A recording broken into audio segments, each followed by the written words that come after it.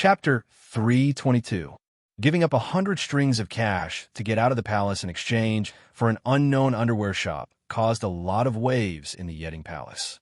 No one knew what an underwear shop was. How much could the shop make in the future? No one knew. This made the palace maids talk about it, not knowing where to go. 100 strings of cash was not a lot, but it was not a small amount either. If it was the salary of a 7th grade official in the Tang dynasty, it would be about 50 months, which was about 4 years of salary. The average monthly income of an ordinary person in Chang was about 100 strings of cash. 100 strings of cash was equivalent to 8 years of income of an ordinary person. This made the palace maids hesitate, not knowing if they should invest. Some palace maids were hesitant, but there were also people who understood. As soon as the news came to the Yeding Palace, some palace maids signed up without hesitation. Many palace maids who were familiar with these bold palace maids could not help but persuade them. Ronyang, it's 100 strings of cash. Are you going to give it up? Is it worth it? I don't know what an underwear shop does. Jade Mother, you have to trust me. Go and sign up. If you miss this opportunity, you won't get another one. The palace maid called Ronyang smiled sweetly and persuaded her. But no buts. Think about it. The underwear shop is the business of Her Highness and Hushin Man. Who is Hushin Man? That was a literary star descending to the mortal world. His and Her Highness the Empress carriage business was a good business that made them a lot of money. With these two as the owners, what are you worried about? It's 100 strings of cash. The palace maid was still reluctant. She had never had 100 strings of cash. Ronyang sighed. So what if it's 1,000 strings of cash? There will be a day when it's all gone. What should we do then? Since we don't want to get married, we can't go to Ping Kong Square to entertain people. Jade Mother, listen to me. Go and sign up. Well, okay, I'll listen to you. I'll sign up too. The palace maid called Jade Mother hesitated and was finally persuaded. Such conversations were not uncommon in Yeding Palace. The palace maids, who had been hesitant, all decided to take a gamble after a mental struggle. They would use the settlement fee in exchange for a stable business. If these palace maids knew what underwear was, if they knew that after Pai Lupi saw Yang Fei wearing underwear, he was amazed by the changes in his wife's body and had a night of plum blossoms, perhaps they wouldn't be so worried. Of course, the palace maids didn't know that after a few years, there would be more than 500 rich ladies in Chang'an. She was beautiful and wealthy, which attracted the attention of many people in Chang'an, but also caused a lot of trouble. These were all things that would happen later. At this time, the 500 or so palace maids who were nervous naturally could not foresee what would happen in the future. With the support of Emperor Zhang's son and enough copper coins, the establishment of the lingerie shop went smoothly. However, this had nothing to do with Li Wanyu. Having been excluded from the underwear industry, he didn't have to worry about how to settle the palace maids. Therefore, he spent a few days leisurely. The Romance of the Three Kingdoms had been copied and had been given to owner's son to slowly engrave and print.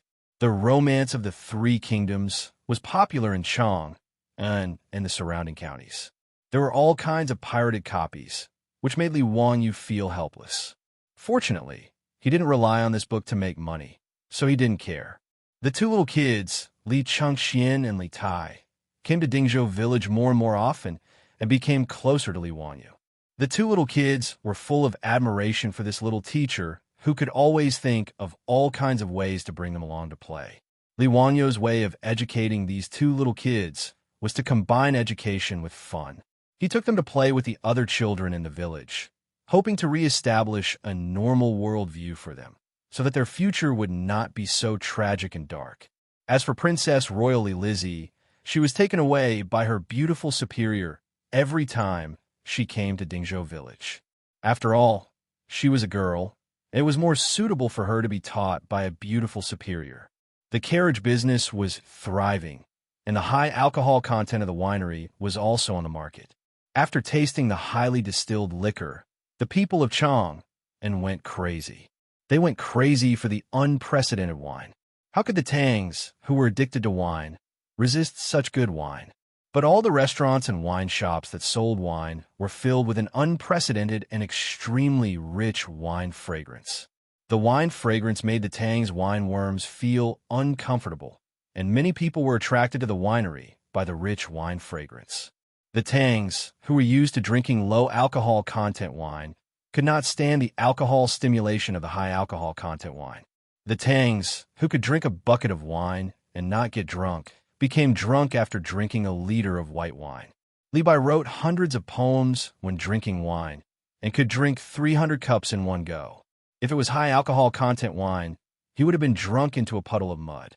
For a time, the number of drunkards in Chang increased, and the number of drunk people was innumerable. Every day, the Marquis who patrolled the streets had to drag out many drunkards who passed out on the streets. Especially after the curfew, those who passed out on the streets would not only be beaten 40 times, but also thrown into the prison to sober them up. But even so, the Xiaodao wine brewed in the winery was still sold out. The high price of 50 strings of coins per bucket, which was 5 times the price of the most expensive wine in the Tang dynasty, still did not stop the drunkards of the Tang dynasty from chasing after the Xiaodao wine. At present, the winery in the Call of Mount Shouyang had just started production, so the output was not high, only about 10 tons of white wine a month. Converted into the unit of measurement of the Tang dynasty, it was 1,000 buckets. If all of them were sold, the income would be 50,000 strings of coins, and the profit would be at least 40,000 strings of coins. The output of the winery was still increasing. As long as there was enough sorghum, more wine could be brewed. Now, the Qiu family in Chang was constantly transferring sorghum from all over the Tang dynasty to Li Wangyou's winery. However, due to the locust plague in Guangzhou this year, the sorghum that could be transferred was limited, which also limited the output of the winery. Li Wangyou was not worried. After all, he knew that the grain of the Tang dynasty would usher in a bumper harvest 3 years after Jingguan. It was recorded in the comprehensive mirror of aid for governance. When a year is ripe, the world is vast, and the scattered people return to their hometowns, rice will be no more than 3 or 4 coins. Although Li Wanyu did not believe that the price of rice would be reduced to such an extent, at least the grain harvest was certain. After calculating the property of his family, Li Wanyu was very satisfied and lived quite leisurely every day. But today, a group of playboys suddenly came to the door and insisted on dragging Li Wanyu to Chang and to watch the polo match. Li Wanyu looked up at the scorching sun in the sky, but he had no intention of going out. Going out on such a hot day was not like drinking iced fruit juice in his own backyard and looking at cool beauties. However, Li Wanyu could not resist the playboy's forceful pull. He was dragged on the back of a horse, and the group of people rode to Chang in Chapter 323. Polo was known as striking Jew in ancient China. It was invented in the Han Dynasty and flourished in the Tang and Song dynasties. In the Three Kingdoms period, Chao Ji's Mingdu chapter had a poem that said, "Even riding a horse to strike Zhu Rang, cleverly pushing through 10,000 ends." This showed that polo had existed at least in the late Han Dynasty. Polo was known as striking ball in the Tang Dynasty. It could be said that it was the #1 sport in the Tang Dynasty. Its popularity was far beyond that of football and basketball in the modern era. It was not an exaggeration to call it the national sport. Not only the civil and military officials and the common people loved polo, but even the emperors of the Tang Dynasty were the same. Among the 23 emperors of the Tang Dynasty, 2 of them actually died because of polo. This showed how passionate the people were. There was even a women's polo team in the Tang Dynasty. Polo in the Tang Dynasty already had detailed rules and etiquette, and there were polo courts all over the country. The mural playing polo that was unearthed in the tomb of the Tang Dynasty's crown prince vividly depicted the scene of polo in the Tang Dynasty. Unfortunately, with the rolling wheels of history, polo almost disappeared from China during the Ming and Qing dynasties and was instead popular in the West. It was a pity that this style of the Tang Dynasty still existed in the West. Li Wanyu only knew about polo in his previous life. He had never come into contact with it, so naturally, he was not interested in it. However, since he was dragged here by the popinjays, he just went with the flow and treated it as a chance to experience the customs of the Tang Dynasty. Today, The Popinjays dragged him to a place that Li Wanyu had never been to, the Bei's 6 armies encampment in the northern Imperial Garden. Li Wanyu could not help but be curious when he saw that the polo match was held in the Imperial Army's encampment. Brothers, why is today's striking ball being held in the Bei Imperial Army's encampment? Who are the two sides of the match? Chung Chumo laughed. Today is the match between the Bei's 6 armies and the Nanya's 16 guards. Last time, this group of robbers lost in the Nanya encampment and were very unconvinced. They are clamoring for another match in the Bei encampment. Let's fight. Do you think I'm afraid of them? That's right, today, our Nanya will win. Yuchi Baochi also laughed. Li Wanyu was a little confused by the words of these two bastards. He simply pulled Fang Yai aside and asked in a low voice. Only then did he figure out the reason. In Chang and City, the northern Yamen 6 armies were Pai Lupi's personal troops. They were the soldiers and their descendants who served Li Yuan when he attacked Taiyuan. The 6 armies of Bei, also known as the Yuansong Imperial Army, were responsible for guarding the north gate of the palace and accompanying the emperor in hunting. They were Pai Lupi's closest bodyguards and were stationed in the north courtyard of the palace of Chang. As for the 16 guards of the southern Yamen, they were in charge of all the soldiers under the heavens, including Chung Chumo's left and right Jinwu guards and Yuchi Baochi's Chinyo guards. Because the 16 guards were located in the south of the imperial palace, they were called the 16 guards of the southern palace. Because the 6 armies of the northern Yamen and the 16 guards of the southern Yamen were both stationed in Chang and City, there was no lack of friction between them. However, they were all imperial guards of the Tang dynasty. If there was a conflict between them, they couldn't fight with real swords and spears, could they? Thus, playing polo to determine the winner became a very good choice. Every time there was a conflict between the imperial guards of the southern Yamen, the generals of the 16 guards of the southern Yamen would negotiate with the imperial guards of the northern Yamen to play polo. The loser would retreat. Pai Lupi was happy to see this happen. After all, he liked to play polo. The imperial guards could resolve conflicts and train their horsemanship by doing this. Why not? With Pai Lupi's tacit approval and support, playing polo to resolve conflicts between the imperial guards of the northern Yamen became a common practice. The reason for today's game at the northern Yamen Imperial Army was also related to Li Wanyu. Li Wanyu was confused about this. What does this have to do with me? Brothers, don't talk nonsense. Nonsense? Isn't it because of the burning knife brewed by your winery? A few days ago, a group of soldiers of the 16 guards of the southern Yamen went out for a rest and drank your burning knife. As a result, they got drunk and had a conflict with a group of soldiers of the 6 armies of the northern Yamen who were also drunk. Chung Chumo patted Li Wanyu's shoulder and laughed. Damn it, they got drunk and caused trouble. What does it have to do with me? Li Wanyu didn't want to take the blame for this. Chung Chumo continued. Tisk, TSK. Those drunken cats fought each other so fiercely. In the end, they all said that it was the other party's fault. So, they had to play polo to solve the problem. The loser has to apologize. It's that simple. Li Wanyu rolled his eyes speechlessly. These generals of the Imperial Guards were so bored that they had to make such a big scene for such a trivial matter. He felt that it was most likely Chung Yaojin and Yuchi Jingda, these old bastards, who were so bored that they let the Imperial Guards play polo to pass the time. Li Wanyu was too lazy to ask about this matter. He looked around and asked the group of playboys, "How come I don't see that fatty Cho-kun? This is the Northern Yamen Imperial Guards encampment. I'm afraid he can't come in by himself." This was the fatty who bought his Changong too from Ping Kong Fong. Although their statuses were different now, their relationship was still very good. The Cho family owned 10% of the Shun Foam Carriage Company. The sorghum used in the winery was all purchased through the Cho family. The relationship between the two parties was even closer. Li Wanyu liked this fatty who didn't have any schemes. He didn't put on airs in front of him and even introduced him to the group of playboys. The fatty Cho-kun was also very much to the liking of the group of playboys. They didn't treat him as a merchant or a lowly commoner. Under the fatty's painstaking efforts to befriend him, he became friends with the playboys. They often met up to drink and have fun together. Today, when they came to the Northern Yamen Imperial Guards encampment to watch the polo match, the playboys also called the fatty along. That was why Li Wanyu asked this question. The fatty sent a message. His family's Darren caught a cold today, so he will be a little late. I order people to wait for him at the entrance of the barracks. When he arrives, they will bring him in. Chung Chimo replied. Li Wanyu nodded. Everyone dismounted from their horses in the northern Yamen barracks and left the horses to the Imperial Guards to take care of. The group of people walked together to the polo field.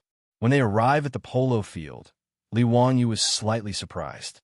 It was mainly because the polo field was too big. Han Yu once wrote a poem, Bien and see communicate with each other at the corner of the county. The field is flat like a knife. The short fence is winding on 3 sides, with red flags, beating drums, and soaring trees. The baseball field has short walls on 3 sides and red flags around it. The field is 1,000 steps long and flat like a knife. Since ancient times, the distance of 1 step in China was different. In the Tang dynasty, 1 step was taken by Pai Lupi's left and right feet. It was defined as a unit of length, which was about 1.5 meters in the modern era. The polo field was 1,000 steps long, which was 1,500 meters long, which was 1.5 kilometers long. The standard football field in the modern era was no more than 120 meters long, which was equivalent to the length of 12 or 13 football fields. Li Wanyu could only click his tongue and express that he was also a country bumpkin for once. He was convinced by the scale and momentum of the great Tang dynasty.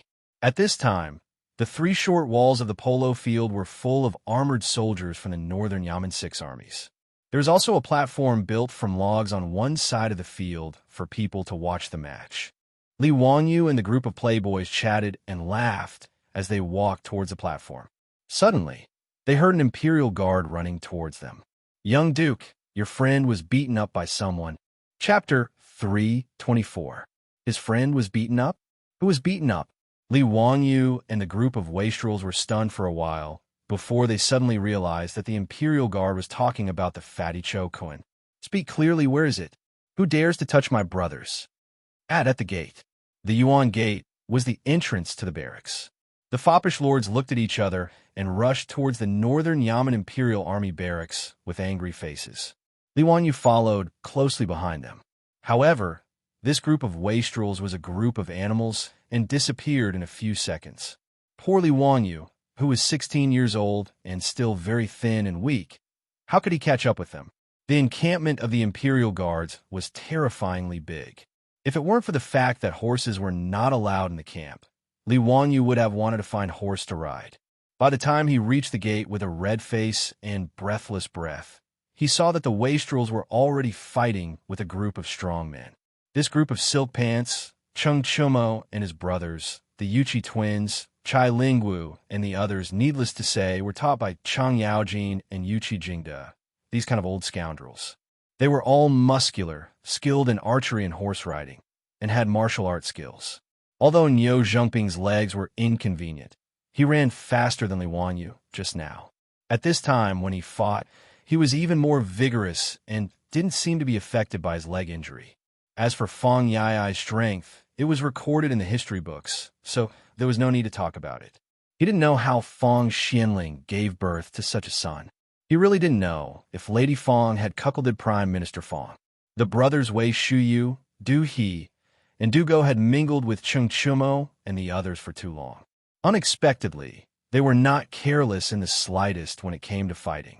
The way they fought made Li Wanyu feel sorry for their opponents. In short, there were more than 20 strong men fighting with the wastrels, but the wastrels seemed to have the upper hand. At this time, the people who were beaten to the ground were the other party's people. Li Wanyu naturally didn't want to fall behind. It wasn't like he hadn't fought in groups when he was young. However, when he looked at the huge difference between his body and the group of brawny men, he wisely did not rush forward. Looking around, Li Wanyu picked up a green brick from the ground. The gate of the northern Yamen Imperial Army was built in a rather imposing manner. Even the ground was paved with specially baked, high-quality bricks, which made things much more convenient for Li Wanyu. As the saying goes, no matter how good one's martial arts are, they will still be knocked down by a brick. In the street fighting cold weapon ranking, even if the brick wasn't number 1, it was still one of the top weapons. Li Wanyu weighed the brick in his hand and felt that it felt good. Then, he turned his palm and put the brick into his wide sleeve. After preparing a convenient weapon, Li Wanyu slipped into the battlefield. On the other side, Wei Shiyu was wrestling with a strong man. Apparently, he didn't have enough strength. He was pressed under the man's body and was about to suffer. Li Wanyu appeared behind the brawny man like a ghost. He raised the brick in his hand and smashed it down heavily on the brawny man's head. It had to be said that the quality of the bricks baked in the Tang dynasty was absolutely excellent. When the brick hit the brawny man's head, it was like a die factory. The brawny man's head was directly smashed by the brick and fell down with a muffled groan. If Wei Shiyu was also a person from another world, he would definitely give Li Wanyu a thumbs up to show his gratitude. Unfortunately, the action of giving a thumbs up was invented by the ancient Romans and had not yet been spread to the Tang dynasty. It was a pity. Wei Shiyu smiled and winked at Li Wanyu. He pushed away the brawny man who had been knocked unconscious by Li Wanyu and shouted as he rushed toward the other brawny man who was wrestling with the Du brothers. Li Wanyu remained calm and collected. He once again stayed behind the brawny man who was wrestling with Chai Lingwu and smashed the brick again. Relying on Li Wanyu's shameless sneak attack, coupled with the powerful fighting strength of Cheng Chumo and the others, soon the brawny men were lying on the ground. All of them groaned for a long time and couldn't get up.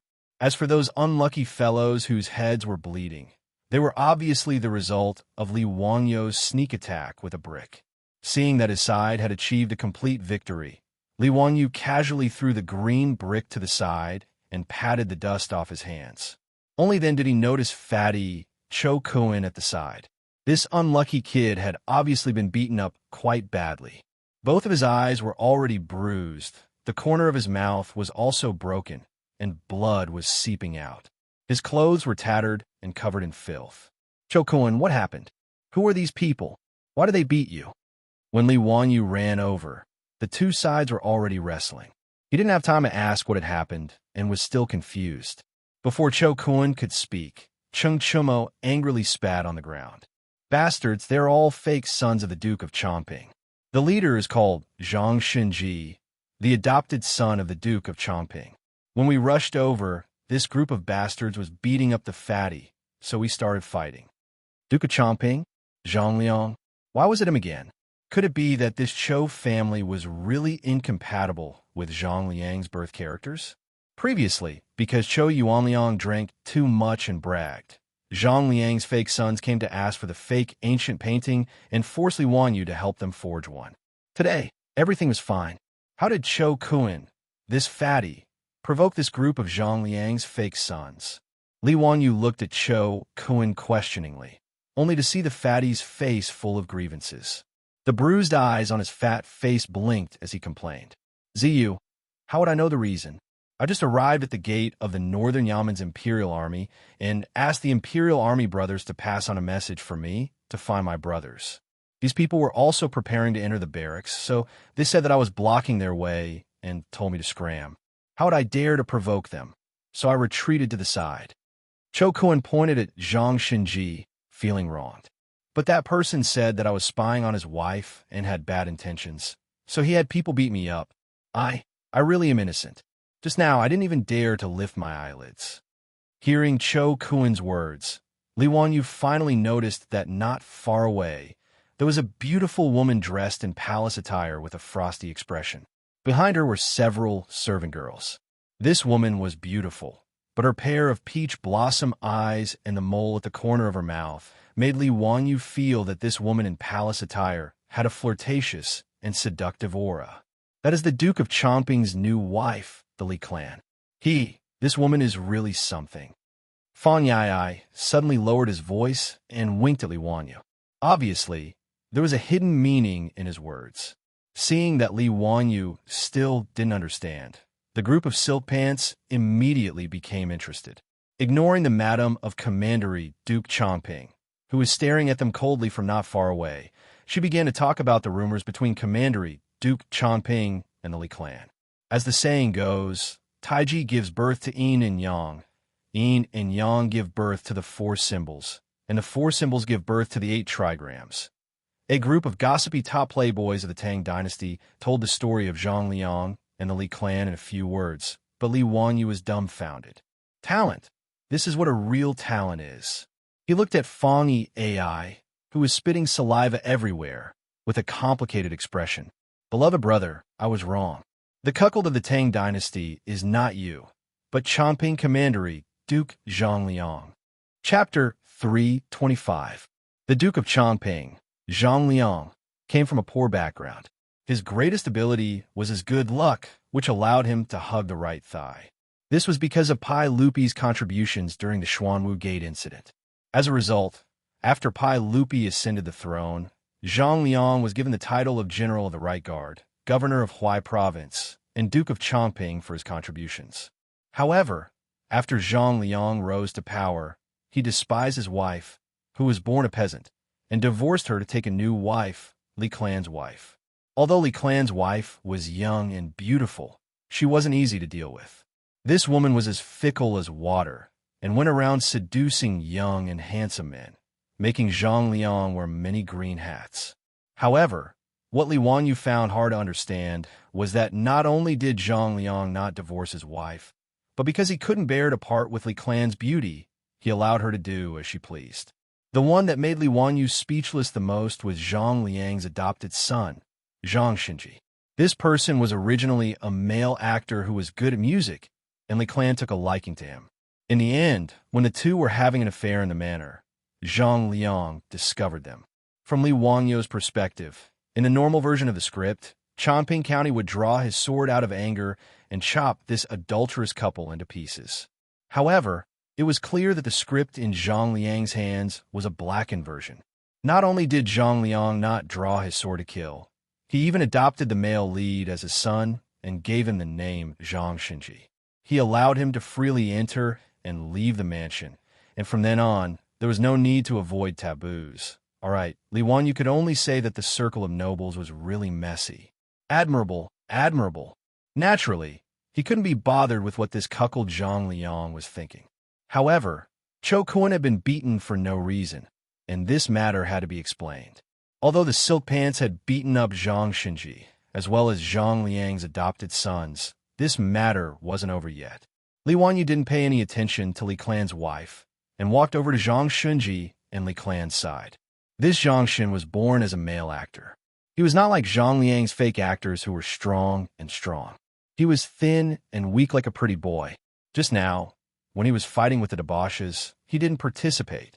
Instead, he stood on the side with Li Clan and watched coldly. Seeing Zhang Liang's fake sons being knocked to the ground by the Silk Pants and Li Wanyu, he did not care. He only laughed coldly. Li Wanyu saw that this man's face was fair without any beard. He was actually born with good looks. No wonder he was able to seduce the Li clan to have an affair with him. Li Wanyu frowned and asked coldly, "Your name is Zhang Xinji? Let me ask you, did you order people to beat up that fatty? Why did you order people to commit murder and beat people up for no reason?" Zhang Shun had a disdainful expression on his face. He tidied up his clothes and pretended to be cool as he said, "He's just a lowly merchant. So what if I beat him up? What do you want? Did my brother offend you? So what if there is? So what if he didn't?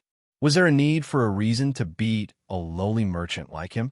You really don't know what you're talking about. But you Qiu Ba, how dare you beat up the fake sons of Royal Duke Chongping? Do you know that a great disaster is imminent?" Zhang Xinji spoke casually as he looked at Li Wanyu and the others with eyes full of disdain. Behind him, Li Clan also had a mocking expression on his face, saying that they had caused a great disaster and were about to be finished. Li Wanyu was stunned when he heard this.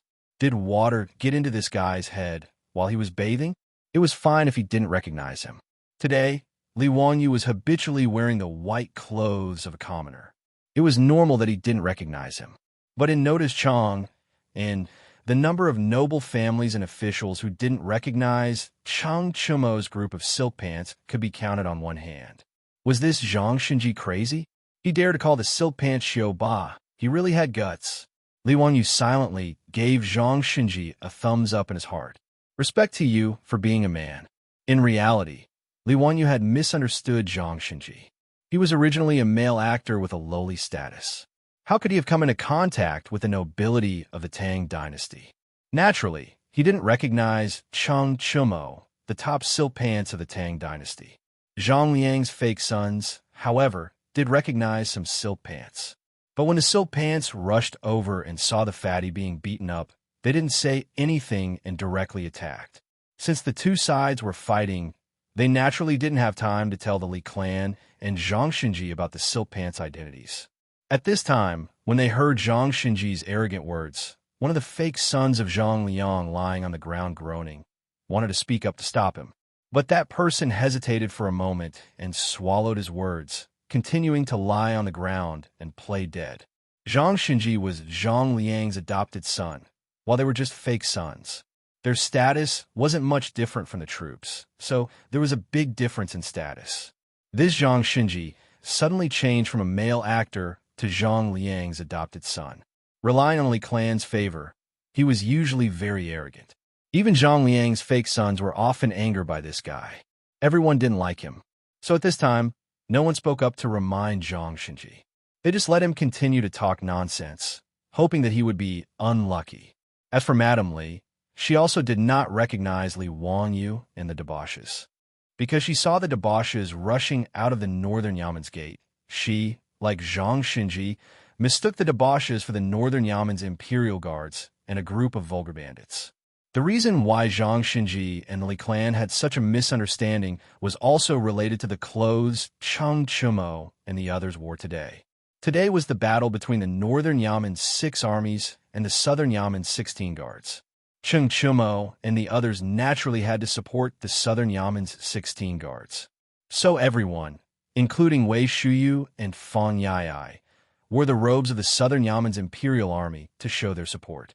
This was the same reason that fans in the future would wear the uniform of the team they supported when they watched a football match.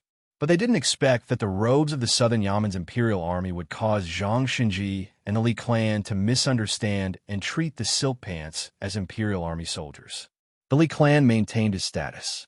He only had a gloomy face and didn't say a word. She was waiting for her husband to come and deal with this group of lawless imperial army soldiers. If he didn't make this group of lawless imperial army soldiers peel off a layer of skin today, the anger in Li clan's heart would be hard to vent. Li Wangyu couldn't help but laugh at Zhang Xinji's arrogant words. The group of silk pants also laughed. Everyone gathered around with their hands crossed in front of their chests and laughed, surrounding Zhang Xinji in the middle. "Oh, there's a noble here. I'm so scared. Should we kneel down and kowtow to you and beg you to let us go?" "Wahahaha, interesting. How do we face imminent disaster? You scared me to death." "Bah, you silk pants, why aren't you kneeling down and kowtowing to the noble?" "Haha." Zhang Xinji was surrounded by silk pants. His face turned pale. He was also afraid of being beaten, but he still stubbornly said, "You scoundrels, why aren't you backing down? I'm the adopted son of the Duke of Chongping. As Imperial Army soldiers, how dare you be so impudent?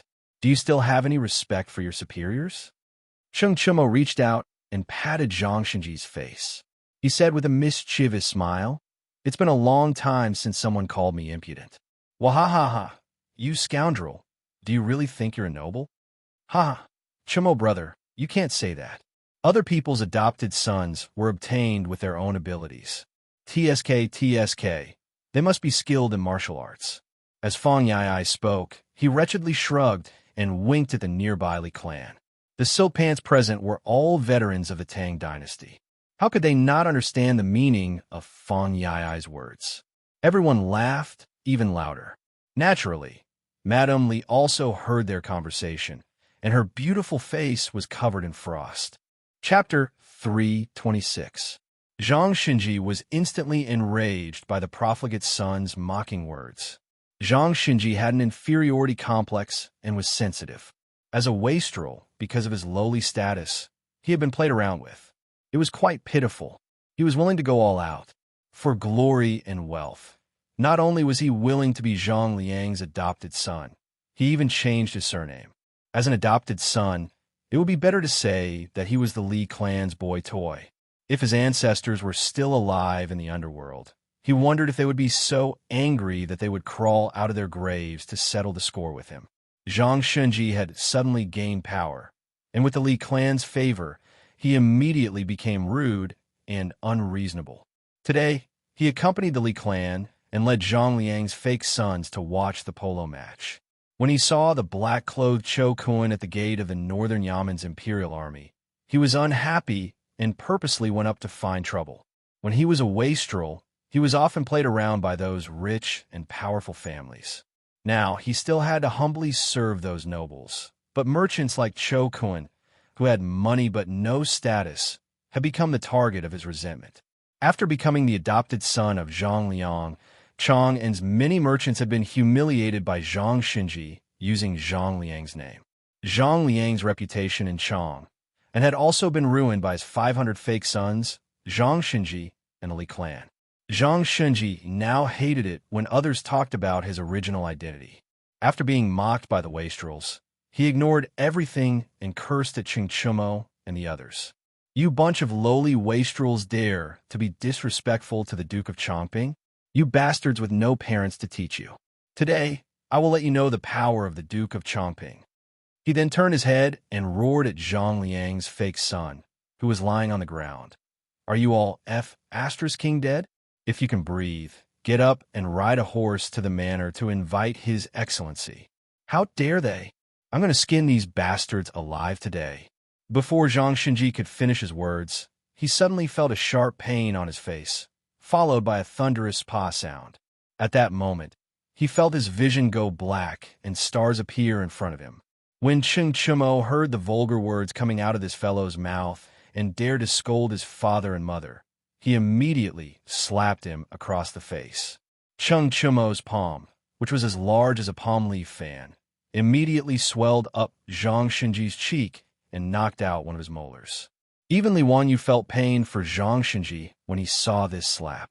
TSK, it was really too tragic. Who do you think you are? How dare he speak such arrogant words? Even if Zhang Ji was here, he would not dare to do this. You are just a lowly actor.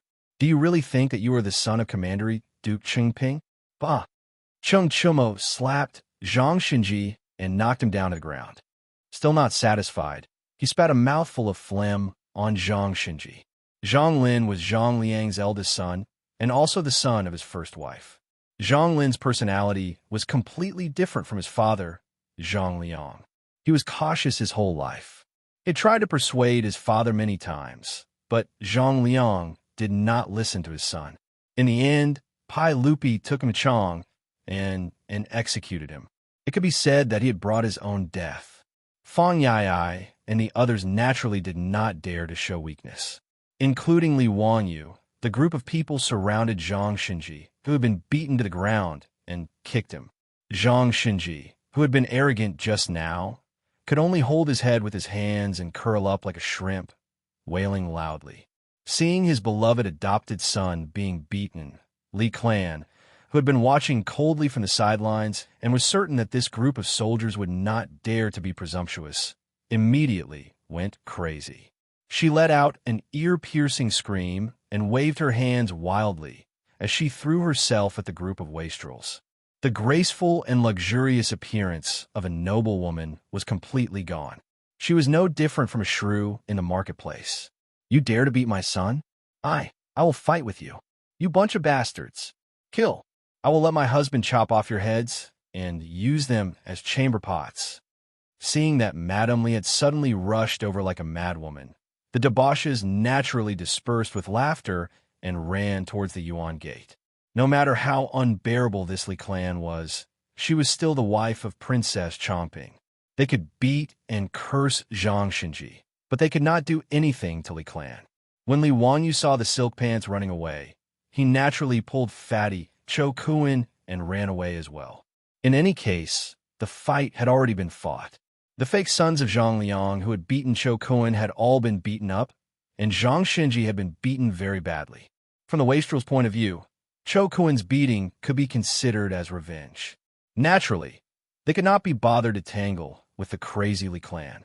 Li Wanyu dragged Cho Kun and chased after the wastrels, complaining that they were not loyal and did not call him along when they were running away. The group of people laughed and joked with each other, no one taking what had just happened to heart. Cho Kun, on the other hand, was somewhat worried.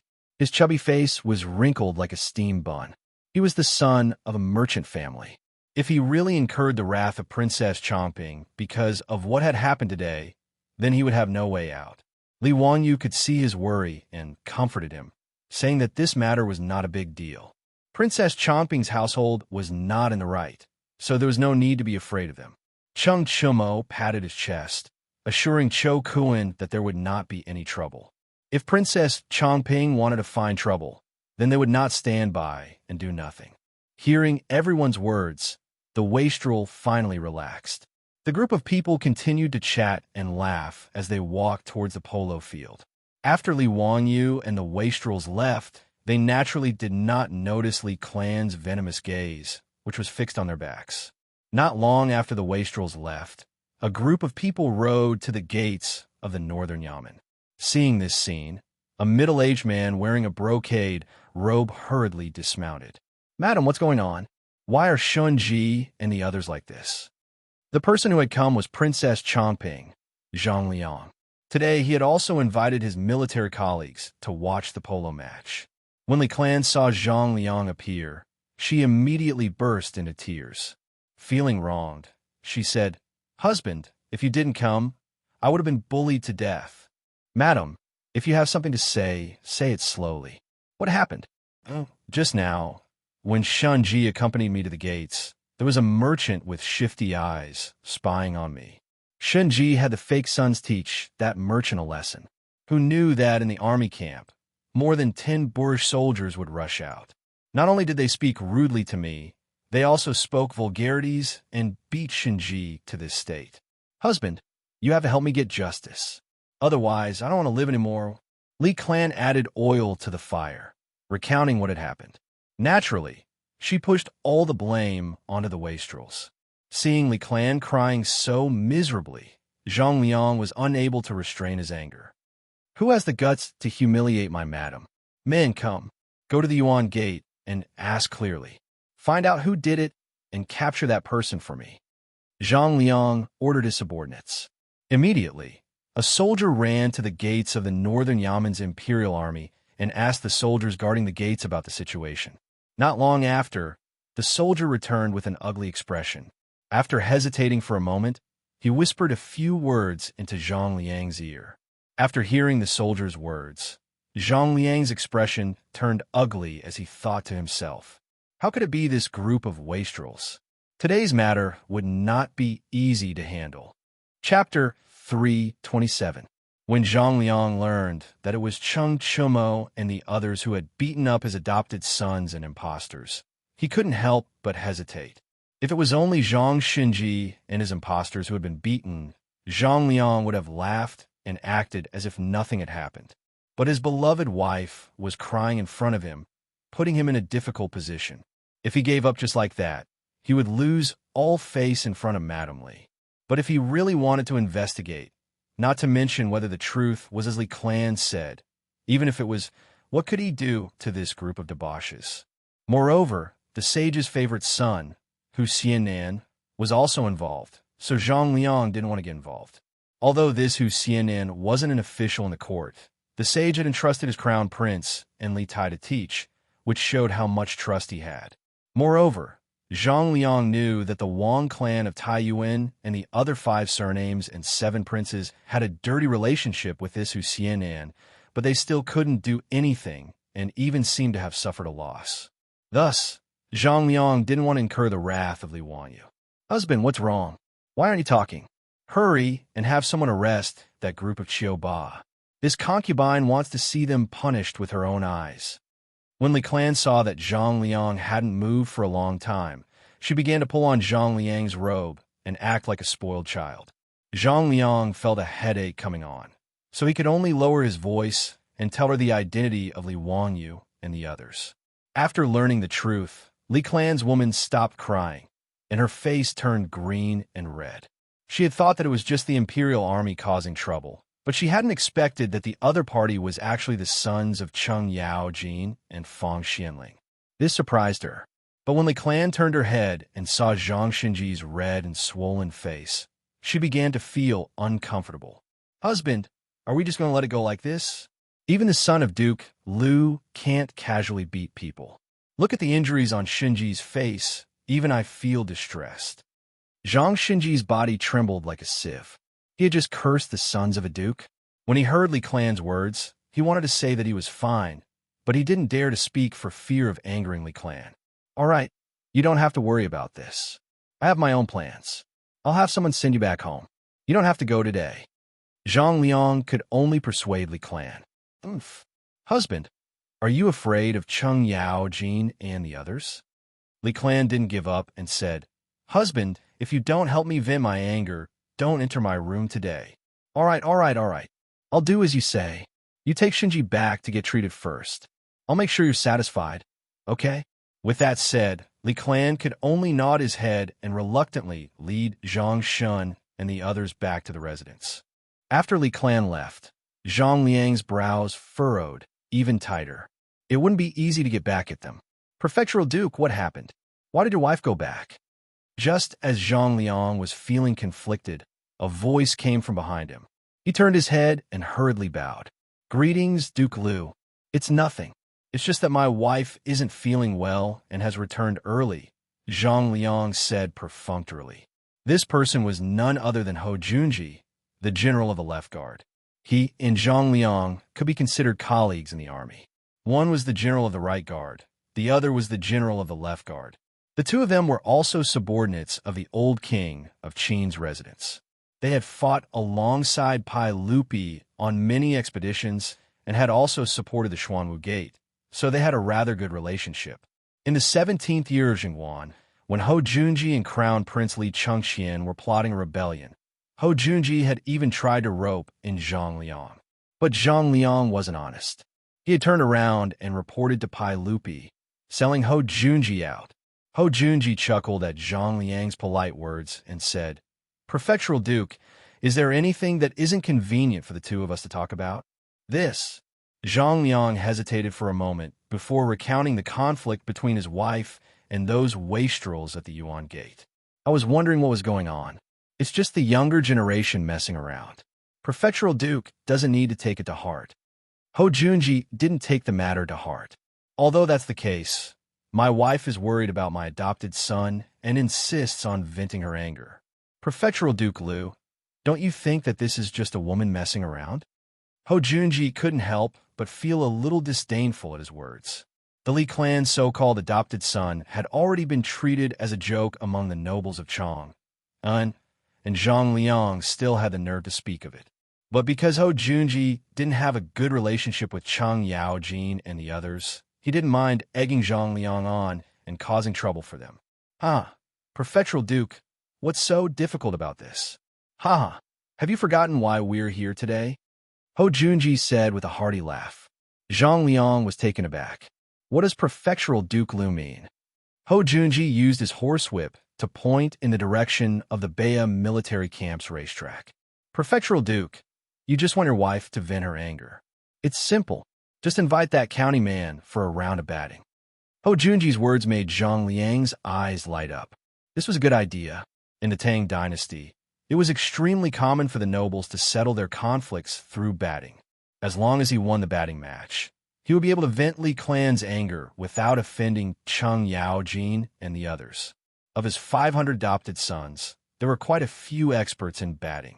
Zhang Liang loved to play polo, and he had even taken in many adopted sons just to play with him for fun. Prefectural Duke Liu is indeed wise. Let's go to the racetrack and not delay the match today. Zhang Liang laughed heartily as he invited Hou Junji into the Yuanmen Gate.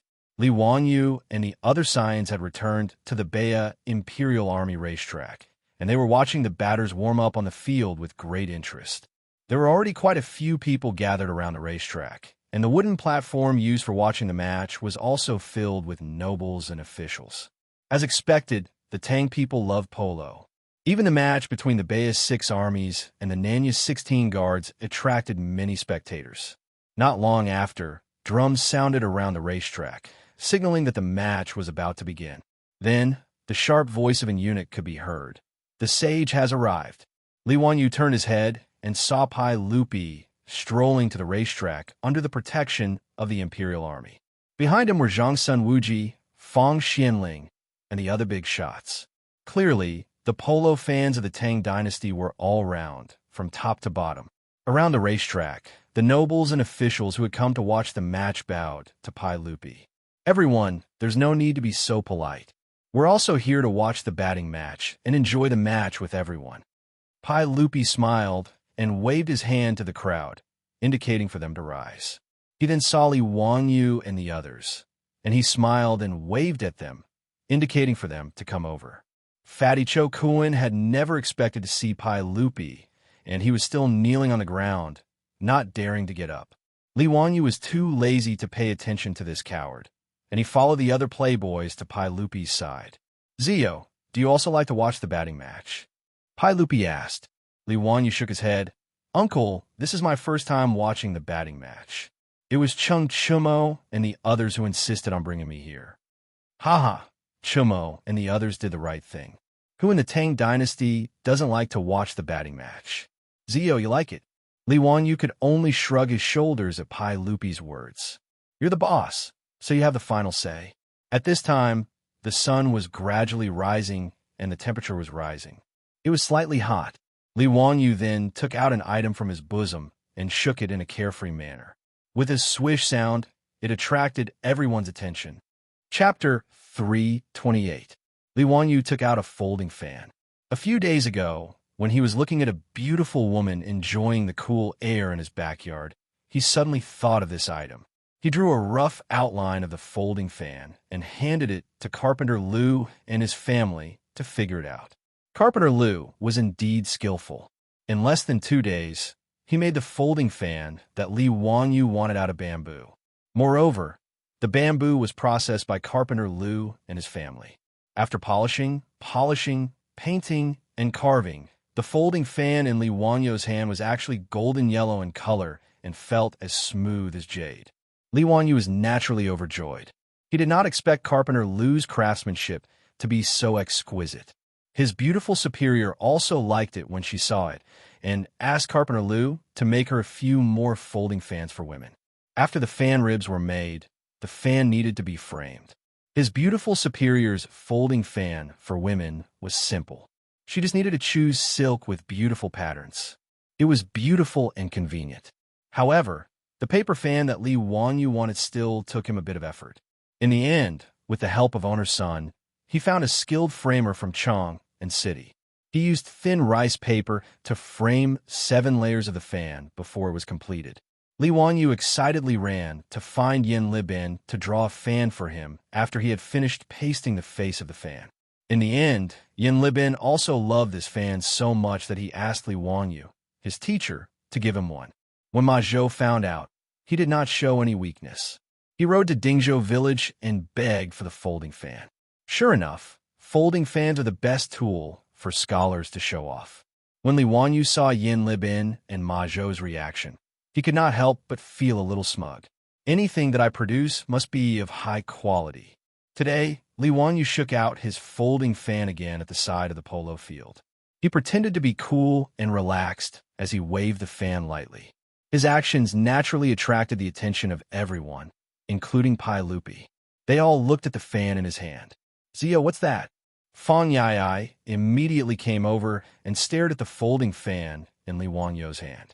Li Wangyu smiled faintly and pretended to be pretentious. He waved the fan in his hand a few times and folded it back.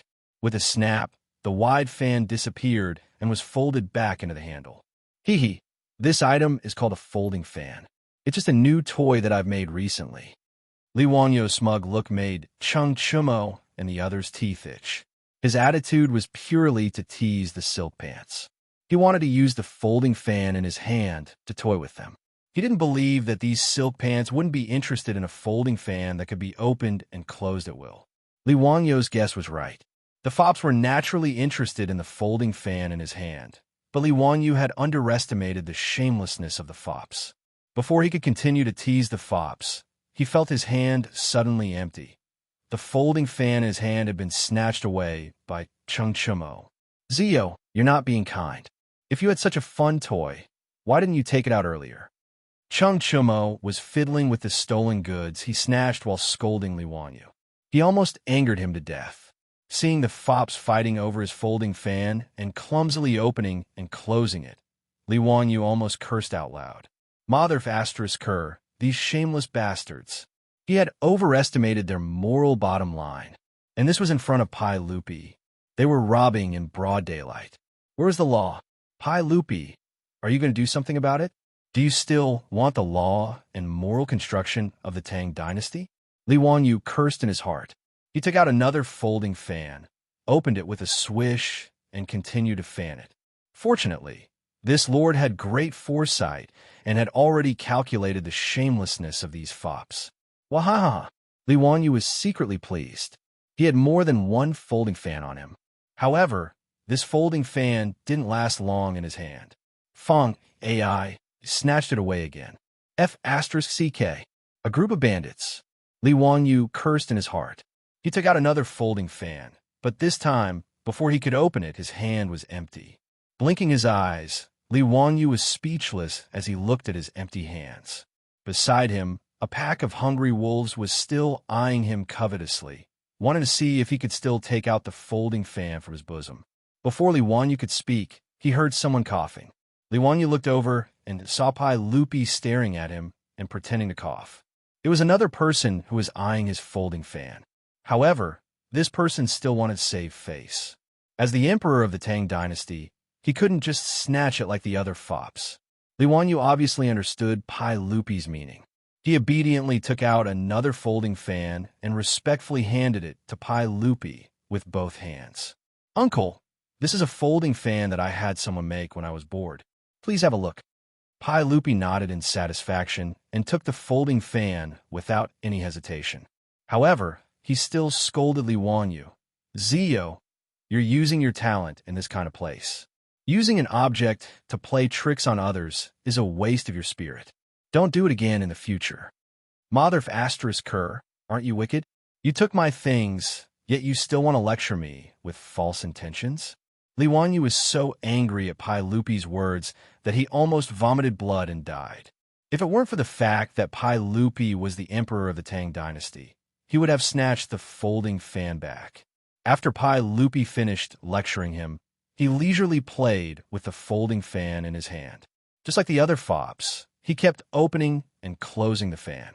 Before Li Wanyu turned around and left, he keenly felt several scorching gazes on him, which made him feel very uncomfortable. He looked up and saw Zhongsun Wuji, Fong Xianling, Du Ruhui, and the other big shots. Their gazes were constantly shifting between the folding fans in the hands of Li Wanyu and Pai Lupi. Their meaning was self-evident. Li Wanyu faced the aggressive gazes of these big shots. How could he pretend that he didn't see it? He could only helplessly take out the folding fan from his chest again and respectfully give it to the big shots. He even had to politely ask them to accept it. He was prepared to show off this folding fan today. He was quite well prepared. Fortunately, the robes of the Tang dynasty were big enough. He had more than 10 folding fans in his chest, and now he had given them all away. However, on this wooden stage, there were too many monks and too little gruel. How could these fans be enough? The 3 folding fans that the fops snatched were confiscated by his father before they could even warm up. The empty-handed fops once again surrounded Li Wanyu. Ziyu, how can you be so stingy? You prepared too few folding fans. How can it be enough to share? That's right. It's all Ziyu's fault. Your actions really make me disappointed. Ching Chumo beat his chest and stomped his feet, lamenting his incompetence. This made Li Wanyu want to bite someone. F***CKU, do I owe you anything? This group of bastards. Li Wanyu wanted to roll his eyes and spread his hands to show that he didn't have any either. However, he heard a voice that made his hair stand on end. Wahaha, there's actually such an interesting fan. Kid, where's my fan? Quickly give it to me. Li Wanyu silently looked at Chung Chumo. AI, I still misunderstood Brother Chumo. I shouldn't have scolded him in my heart just now. Compared to this old bastard Chung Yaojin, Chung Chumo was already very civilized. Chung Yaojin was too shameless.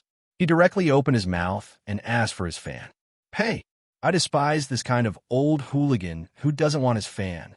Chapter 329. Li Wanyu was already very experienced in dealing with old hooligans like Cheng Yaojin. That was to not resist and just admit defeat. Anyway, no matter how you resisted, you couldn't beat the shamelessness of the number one troublemaker of the Tang dynasty. After hearing Cheng Yaojin's words, Li Wanyu turned around and ran down the wooden stage. He wasn't scared off by Cheng Yaojin, but he was going to get a fan. Li Wanyu wasn't a robot cat after all, so he couldn't carry so many folding fans in his pocket.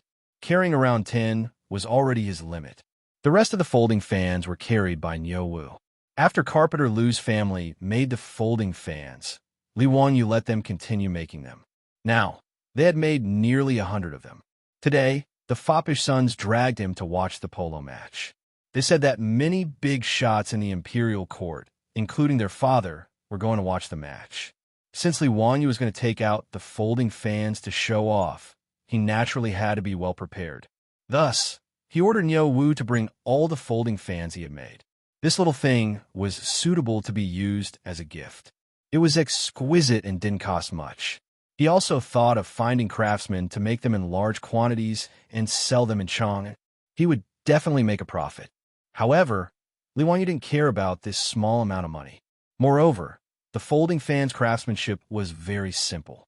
Once it appeared, it would definitely be copied in large quantities. Thus, he didn't want to waste the effort. After asking Niu Wu to bring a large bag of folding fans to the wooden stage, Li Wanyu respectfully presented the folding fans to the big shots who came to watch the polo match.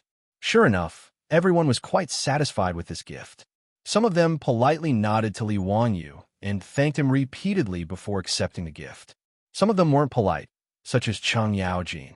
After accepting the fan, they complained that Li Wanyu's gift was too little. Moreover, there was no painting on the fan, and it was too plain. As for the latter, Li Wanyu could only pretend that he didn't hear it.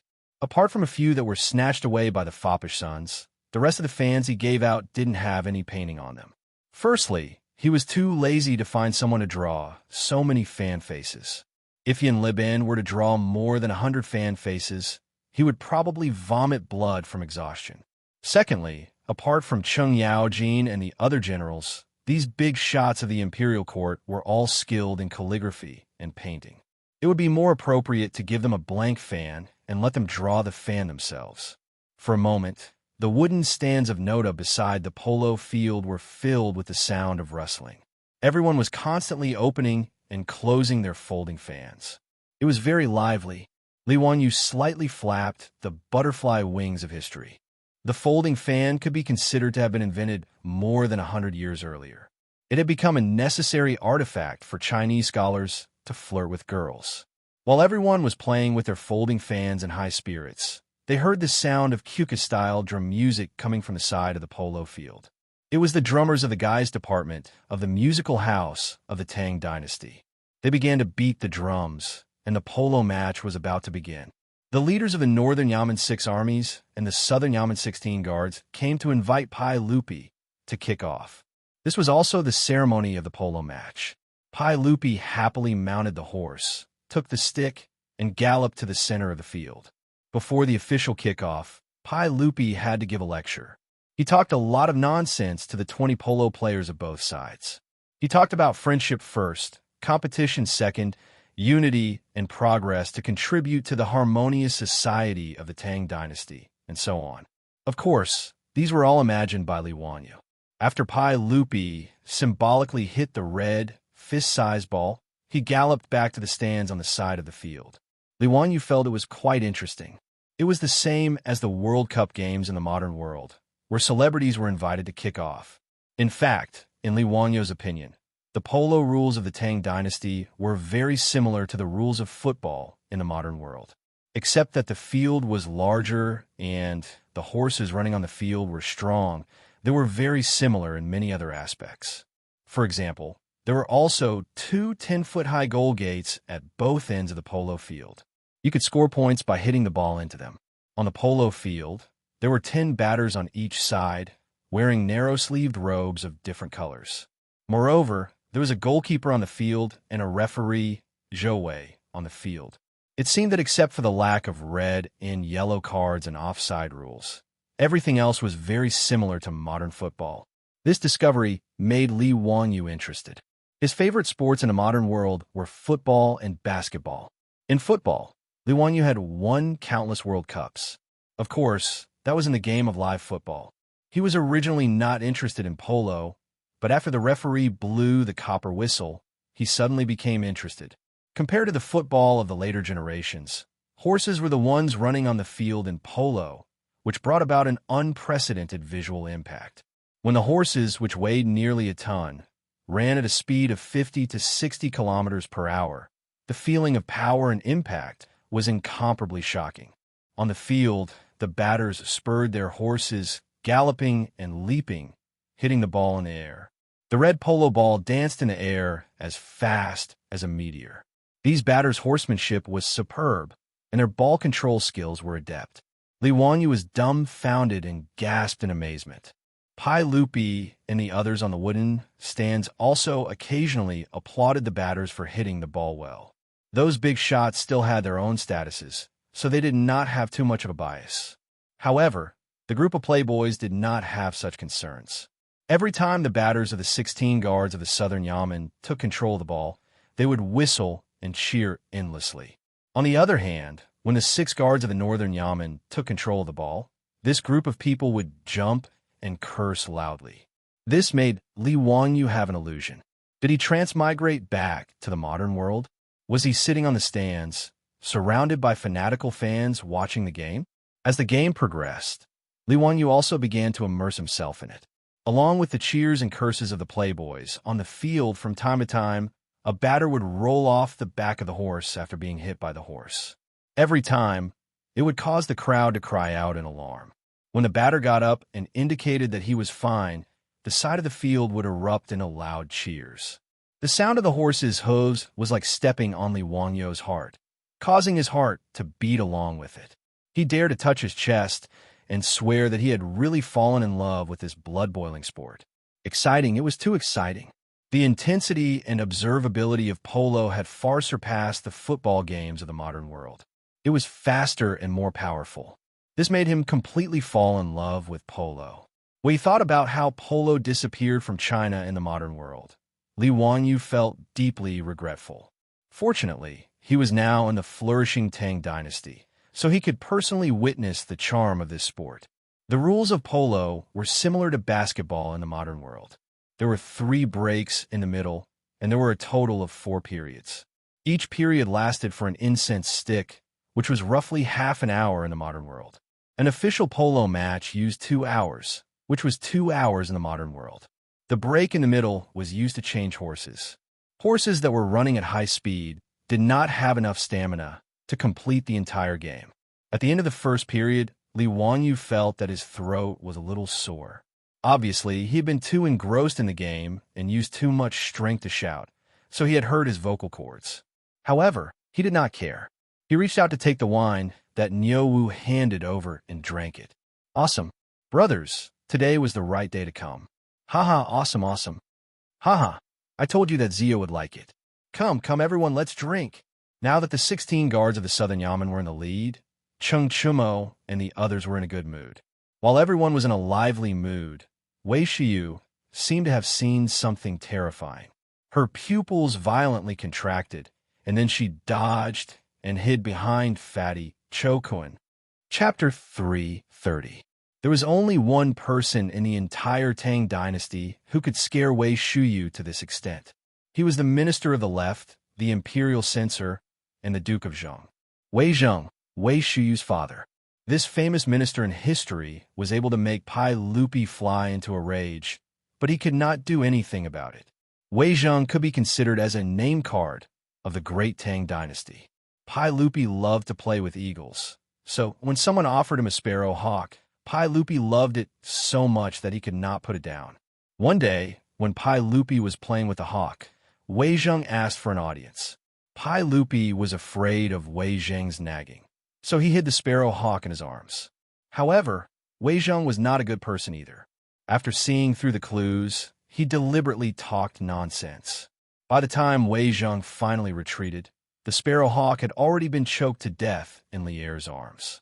Even Pai Lupi was afraid of Wei Zheng's nagging, let alone Wei Shuyu's son. When he saw his father, he was even more afraid than a mouse seeing a cat. Wei Zheng did not like polo, so Wei Shuyu did not expect to meet his father today. When he saw Wei Zheng suddenly appear, Wei Shuyu subconsciously trembled and hid behind Fatty Cho Kun. However, Wei Zheng did not seem to see his son. Instead, he went straight to Pai Lupi. "Your Majesty, I have something to say." Pai Lupi was happily watching polo today, so when he saw Wei Zheng, he could not help but feel a headache. Although Pai Lupi later ordered people to put up the portraits of the 24 meritorious ministers in the Lingyan Pavilion and put Wei Zheng forth, it did not mean that Pai Lupi would be happy to see Wei Zheng. Wei Zheng's lifetime of admonitions amounted to tens of thousands of words. The number of times he spoke, the intensity of his words, and the firmness of his attitude made him the leader of all the ministers in the court. Although Pai Lupi could not leave him, he still felt a headache. This was also human nature. No one could stand someone nagging in their ears every day. No matter how accurate the words were, they couldn't stand it. Pai Lupi even gave Wei Zheng a nickname, Goat-Nosed Duke. This was also the only nickname that Pai Lupi had given to anyone in his life. It meant that the old man with the goat nose was as aggressive as a goat, stubborn and unyielding. As for Wei Zheng, Pai Lupi hated him, but at the same time, he couldn't leave him. It was very distressing. Seeing that Wei Zheng had something to say again, he couldn't help but frown.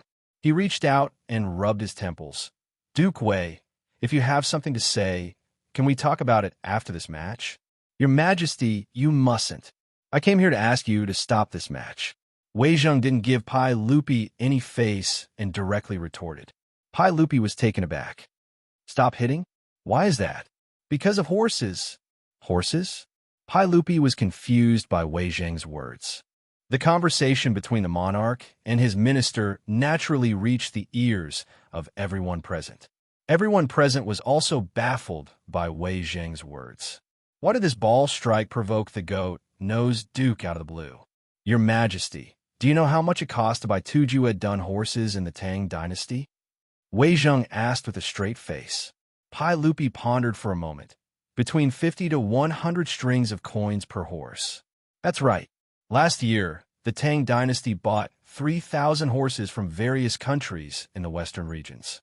The total cost was more than 200,000 strings of coins, which was more than 35,000 taels of gold.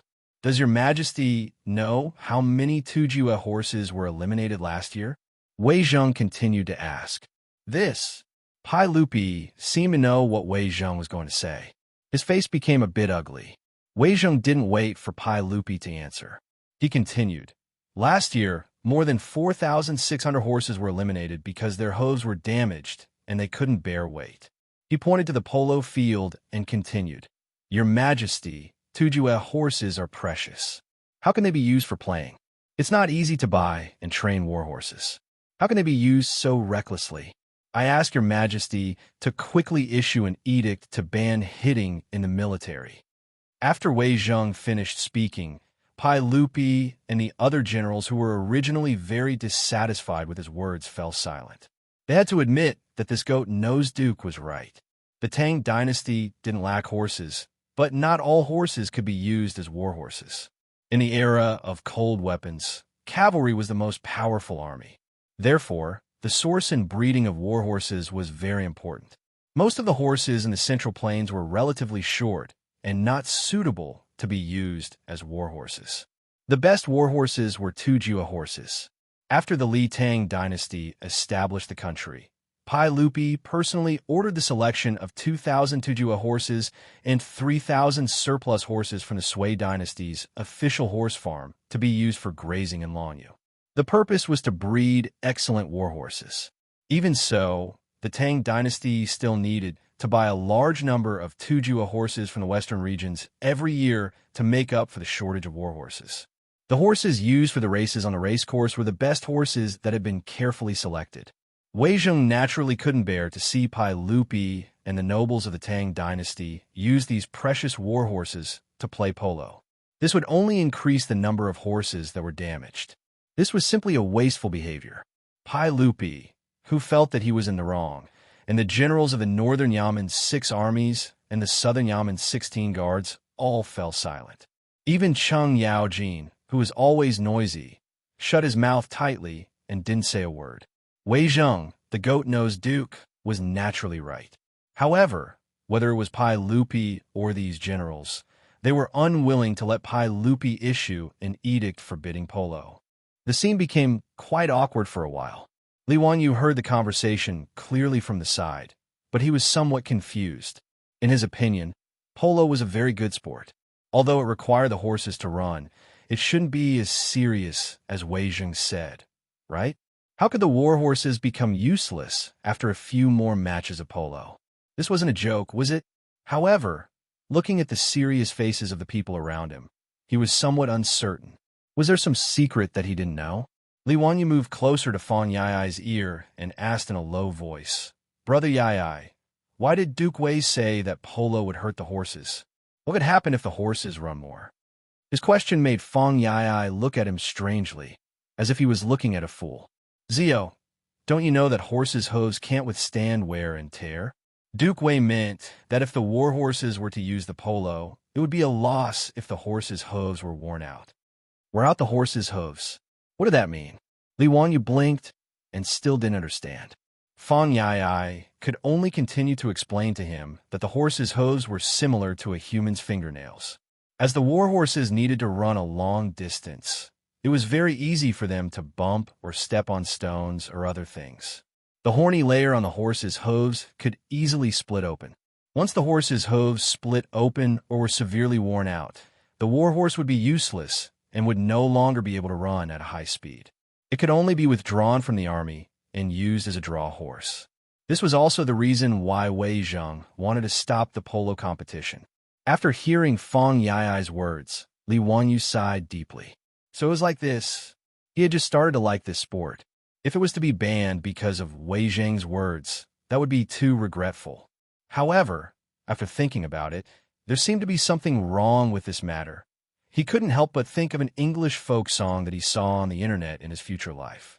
Losing a nail meant losing a horseshoe. Losing a horseshoe meant losing a war horse. Losing a war horse meant losing a war horse. Losing a war horse meant losing a war horse. Losing a war horse meant losing a country, a horseshoe. Chapter 331. That's right, it was a horseshoe. Li Wanyu could not help but pat his head. How could he have forgotten about this transmigration benefit? A horseshoe was also called a horseshoe. This item was extremely simple. It was a U-shaped piece of metal about the size of a horse's hoof. Using a nail to nail the horse's hoof, it could protect the horse's hoof.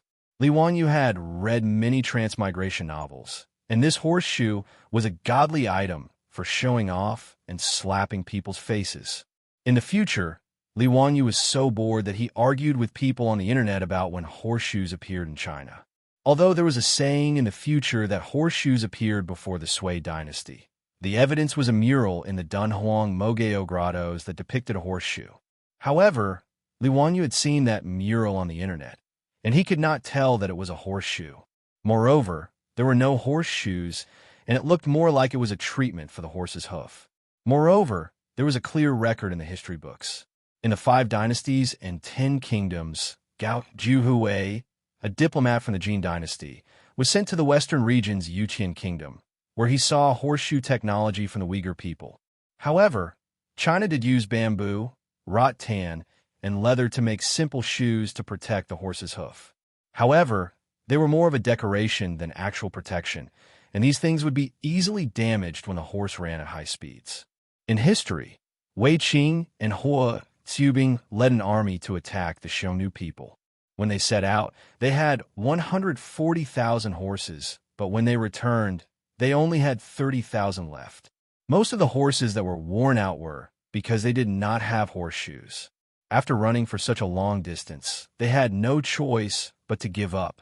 Li Wanyu thought about how such a simple U-shaped piece of metal could solve the problem, but it caused Wei Zheng and Pai Lupi to confront each other, and he could not help but laugh out loud. His laugh was not a big deal, but it attracted everyone's attention. At this moment, on the wooden stage, Wei Zheng, Pai Lupi, and the other big shots were at each other. Everyone stared at each other in silence, and the atmosphere became tense. At this moment, Li Wanyu laughed out loud, and Wei Zheng could not help but stare at him. "Huxin man, why are you laughing? Is what this old man said funny?" Li Wanyu felt a chill run down his spine. He hurriedly waved his hands and said, No, Wei Gong, you're right." Wei Zheng glanced at him, then turned to Pai Lupi. "Your Majesty, hitting the ball will hurt the horse. You must not continue. Your Majesty, please grant this official's request to cease the practice of batting." Pai Lupi was forced into a corner by Wei Zheng's words. He could neither agree nor disagree. This goat-nosed duke was so stubborn that it made people uncomfortable. When Li Wanyu saw this, he hesitated for a moment, but still braced himself and stood up. "Your Majesty, Eunuch Wei, there is actually a way to satisfy both sides. You don't have to stop batting, and you can also protect the horses." Pai Lupi's eyes lit up, but before he could say anything, Wei Zheng began to glare at him again. His words were quite rude. "Huxin man, don't mess around. This matter concerns the integrity of the country. How can it be treated as a joke? This old man sees that you are young and have gained the trust of His Majesty. You should be careful with your words and actions. Don't be like those traitorous officials and act recklessly." Wei Zheng actually didn't have any ill feelings towards Li Wanyu. Li Wanyu's water wheel, saline alkali soil management, and four-wheeled carriage were all good tools that benefited the country and the people. Wei Zheng greatly admired them. The old man was also a fan of the Three Kingdoms. When he had nothing to do, he would hold the Romance of the Three Kingdoms and carefully study it. Wei Zheng loved Li Wanyu. No matter if it was his poems or essays, he loved them to the extreme. Wei Zheng also knew that his son, Wei Shuyu, had a close relationship with this Huxin man.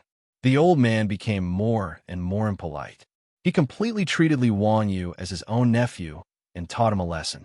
In the old man's opinion, his son and you are brothers, so he should control you and prevent you from being arrogant and unrestrained. Wei Zheng's words had good intentions, but it was hard to listen to. Li Wanyu's nose was about to become crooked from anger. "What do you mean by child's play? What do you mean by acting recklessly?" When Wei Zheng said this, his stubborn donkey temper came out. He straightened his neck and said, "This matter is unnecessary trouble. If the war horse's hooves are worn out, then think of a way to protect the horse's hooves. Who would stop the war horse from running just to protect the horse's hooves? Do our Tang cavalry have to be careful when fighting and not let the war horse run? What nonsense are you spouting? How can these two be compared? This is a matter of the country. Huxin man, don't treat it as child's play." When the goat-nosed elder heard Li Wanyu's words, he also lost his temper. Li Wanyu was choked by the old man's words. He simply ignored him and cupped his hands towards Pai Lupi. "Your Majesty, I have a way to make the horse's hooves not wear out when running. It is very simple." Without waiting for Pai Lupi to speak, Wei Zheng refuted. "Nonsense. Who has heard of horses running without wearing out their hooves? Which ancient book has such a record? Bo Lu's Sutra of Horse Identification. Essential Techniques of Chi People. Simu Anji Collection. I have read these books several times. How can there be a way to make the horse's hooves not wear out?" Li Wanyu rolled his eyes at the old man. "If Wei Gong doesn't believe me, why don't we make a bet?" When he heard Li Wanyu mention a bet, Wei Zheng's face couldn't help but twitch a few times. "Huxin man, don't make trouble. This matter concerns the horse administration of the Tang dynasty. How can you use a bet as child's play?" Li Wanyu simply looked at Pai Lupi. "Your Majesty, do you believe what I said just now?" This. Pai Lupi didn't know how to answer. Li Wanyu often exceeded his expectations, but he didn't believe that he could make the horse's hooves not wear out. As the horse emperor, Pai Lupi's understanding of horses was no less than those who raised horses. He naturally knew the nature of horses very well. In his opinion, it was natural for horses to wear out their hooves when they ran. What if it could be reversed by human power? But in the face of Wei Zheng's aggressiveness, Pai Lupi couldn't say that he didn't believe him. Wouldn't he have to let the sheep-nosed duke force him to issue an edict forbidding polo? As a fanatical polo enthusiast, it was too difficult for him to issue an edict. However, Pai Lupi also knew that Wei Zheng was right. Nowadays, among the nobles of the Tang dynasty, playing polo was a trend. In Chang, almost every noble had a group of polo players. 1 or 2 games of polo didn't wear out the horses much, but over time, the number of horses lost every year was considerable. Seeing Pai Lupi like this, Li Wanyu was a little depressed. He simply raised his voice. "Your Majesty, I have something to report." "Report it." "Your Majesty, please build a large polo field in Chang'an.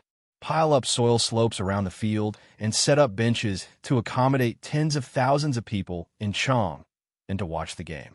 Playing polo can train the military's horsemanship and also let the people of Chang and the vassal states know the military power of the Tang dynasty and the national prestige of the Tang dynasty.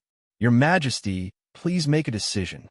Li Wanyu's words were simply going against the old man, Wei Zheng. Not only were Li Er and the other big shots dumbfounded, but even the foppish young masters were dumbfounded. Wei Shuyu, who was hiding behind Cho Kuan, couldn't help but poke her head out. She wanted to see if Li Wanyu was crazy. Where did he get the courage to challenge her father? Chapter 332. Li Wanyu's words shocked everyone to the point of being tongue-tied, but he still felt that it wasn't enough. When he was watching the polo game, he was wondering why the Tang dynasty didn't promote polo to the common people since there was such a lack of entertainment. Even if not everyone would be able to play polo, at least they would be able to watch polo. For example, today's game between the 6 armies of the Northern Army and the 16 guards of the Southern Army only had less than 100 spectators. It was really a waste. Since the rules of polo were similar to football in the future, why not set up a polo league in the Tang dynasty? Wouldn't it be faster? Originally, this was just a fantasy in his heart. But now that he was rebuked by old man Wei Zheng, he didn't care anymore. He poured out all his immature thoughts cleanly and neatly. Your Majesty, I would like to present a memorial to ask Your Majesty to set up a royal polo league in the Tang dynasty. Li Wanyu raised his voice. Wei Zheng's face was as black as the bottom of a pot. He glared at Li Wanyu as if he was looking at a traitor. Pai Lupi felt a headache coming on, but he couldn't help but ask, "What is a league?" The 6 armies of the Northern Army and the 16 guards of the Southern Army can form their own teams. A total of 22 teams can compete against each other. The winner gets 3 points, the draw gets 1 point each, and the loser gets no points. The team with the highest points will be the champion and will be rewarded by Your Majesty. Li Wanyu directly copied the rules of the Football League in the future, but the eyes of Pai Lupi and Cheng Yaojin lit up. What kind of league is this? It sounds very interesting. Bravery will lead to the champion, and power will shock the enemy. The champion will be ranked at the top of the army. Good, good. Pai Lupi was very happy and clapped his hands. His words made Wei Zheng's face even darker. If his eyes could kill, Li Wanyu would have been riddled with holes by now. Your Majesty, you can't do this. Huxianen's words are full of evil intentions. He wants to ruin the horse policy of the Tang dynasty. In the long run, the army's excellent horses will be exhausted. Don't tell me that we are going to let the generals and soldiers ride horses to kill the enemy? Wei Zheng then pointed at Li Wanyu. His eyes were about to spit fire. Huxian man, I only thought you were a mischievous youth. I didn't expect you to come up with such a disastrous idea for His Majesty, just to please His Majesty. You are truly a sycophantic minister. I'll beat you to death, you filthy bastard. After saying that, Wei Zheng grabbed the imperial sword from the waist of the guard behind Pai Lupi and pulled it out. He raised the shining imperial sword and began to chase after Li Wanyu. The old man's actions scared Li Wanyu so much that he broke out in cold sweat. This goat-nosed old man was too scary. He couldn't win in a verbal argument, so he drew his sword and slashed at him. He was already so old, yet he was so agitated. Wasn't he afraid of a heart attack? Li Wanyu was so scared that he ran away. He jumped off the wooden stands and ran into the polo field. Behind him, Wei Zheng was still panting as he chased after him. In reality, Li Wanyu didn't know that the imperial sword hanging from the waist of Pai Lupi's imperial guard was only a ceremonial sword. It wasn't sharpened at all, but it looked bright and scary. Most of the imperial guards by the emperor's side carried weapons like this. This sudden turn of events stunned Pai Lupi and the other leaders. When they saw Li Wanyu being chased by the old man, Wei Zheng, they couldn't help but laugh. After Pai Lupi laughed a few times, he finally remembered his identity. He couldn't help but cough a few times to suppress his laughter. He ordered the Imperial Guard behind him, who were also unable to hold back their laughter. "Why aren't you going to stop them? What kind of scandal is this?" After Pai Lupi's words, the Imperial Guards finally reacted. They ran out in a hubbub, stopped the panting Wei Zheng, and took back the Imperial sword. Li Wanyu was also covered in sweat from running. Seeing that there was no danger, he walked back to the wooden stands. "Zio, hurry up and apologize to Eunuch Wei. Look at how angry he is." Pai Lupi held back his laughter and began to smooth things over. He wanted to give Wei Zheng, this stubborn old man, a way out. Li Wanyu, on the other hand, felt that he had been wronged. What did this have to do with him? It was clearly the goat-nosed old man who was being unreasonable. Why did he want him to apologize? However, Pai Lupi winked at him, indicating that he should hurry up and apologize. Li Wanyu could only bow to Wei Zheng helplessly. "Eunuch Wei, it was all my fault. Please forgive me." "Oomph." The stubborn old man still ignored him. He let out a cold snort and turned his head to the side, refusing to look at him. Li Wanyu helplessly shrugged his shoulders and looked at Wei Shuyu. He was thinking about how to get revenge on Wei Shuyu when he returned. "You bastard, I can't deal with your parents, but you think I can't deal with you?" Wei Shuyu naturally didn't know whether to laugh or cry at the farce just now. When he saw Li Wanyu's threatening gaze, he repeatedly made a gesture of begging for mercy. As for Cheng Chumo and the others, they were laughing so hard that they couldn't even straighten their backs. Regarding this, Li Wanyu could only curse in his heart. This group of bastards, not a single one of them came to help him stop the stubborn old man. They just watched as he was chased down. How hateful! Pai Lupi lightly coughed and asked Li Wanyu again, "Zio, you said that there is a way to not damage the horse's hooves. Is this true?" "Of course. This matter is very simple. If we are barefoot, we will not be able to walk. It is the same for horses. If we put shoes on the horse, won't the problem be solved?" Li Wanyu's words made Pai Lupi shake his head. Wei Zheng once again snorted coldly. Cheng Yao Jin and the others couldn't help but burst into laughter. "Ha ha, Zio, you finally showed your weakness. These horseshoes have been around since ancient times. They are made of bamboo, rattan, and leather. It is not a novel thing, but it is not practical. Once the horse runs, it will be damaged." Cheng Yaojin laughed as he explained to him.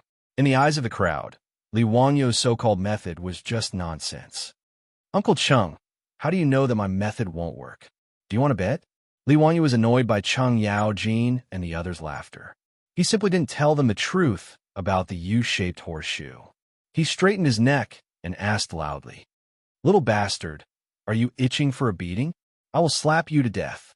The old hooligan didn't respond to Li Wanyu's words. He directly raised his large palm and threatened.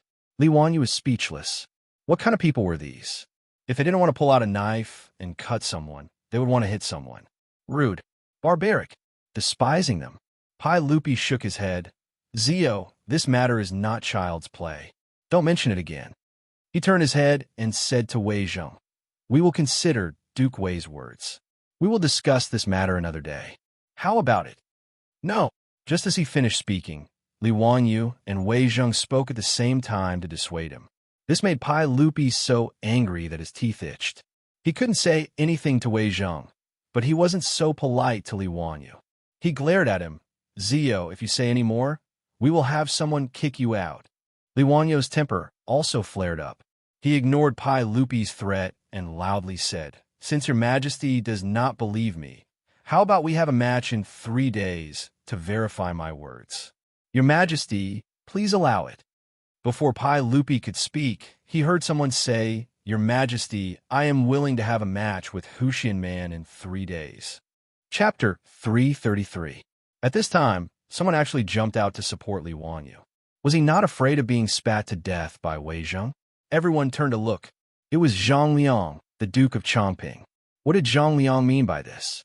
Including Pai Lupi, no one understood. Only Li Wanyu and the other wastrels looked at each other, as if they had guessed what the Duke of Chongping was thinking. Today, they had a conflict with his wife and adopted son at the gate of the northern Yamen. Could it be that the Duke of Chongping wanted to use this opportunity to take revenge? Li Wanyo's guess was correct. Zhang Liang had been urged by Li Wanyu to use this game of polo to give the wastrels and Li Wanyu a little bit of trouble, so as to vent his anger for his wife, Li Wanyu. Originally, Zhang Liang had been struggling to find an opportunity to speak. Now that Li Wanyu had taken the initiative to suggest that they play in 3 days, he did not care about Wei Zhang's anger and hurriedly interjected, expressing his willingness to play with Li Wanyu. He was afraid that Pai Lupi would not allow it, so he took the initiative to explain, "Your Majesty, this subject is willing to play polo with Huxian Man in 3 days. Today, Huxian Man and my wife had a misunderstanding at the Northern Yamen Gate. This subject wishes to use this opportunity to play polo with Huxian Man to resolve the misunderstanding. Your Majesty, please allow it." Zhang Liang's words might seem absurd and laughable to the people of the future. However, in the Tang dynasty, this was a common method to resolve conflicts between nobles. Before Pai Lupi ascended the throne, when Li Yuan was on the throne, there were conflicts between nobles in the Tang dynasty. Occasionally, there would be large-scale private fights between troops. When words could not convince the other party, they would use their swords to resolve the problem. This was also one of the reasons why nobles had their own troops. Ever since Pai Lupi ascended the throne after the incident at the Xuanwu Gate, he had decreed that nobles were forbidden from using troops to fight. Once discovered, they would be severely punished. Under the suppression of Pai Lupi's imperial power, private fights were suppressed. However, when nobles had conflicts, there had to be a way to resolve them. Therefore, it became an unspoken rule among the nobles of the Tang dynasty to solve conflicts by hitting the ball. The reason why Zhang Liang did not mention Qing Chumo and the other debauches, and only mentioned Li Wanyu, was because this fellow also bullied the weak and feared the strong. From his point of view, although Li Wanyu was loved by Pai Lupi, he was, after all, the lowest-ranked county official who founded the country. He did not hold an official position in the court and had no power or influence. But behind Cheng Chumo and the others were Cheng Yaojin, Fang Xianling, and other military bigwigs, so he did not want to offend them. Therefore, even when Ho Junji urged him to find trouble with Cheng Chumo and the other dandy, he was very smart to bypass them and only mentioned that he had some misunderstanding with Li Wanyu. Li Wanyu didn't think much of Zhang Liang's words, but the group of silk pants became anxious and waved their hands at Li Wanyu. Cheng Yaojin and Fang Xianling also spoke. "Zhang Gonggong, it's just a misunderstanding. Why do you have to do this? Son of a bitch, isn't it just a little conflict with your wife? You want to hit the ball with my nephew for such a trivial matter. Don't you feel embarrassed?" Pai Lupi also glared at Zhang Liang. His dissatisfaction was obvious. Zhang Liang did not expect that Pai Lupi, Cheng Yaojin, Fang Xianling, and the others would defend Li Wanyu like this. He could not help but feel embarrassed. Li Wanyu felt a little confused. Wasn't it just hitting the ball? How big of a deal was it? Was it necessary? Anyway, he wanted to show Pai Lupi and the stubborn old man Wei Zheng 3 days later. What difference did it make who he played with? He did not pay attention to the dissuading eyes of the silk pants and nodded his head casually. "Mr. Zhang, if His Majesty agrees, then you and I will hit the ball 3 days later." After he said this, the wooden platform suddenly became silent. Even Wei Zheng, who had been glaring at him, looked at him like he was a fool. The silk pants were even more speechless. They covered their faces with their sleeves and did not want to look at him. Pai Lupi was also stunned. "Ziyu, you really want to hit the ball with Mr. Zhang?" Li Wanyu saw everyone's reaction and finally began to realize that there seemed to be something that he did not know. He asked weakly, "Your Majesty, if I say no now, is it too late?" Pai Lupi did not speak, but Cheng Yaojin scolded. "Nonsense! How can a man's words not count?" Li Wanyu rolled his eyes. "Old hooligan, it's okay for others to say this, but you King owe me copper coins for playing mahjong before saying this." Li Wanyu knew that there must be something wrong with everyone's reaction. He quickly asked the silk pants in a low voice, The answer he received made him break out in a cold sweat. F***ck. What kind of stupid rule was this? As long as he agreed to Zhang Liang's suggestion, Li Wanyu, as the head of the family, had to play the game. Zhang Liang naturally had to play as well, but could he compete with Zhang Liang? Although Zhang Liang did not have any great skills, he was still a veteran of the battlefield. Playing polo was a piece of cake for him. However, Li Wanyu had only learned how to ride a horse for 2 months. He barely knew how to ride a horse, so how could he be considered skillful? With his thin and weak body, if he really fell off the horse, wouldn't his head bleed and even break his bones? Playing polo in the Tang dynasty was really too dangerous. In today's polo, the players did not have any protective measures and were very easy to get injured. Han Yu said in the second book of Shangzhang Pushi, small injuries to the face, large injuries to the body. During the Tang dynasty, there were many examples of people getting injured or even dying from playing polo. During the Tang dynasty, Li Heng fell off the horse and died from a stroke. During the Tang dynasty, General Zhou Bao was blinded in one eye. At the end of the Tang dynasty, General Zhu Chuanzhong's son played polo with Tang Xiaozong. Unfortunately, he fell to the ground and died on the spot. In short, it was a very dangerous sport. Li Wanyu was dumbfounded. How was it possible for him to play polo? Before he could change his mind, he heard Pai Lupi stand up and announce, since Chongping County Duke and Huxian County Duke have agreed to this, then 3 days later, we will have a match at Taiji Palace's Wuda Hall to test Huxian County Duke's words. Were they really going to play? It was as if Li Wanyu could already see himself rolling off the horse's back, his flesh lacerated and his flesh mangled. His back was soaked in cold sweat. In the face of the pressure of survival, Li Wanyu's thoughts were as fast as lightning. He came up with an idea. Your Majesty, I have something to say, Li Wanyu hurriedly shouted. Speak. Since 3 days later, you want to test whether my method of protecting the horse's hooves is feasible. Then I will be responsible for setting up the polo field. Is that okay? Zhang Liang didn't have any objections to this. Pai Lupi thought for a moment, then nodded in agreement. The matter was settled. Even the stubborn old man Wei Zheng didn't say anything. Everything would be decided in 3 days' time. After Wei Zheng's disturbance, today's polo match couldn't continue. Pai Lupi directly stopped the match and prepared to return to the palace. Li Wanyu hurriedly ran after him. Pai Lupi turned his head in confusion. Zio, is there something else? Li Wanyu rubbed his hands and laughed. Uncle, there's something else. What is it? Borrow a horse. Chapter 334. In the Tang dynasty, 10 people were required to play in a regular cricket match. Li Wanyu currently had neither men nor horses, so he naturally had to ask Pai Lupi for them. Horses were easy to get. Pai Lupi might not have anything else, but he had plenty of fine horses in the palace. Among them, there were 10 Turkic horses, which were named by Pai Lupi as the 10G horses. They were all first-class horses. Pai Lupi was naturally reluctant to lend the 10G horses to Li Wanyu to play polo, but he could choose the other horses. In a polo match, the horses had to be changed 3 times. 30 horses were enough. After solving the problem of horses, Li Wanyu still wanted to borrow people.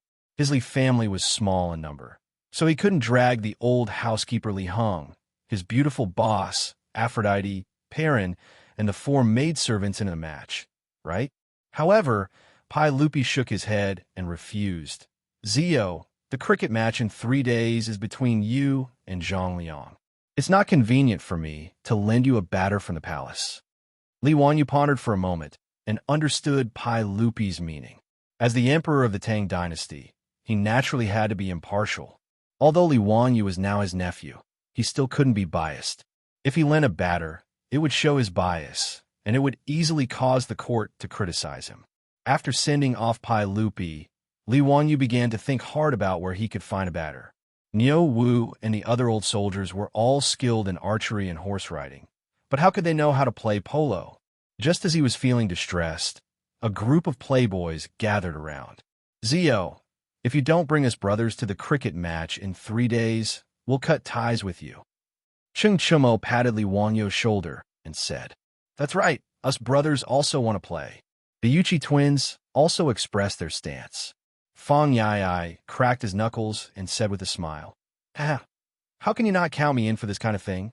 Even Yo Zhengping, whose leg was inconvenient, was the same. "I'm lame, but I have no problem hitting the ball. Zio, don't forget about your brother." "Haha, after beating up the young one today, I'll teach the old one a lesson in 3 days. What's there to be afraid of? Ziyu, there's no need to worry. We beat him up together.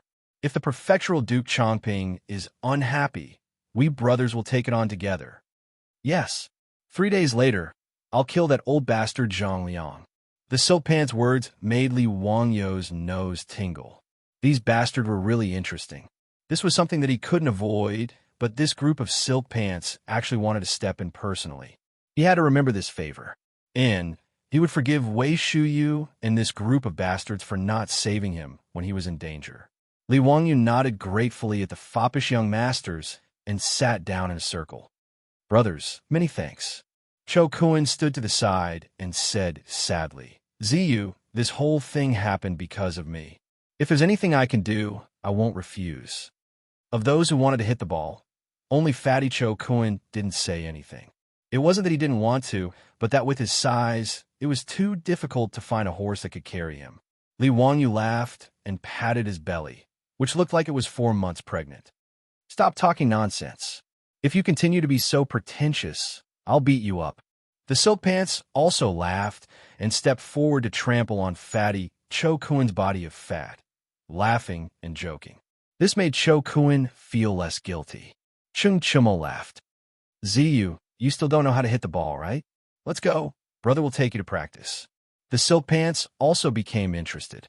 Knowing that Li Wangyu had borrowed a horse from Pai Lupi, they all clamored to ride the palace's imperial horses. Li Wangyu hurriedly stopped them. "Brothers, please wait. There's no hurry to hit the ball. The most important thing right now is to make the horse's shoes. Have you all forgotten the reason why I'm hitting the ball with the prefectural Duke Chongping in 3 days? What's a horse's shoe? Ziyu, do you really have a way to reduce the wear and tear on the horse's hooves? Horse shoes aren't reliable. I think, Z, you can definitely do it." Ever since Li Wangyo's amazing performance at the Jia Temple, Fang Yai had 100% trust in Li Wangyu. Wei Shiyu also nodded. "I think my family's lord is going to fall this time." "Haha, Ziyu, you must win." "Yes, if there's really a way to reduce the wear and tear on the horse's hooves, that would be great." The tournament that Ziyu mentioned just now sounded very exciting.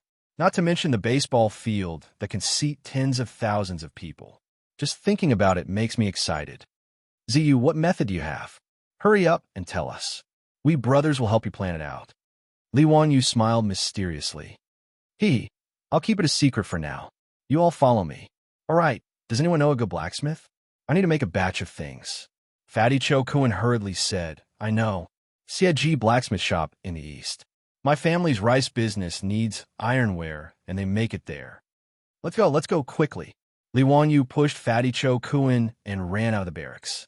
The group of debauches looked at each other and chased after them with a smile.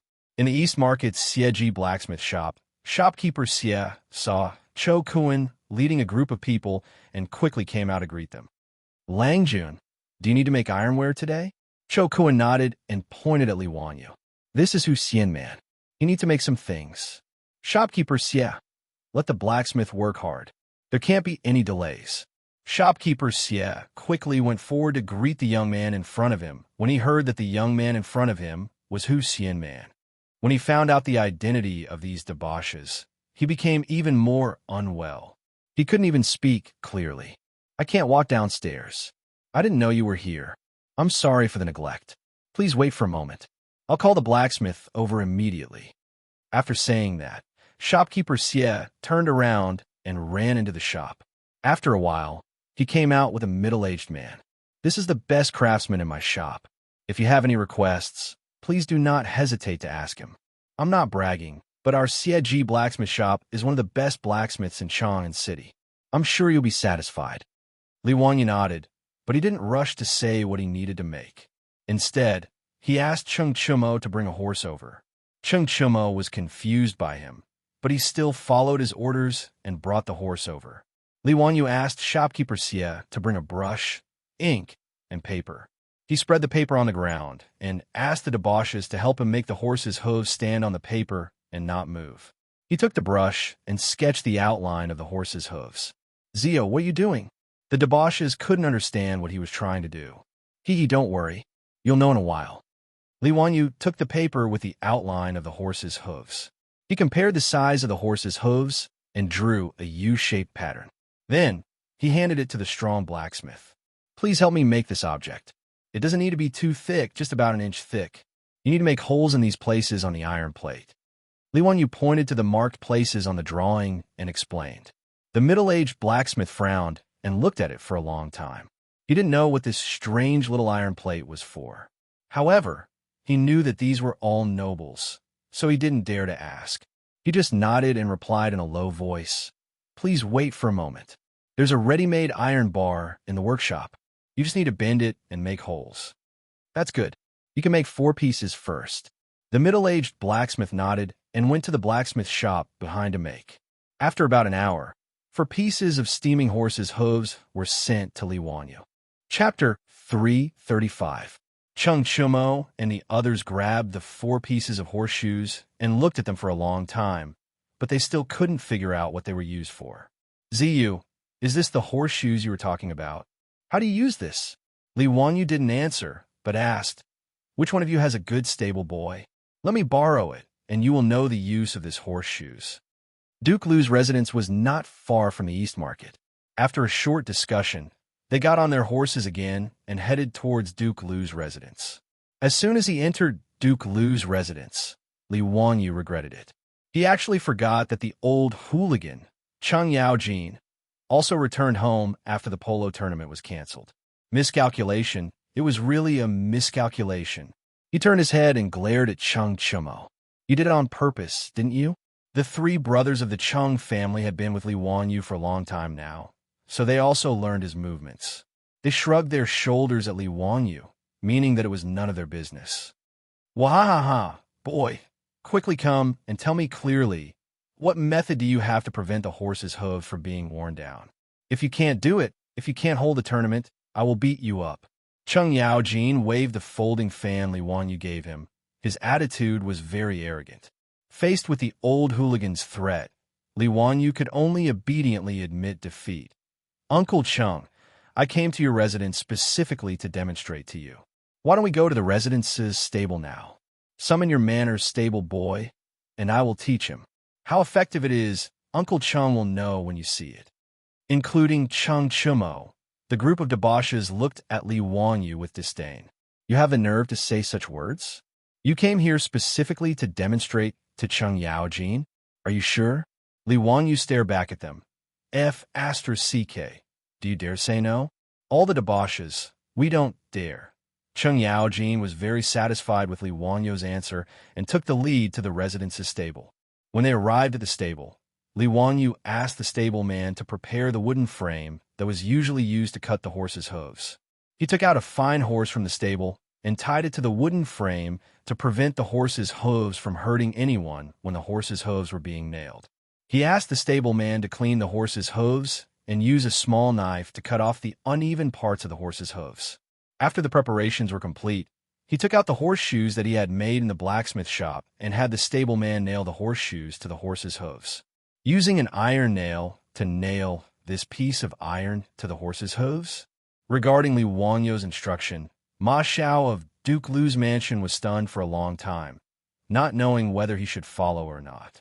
On the other hand, Cheng Yaojin's eyes lit up. He had already figured out what was going on. Bastard, what are you standing there for? Why haven't you done as Hu Xiannan said? Seeing the stableman standing there in a daze, Cheng Yaojin couldn't help but curse. Only then did the stableman wake up from his dream. He hurriedly picked up the wooden hammer and nails and began to nail the horseshoes as Li Wanyu had instructed. The horseshoes were a layer of cuticles similar to human nails and did not feel any pain. Under everyone's gaze, the horse's hooves were nailed to the horseshoes. Li Wanyu had the stableman release the bound horse and was ready to test the effect of nailing the horseshoes.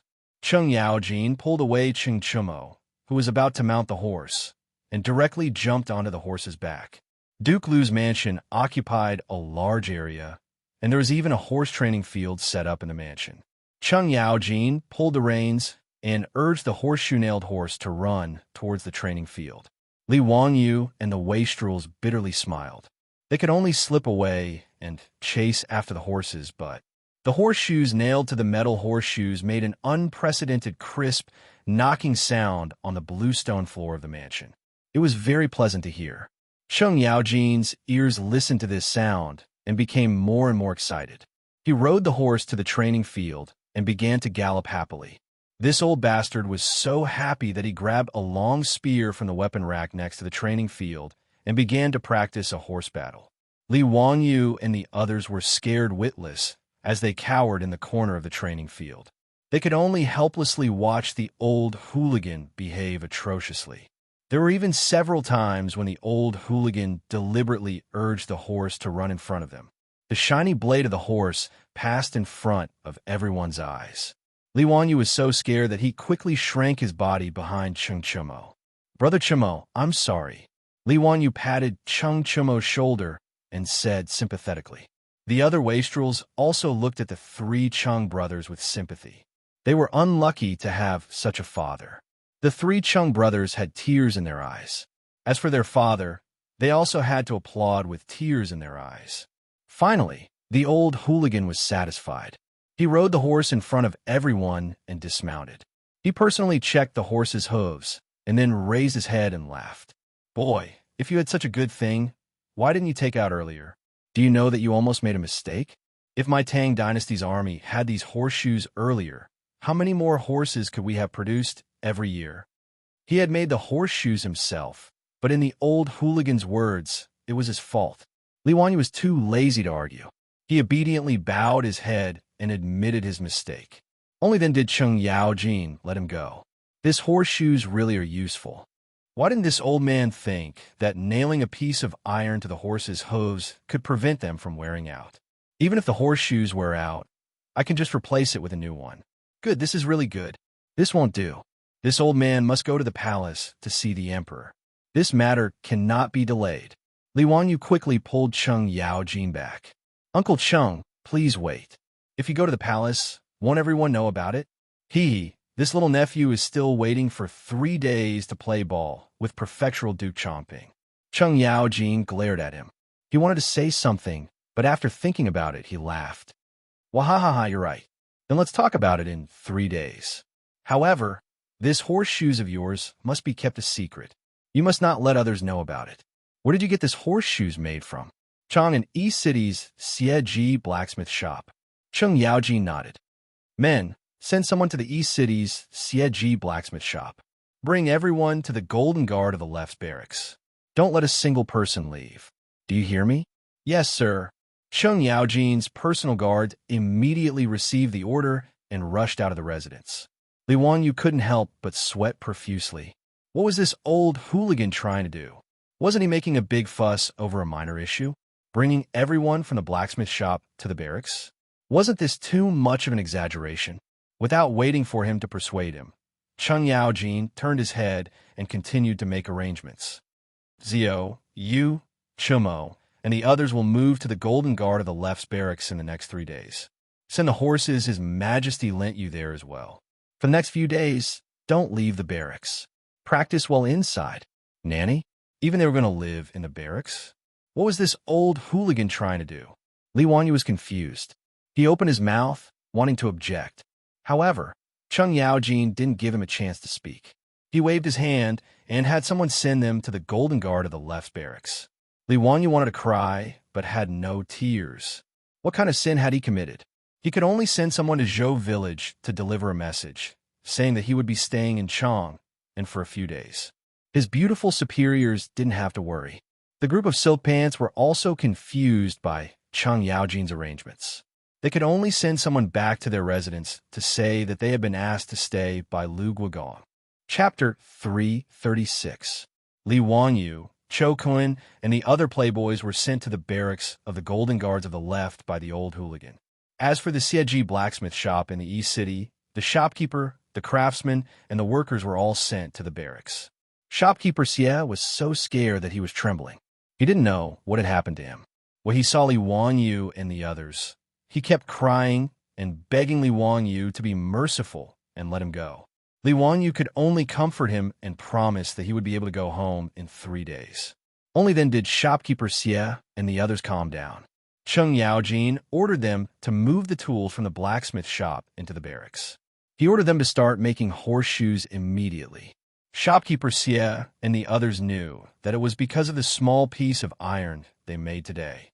However, they didn't dare to complain.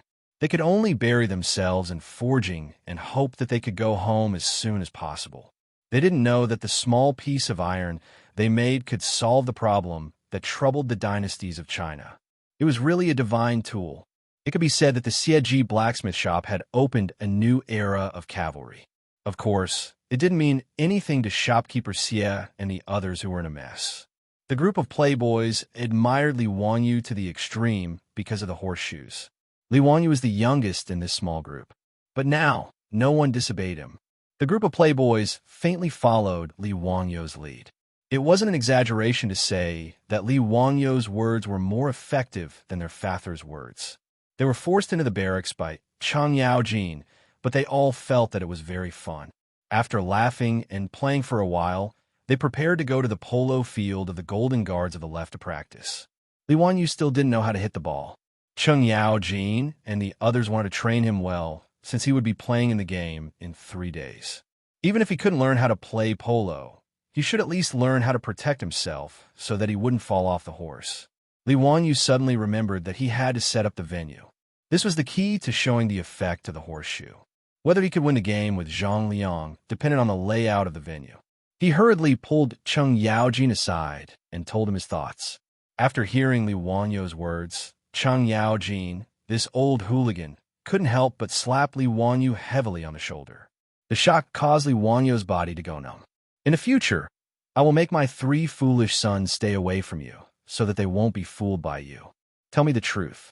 Some time ago, people pasted those things on the gates of the markets in Chang and overnight. Was it you who did that? Hee, Uncle Cheng, what are you saying? That night, I was at your house, drinking with Brother Chumo and the others. Li Wanyu, of course, would not admit it, and replied with a smile. Cheng Yaojin nodded. I know. It seems that it was you who did it.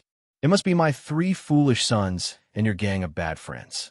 Damn, this Cheng Yaojin was really cunning. Li Wanyu rolled his eyes, indicating that he was tired and didn't want to talk with this old bastard. Well, I will ask someone to prepare the things for you. But can you do it? Hitting the ball is not so simple. Be careful if you fall off the horse and your head bleeds. In my opinion, you are too impulsive. Although Zhang Liang doesn't have any Bulsh Asterisk T ability, he is not someone you can compete with. Li Wanyu really wanted to raise his middle finger to this old hooligan. Damn, today on the wooden platform, who blocked my mouth with words, saying that a man's words should be nailed with a mouthful of saliva? Li Wanyu knew that he couldn't win the argument with this old hooligan. He turned around and went to find the playboys to practice.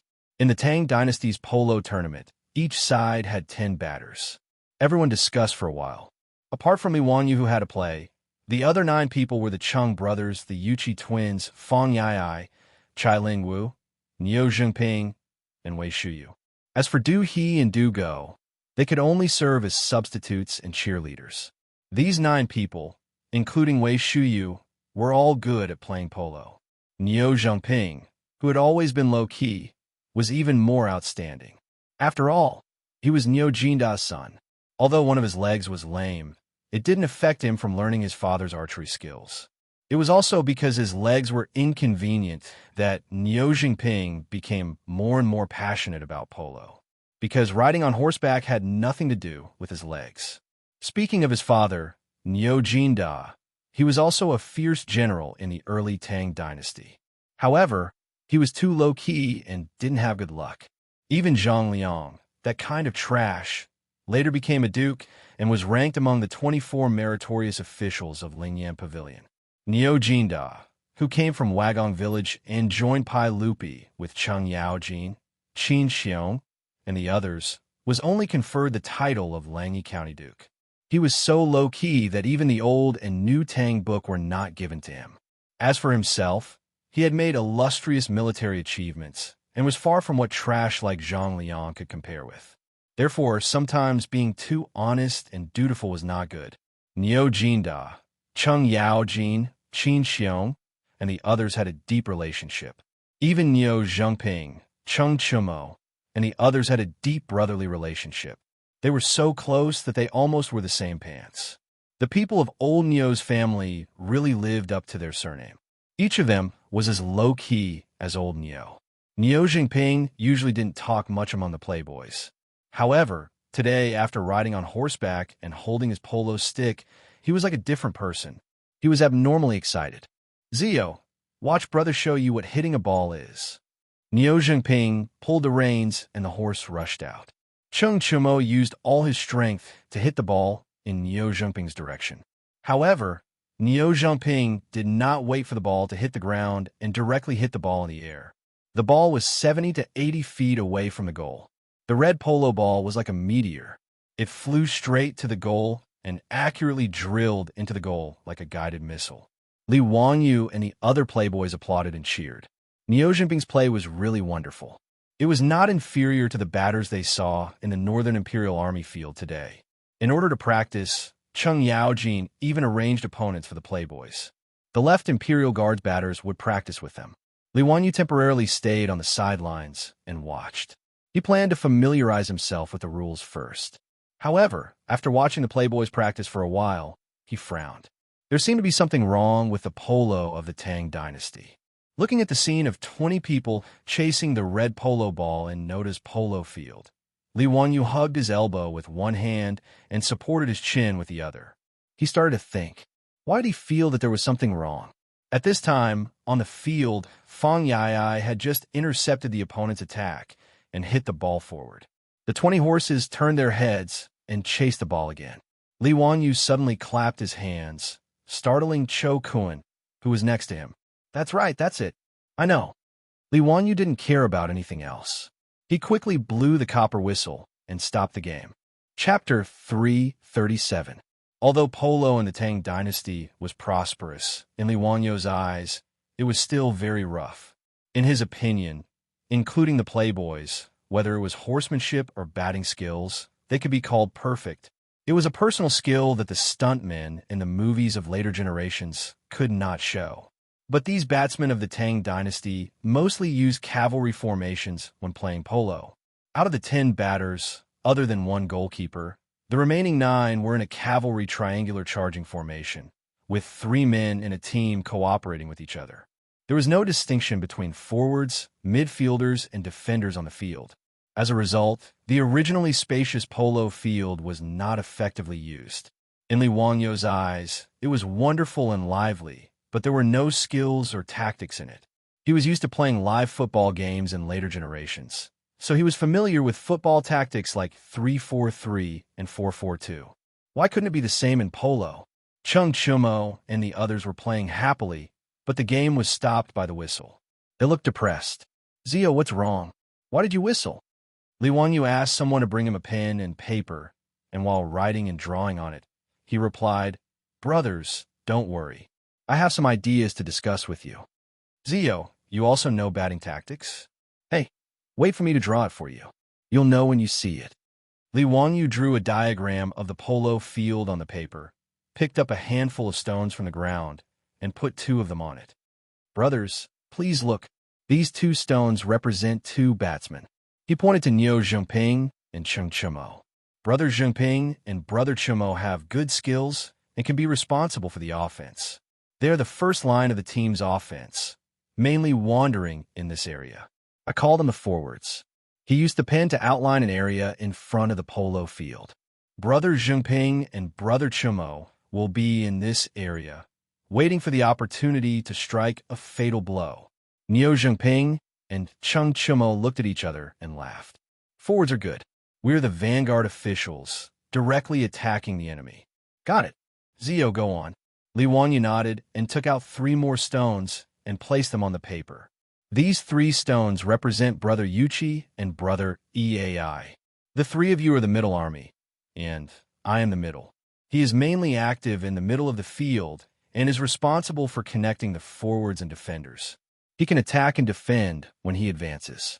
Fang Yai and the Yuchi twins also nodded excitedly. Understood. Zio, you're arranging the troops. Li Wanyu chuckled and placed the last 3 stones on the paper. Brother Lingwu, Brother Shuyu, Brother Chuliang, and Brother Chubi. The 4 of you will be the rear guard on the field. I will be the rear guard, mainly responsible for defense and intercepting the opponent's attacks. The 4 of them nodded excitedly. Looking at the 9 stones that Li Wanyu had placed on the paper, they felt like they were in a battlefield. Cho Kuan suddenly asked, Zio, what are you doing then? Me? Li Wanyu answered matter-of-factly. Don't tell me you expect me to charge and break through the enemy lines? Everyone was stunned when they heard this, and then they all laughed loudly. Out of their absolute trust in Li Wanyu, the Playboys didn't raise any objections. Instead, they listened to Li Wanyu's explanation with great interest. Li Wanyu picked up his pen again and circled around each position, explaining how they should run to attack, widen the field, and use the ball to control the players. He explained to the Playboys for a long time. The Playboys were all quite smart. After Li Wanyu's explanation, they all roughly understood their duties and running routes on the field. Haha, Zio, this formation of yours is quite interesting. Let's try it out? Cheng Chumo couldn't wait. Li Wanyu nodded and was about to get on his horse when he suddenly thought of something. He called over an Imperial soldier and asked him to bring him a helmet. Everyone didn't understand, and Li Wanyu was too lazy to explain. Damn, this group of barbarians. They didn't bring any protective equipment for such a dangerous sport. It was too much. With his soft skin and tender flesh, he didn't dare to imitate them. If it wasn't for the fact that the Tang army's armor was too thick and heavy, Li Wanyu would have wanted to fully equip himself and go play polo. After putting on the helmet and tightening the straps, Li Wanyu carefully climbed onto the horse and prepared to go on the field. The training match started again, and the left Golden Guard batsman casually rode onto the field. In the eyes of this group of veterans, playing polo with Li Wanyu and the others was just playing with them. Although the Playboys' skills were good, how could they compare to this group of old soldiers? With the cooperation of the 3 batsmen, it was very difficult for the Playboys to compete. This was the cooperation of the cavalry in the army. On the battlefield, the cavalry charge was also the same. The cavalry formation that seemed to cover the sky and cover the earth actually consisted of 3 cavalrymen working together. One person was in charge of attacking, and the other 2 were in charge of protecting the left and right wings. This was similar to the 3-3 infantry tactic invented by the People's Liberation Army in the future. The 3 people formed a battle group and attacked, or defended in a triangle formation. This tactic had both offense and defense, and the division of labor was clear. It could maximize the combat strength of the cavalry. However, although this tactic was powerful on the battlefield, it might not be suitable on the field. If the players were too concentrated on the field, it would leave too much space for the opponent to use. Originally, when playing polo in the Tang dynasty, everyone was like this, and it didn't matter. As the saying goes, noobs pecked at each other. However, Li Wanyu shamelessly copied the football tactic from the future, and the original polo tactic immediately became outdated. When the Playboys rode on the field and tried to stand according to Li Wanyu's instructions, it caused a burst of laughter from the Imperial Guards. Although they were just accompanying the Playboys to train, it still attracted many left Golden Guards Imperial Guards to watch from the sidelines. Many generals also ran to the sidelines to join in the fun. Seeing the Playboys standing on their horses, the crowd couldn't help but laugh. Young Dukes, what are you playing at? Why aren't they forming a battle formation? If they fight by themselves, won't they be tortured to death? Hee hee, I'm afraid that the Dukes are playing some tricks. Let's see. This formation definitely won't be able to block the attack. Are the Dukes preparing to surrender? I bet that if the Dukes use this formation, they will lose at least 5 balls. Does anyone want to bet with me? Scram to the side. Who's crazy enough to bet with you? At the corner of the field, Cheng Yaojin was surrounded by a group of left Golden Guards as he watched the Playboys train.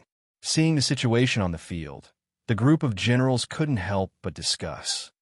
Great General, what are the little Gongzi and the others doing? They won't be able to win against the Duke of Chongping's batting team.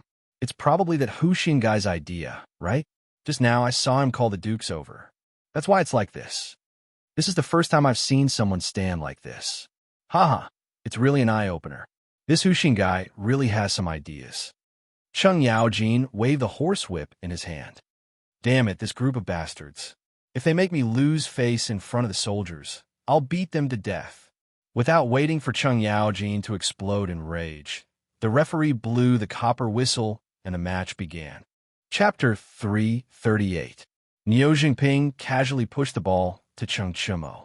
The three batsmen of the left Golden Guards clamped their legs on their horses' bellies and urged their horses to rush over. Cheng Chimo was not in a hurry as he used the stick in his hand to push the ball behind him before the three men could surround him. The polo field was 1,000 steps long, and the distance in the first half was 500 steps, which was more than 700 meters. Their horses were all military horses and could reach a speed of about 50 kilometers per hour. Even so, the horses needed nearly a minute to cross the field at full speed. In the movie One Goal to Fame, there was a classic line that went, "The football will always run faster than you, so we need to pass the ball." This sentence was even more appropriate to describe the polo field. Although the speed of the horses was much faster than the running speed of a human, the polo field was much wider. The red polo ball under the stick flew much faster than the football. Although the playboys were not adept at standing on the field, and their horses were very immature, they perfectly utilized the width and length of the polo ball. The moment the match started, the laughter of the Imperial Army soldiers on the sidelines became softer and softer and was replaced by gasps. The generals beside Cheng Yaojin were also shocked by the scene on the field. The 10 best batsmen of the left Golden Guards could not even touch the surface of the polo ball on the field. The batters in a group of 3 were busy chasing the polo ball in vain on the field. On the other hand, the debauches were having a very easy time fighting. Every time they were about to be caught or surrounded by their opponents, they would always be able to move the ball as if they were taking a stroll in the park. The first time the playboys attacked, the polo ball was passed 3 times and was sent to the front of Niu Jingping's horse. At this moment, there was only the goal and a batsman in front of him. The batsman was very anxious and urged his horse to rush towards Niu Jingping, desperately trying to stop him from shooting the ball. Niu Jingping raised his club high, but he didn't use any strength. Instead, he pushed the ball out before the Imperial Army batter arrived. The batsman of the Imperial Army turned his head in shock and looked in the direction of the ball. He saw Cheng Chimo riding his horse in the direction of the ball. He bent down and easily pushed the ball with his stick. The ball rolled into the Imperial Army's goal without any obstruction. The referee at the side of the field immediately blew his copper whistle, accompanied by the sound of drums. An Imperial Army soldier ran to the back of the goal with a banner in his hand and stuck it into the ground, indicating that the silk pants had scored point. Li Wanyu was alone in front of his own goal, looking into the distance. The polo field of the Tang dynasty was really too big. The opponent's goal, which was 5 kilometers away, made it quite strenuous for him to see. However, when the whistles and drums sounded and the flag fluttered in the wind, he immediately understood that the debauches had broken through the opponent's goal. He couldn't help but clench his fists and wave them in the air a few times. Success. Using football tactics to play polo was really useful. Cheng Yaojin was so shocked by this scene that he couldn't close his mouth for a long time. After a long while, he muttered to himself, "Bastard, you can play polo like this?" The generals who had been making fun of the debauches also fell silent. They felt that their faces were burning. This was a slap in the face. Some of the thin-skinned generals couldn't help but shout at the Imperial Army batters on the field, scolding them and telling them to be more serious. The game started again. These Imperial Army batters no longer dared to underestimate the debauches. They were 120% focused. However, the result of the game was still one-sided. After only 2 hours of the game, the debauches were leading by a score of 7-3. The 3 goals that they had lost were almost all related to Li Wanyu. This guy's goalkeeping was really too weak. His level was so terrible that it was impossible to look at him directly. He wasn't even able to stop a seemingly harmless shot from the other party.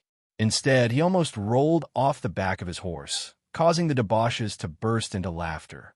In the second half of the game, the Imperial Army batters also tried to imitate the debauches' tactics. However, there was no one to teach them. They could only observe with their eyes. How much could they learn? In the end, they were like dogs instead of tigers. They became scattered sand and were unable to threaten Li Wangyo's goalkeeping. After the training match ended, the debauches were all smiles. They didn't think that they could win so easily. As for the Imperial Army soldiers of the Imperial Army, they were all silent. This blow was too great. The debauches rode on their horses and escorted Li Wangyu to the side of the field. While everyone was laughing and joking, they saw a group of people galloping over.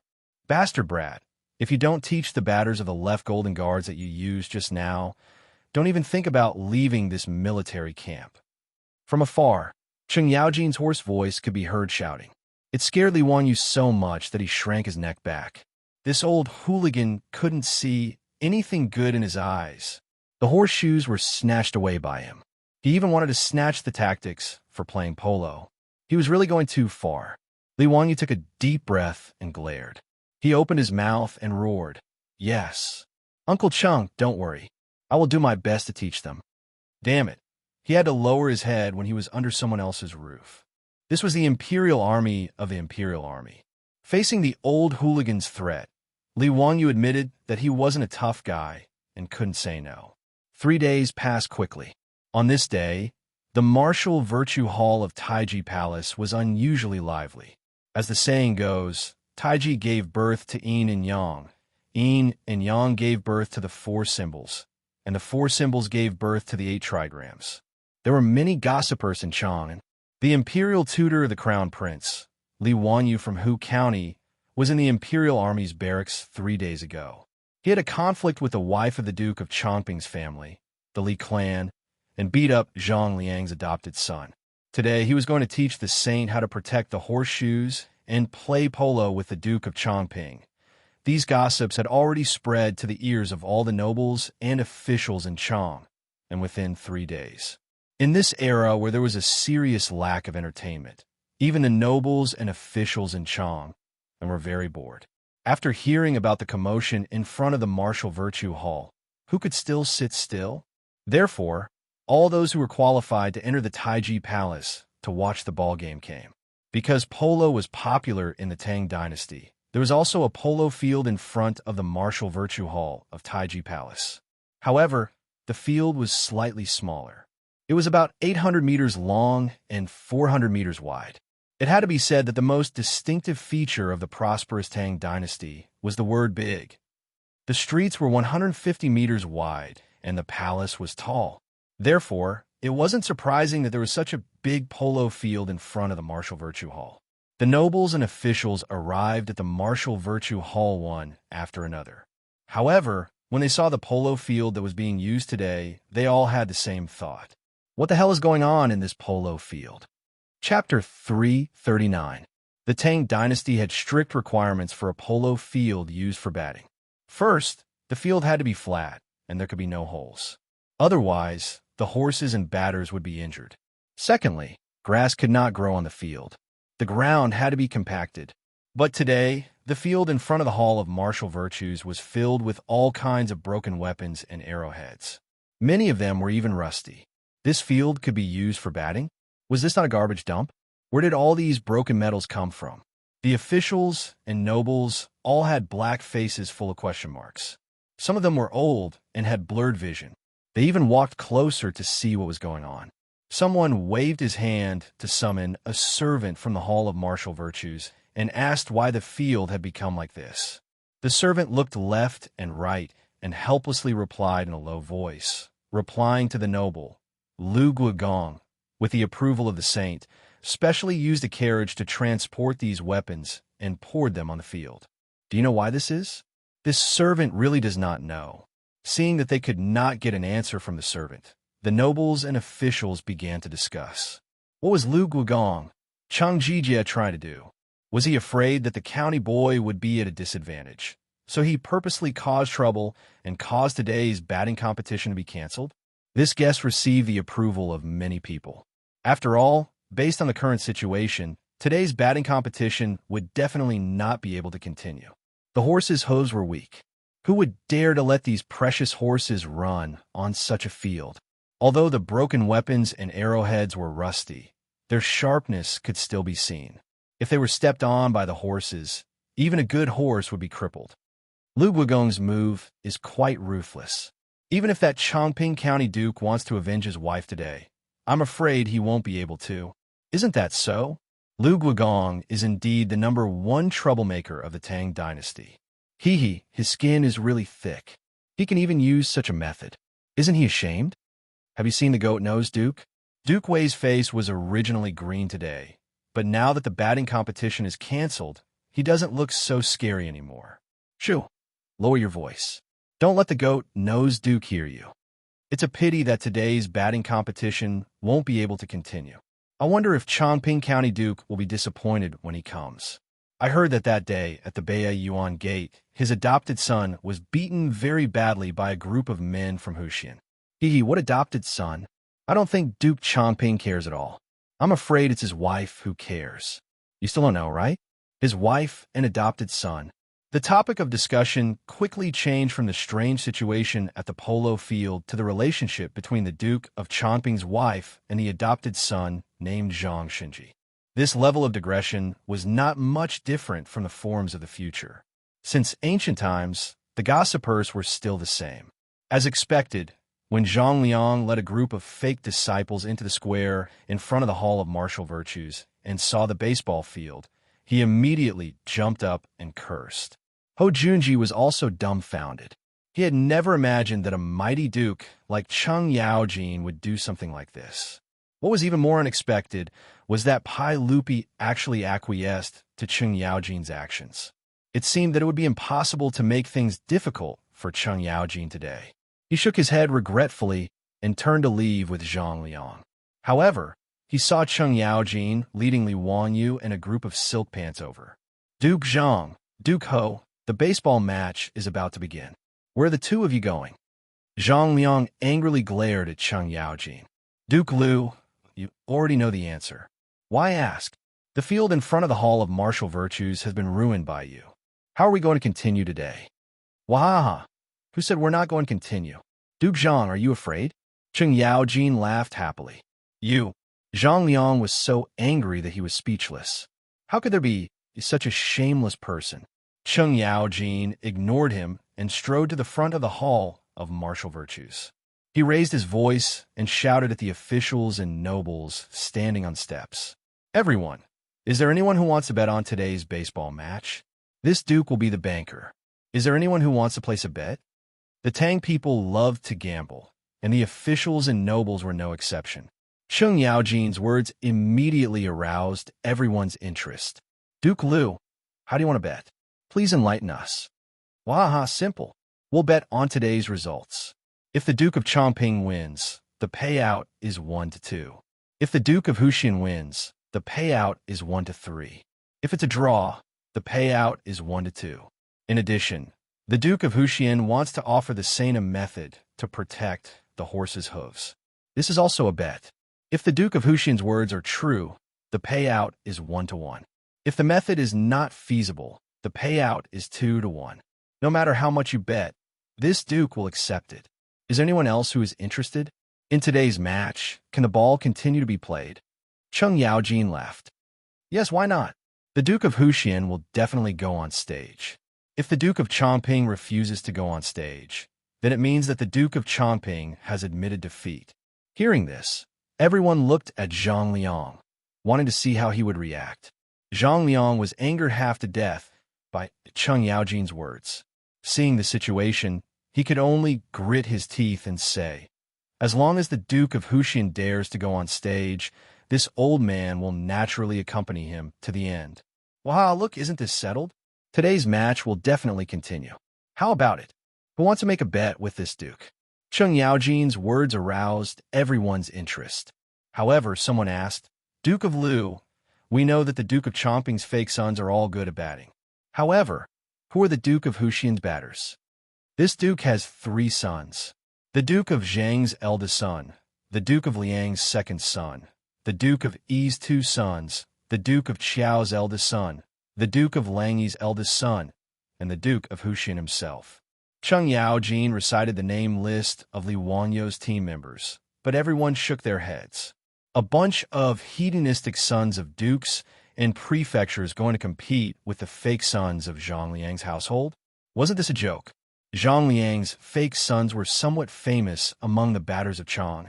Many of the nobles present had seen their matches. As for those hedonistic sons, they were not bad compared to the other sons of nobles. However, when compared to Zhang Liang's fake sons, they were nothing. In the words of the later generations, this was like a professional player against an amateur player. Did the result of this match need to be said? If a bunch of NBA players were to compete with amateurs, would anyone believe that the amateurs would win? The answer was naturally no. If you asked 100 people, they would all say that the NBA players would win. At this moment, the officials and nobles all had such thoughts. They all looked at Duke of Lu with strange expressions. Had water entered this old man's brain? Why would he make such a bet? If the Duke of Chongping won, the payout would be 2-1. That meant that the Duke of Lu's household would have to spend a lot of money today. Duke of Lu, you're not joking? Then I'll bet 1,000 taels of gold that the Duke of Chongping wins. Don't worry, when have I not kept my word?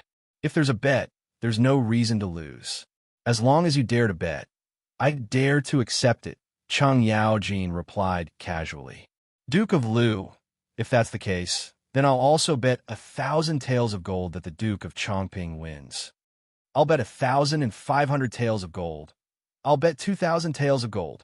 Chapter 340. The old scoundrel set up a bet there.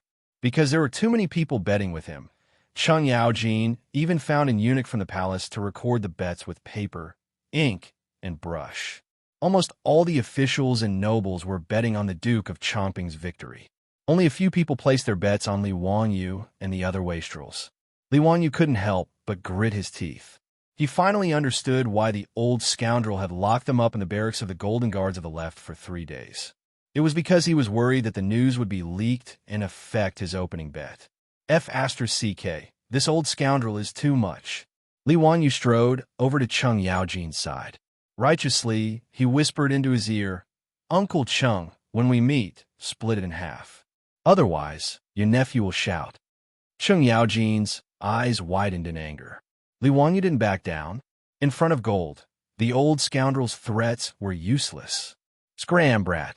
At most, I'll give you 20%. His Majesty still wants half. Cheng Yaojin lowered his voice. It's a deal. Li Wanyou retreated to the side, satisfied. He chuckled as he watched the eunuch continuously record the bets placed by the officials and nobles.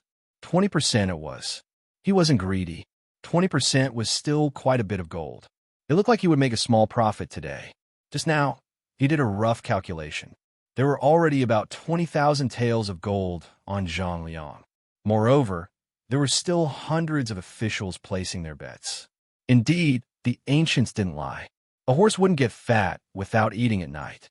A man wouldn't get rich without a windfall. The most shameless one was still Pai Lupi. Without a word, he had colluded with the old scoundrel to cheat money. No wonder Cheng Yaojin could bring so many broken weapons and swagger around the polo field in front of the Hall of Martial Virtues. He had painstakingly invented the horseshoe and had the wastrels practice with him. He even had to compete in order to get 20%. And Pai Lupi didn't do anything and actually wanted to take half of the gold. Truly shameless. Despise him. It didn't take long for the officials and nobles present to make a bet with Cheng Yaojin. In the end, the total amount of gold that was bet on Duke Chongping was as high as 50,000 taels of gold. The aristocratic families, in particular, had placed heavy bets. 50,000 taels of gold was equivalent to 300,000 strings of copper coins. This was indeed a huge sum. If Cheng Yaojin lost, he would have to pay 100,000 gold taels. Li Wanyou pondered without any malice.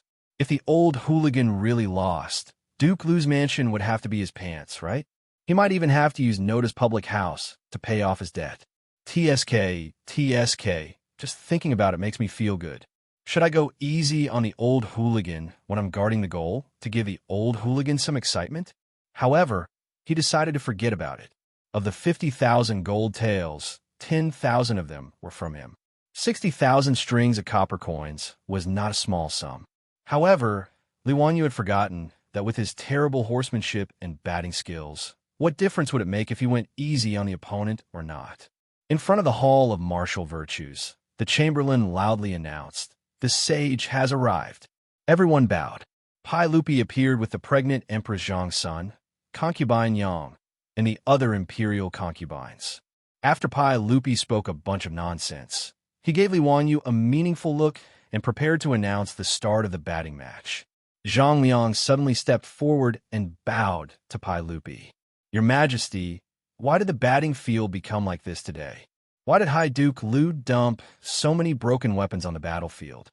He was still unwilling to compete with Li Wanyu on such a field. Even if he could win, he would have to be careful. Moreover, there was no guarantee that the horses would be injured.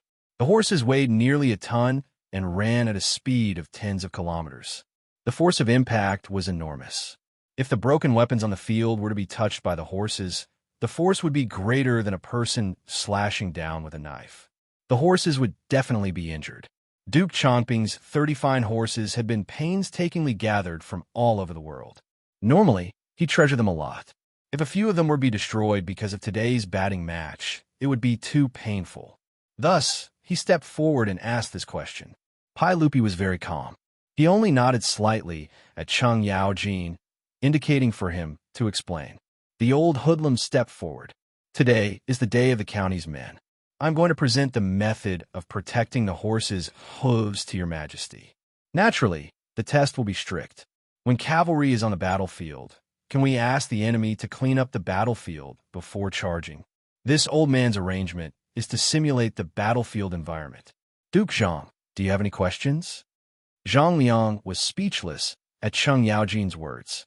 He could only cup his hands to show his approval. Li Wanyu and the Silk Pants all mounted their horses and headed towards the field. On the other side, Zhang Liang was also helpless.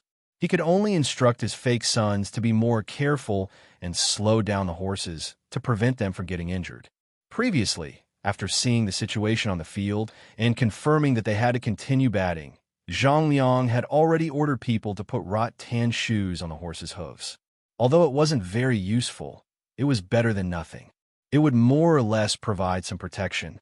However, the officials and nobles discovered that the horses that Li Wanyu and the Silk Pants were riding didn't have any protection on their hooves. Everyone widened their eyes and stared closely at the horses. However, the hooves of the horses were empty. They couldn't see anything. Isn't the county's man going to present the method of protecting the horses' hooves to your Majesty today? Why isn't there any difference? He didn't even put on his shoes. Isn't he afraid of injuring these fine horses? Some sharp-eyed people recognized the markings on the horses that Li Wanyu and the others were riding. They couldn't help but shake their heads and bitterly smile. The horses that the county's man is riding are all imperial horses from the palace. TSK, TSK, your Majesty lent them the horses. If the imperial horses are injured, let's see how the county's man will explain himself to your Majesty. Are they really imperial horses? The county's man is too impulsive. He's riding on the field without any protection? Haha. Do you really believe that the county's man can come up with a method to protect the horse's hooves? Since ancient times, who has ever heard of a method to prevent the horse's hooves from being damaged? This is pure nonsense. I think Lu Wugong is going to spend a lot of money today. I think that county's man knows how to summon the wind and rain, scatter beans to form soldiers, and has an immortal method to protect the horse's hooves. Ha! These imperial horses are all rare fine horses. It would be a pity if they were ruined because of this. The officials discussed animatedly. On the side, Wei Zheng's face darkened again. He took large strides and walked in front of Pai Lupi. Your Majesty, how can you let that brat mess around like this? When did the county's man protect the horses? After this match, I'm afraid that the imperial horses will be ruined. Your Majesty, please immediately stop the county's man from messing around. Pai Lupi calmly replied. How does Duke Wei know that the county's man didn't protect the horse's hooves? Isn't it obvious? I'm not blind, Wei Zheng said angrily. Haha, Duke Wei, don't be anxious. Just relax and watch. These imperial horses are mine. I'm not anxious, so why should Duke Wei be so anxious? Pai Lupi's attitude angered the old man so much that he almost vomited blood.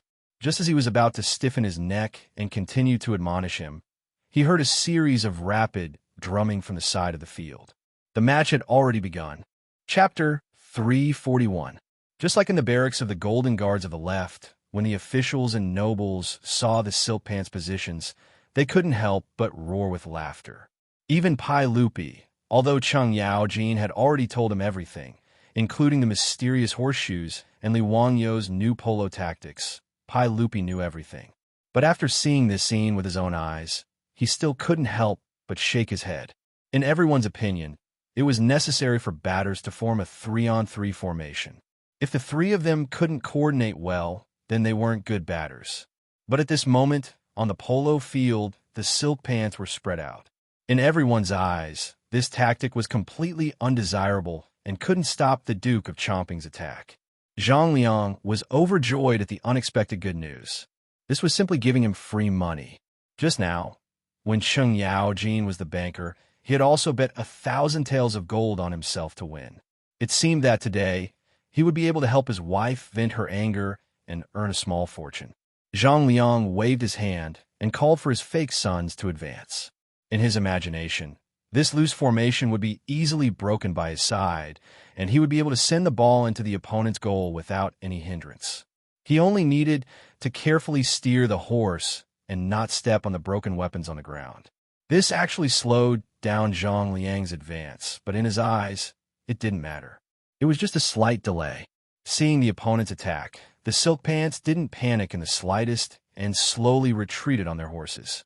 Under the protection of two fake sons, Zhang Liang dribbled the ball into the center of their territory. The Silk Pants scattered around the field suddenly sped up and charged at Zhang Liang. Originally, there was only one person in front of him, but in an instant, Zhang Liang was shocked to find that 5 or 6 fine horses had appeared in front of him, directly blocking him and his fake sons. This was the all-offense and all-defense tactic that the Silk Pants and Li Wangyou had been practicing in the barracks of the Golden Guards of the left for the past few days.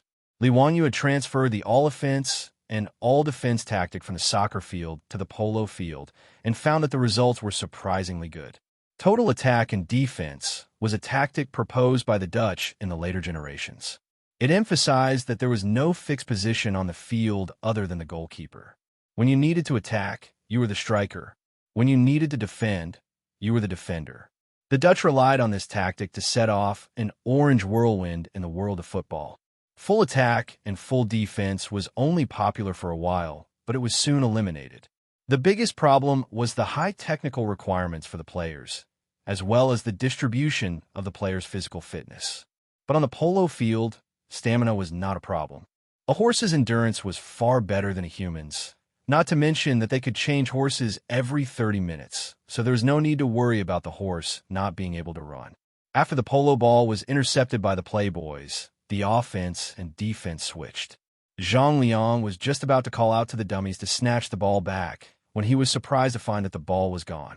Looking around, he was shocked to find that the red polo ball had been sent flying far away, heading straight for his backfield. And in the direction where the polo ball was flying, there were already rich playboys waiting. Zhang Liang looked at the speed of the playboys' horses and couldn't help but curse in his heart. These bastards, didn't they feel sorry for the horses that weren't their own? There were so many scrap metals on the field.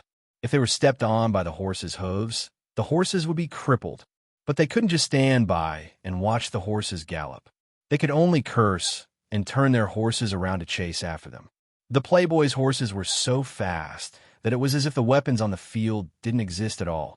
The spectators couldn't help but cry out in surprise. Old Wei Zheng was even angrier. He turned his head and loudly admonished Pai Lupi. His spittle was about to fly to Pai Lupi's face. "Your Majesty, these playboys are acting so recklessly. What if these precious horses are damaged? Hurry up and stop the ball. We can't let them continue to act like this." Pai Lupi waved his hand. "Don't be anxious, Eunuch Wei. Continue watching. What else is there to see? Could it be that these horses were really cast on, by Hu Xian's men? Horses can step on weapons without being damaged? That's ridiculous. Before Wei Zheng could finish speaking, his voice was suddenly stuck in his throat. Although he wasn't young, he hadn't reached the point where his vision was blurry. Just now, he clearly saw Cheng Yaojin's eldest son riding a horse galloping at full speed. One of the horse's hooves stepped on a shining blade. Wei Zheng almost cried out in surprise, but he was shocked to find that the horse was completely fine. After stepping on the blade, the horse continued to maintain its previous speed and continued to gallop towards Duke Chomping's goal. How can this be? The stubborn old man muttered, not daring to believe his eyes. Eunuch Wei, how is it? How effective is Hu Xian's method? Pai Lupi laughed proudly. Wei Zheng was so excited that his beard stood up.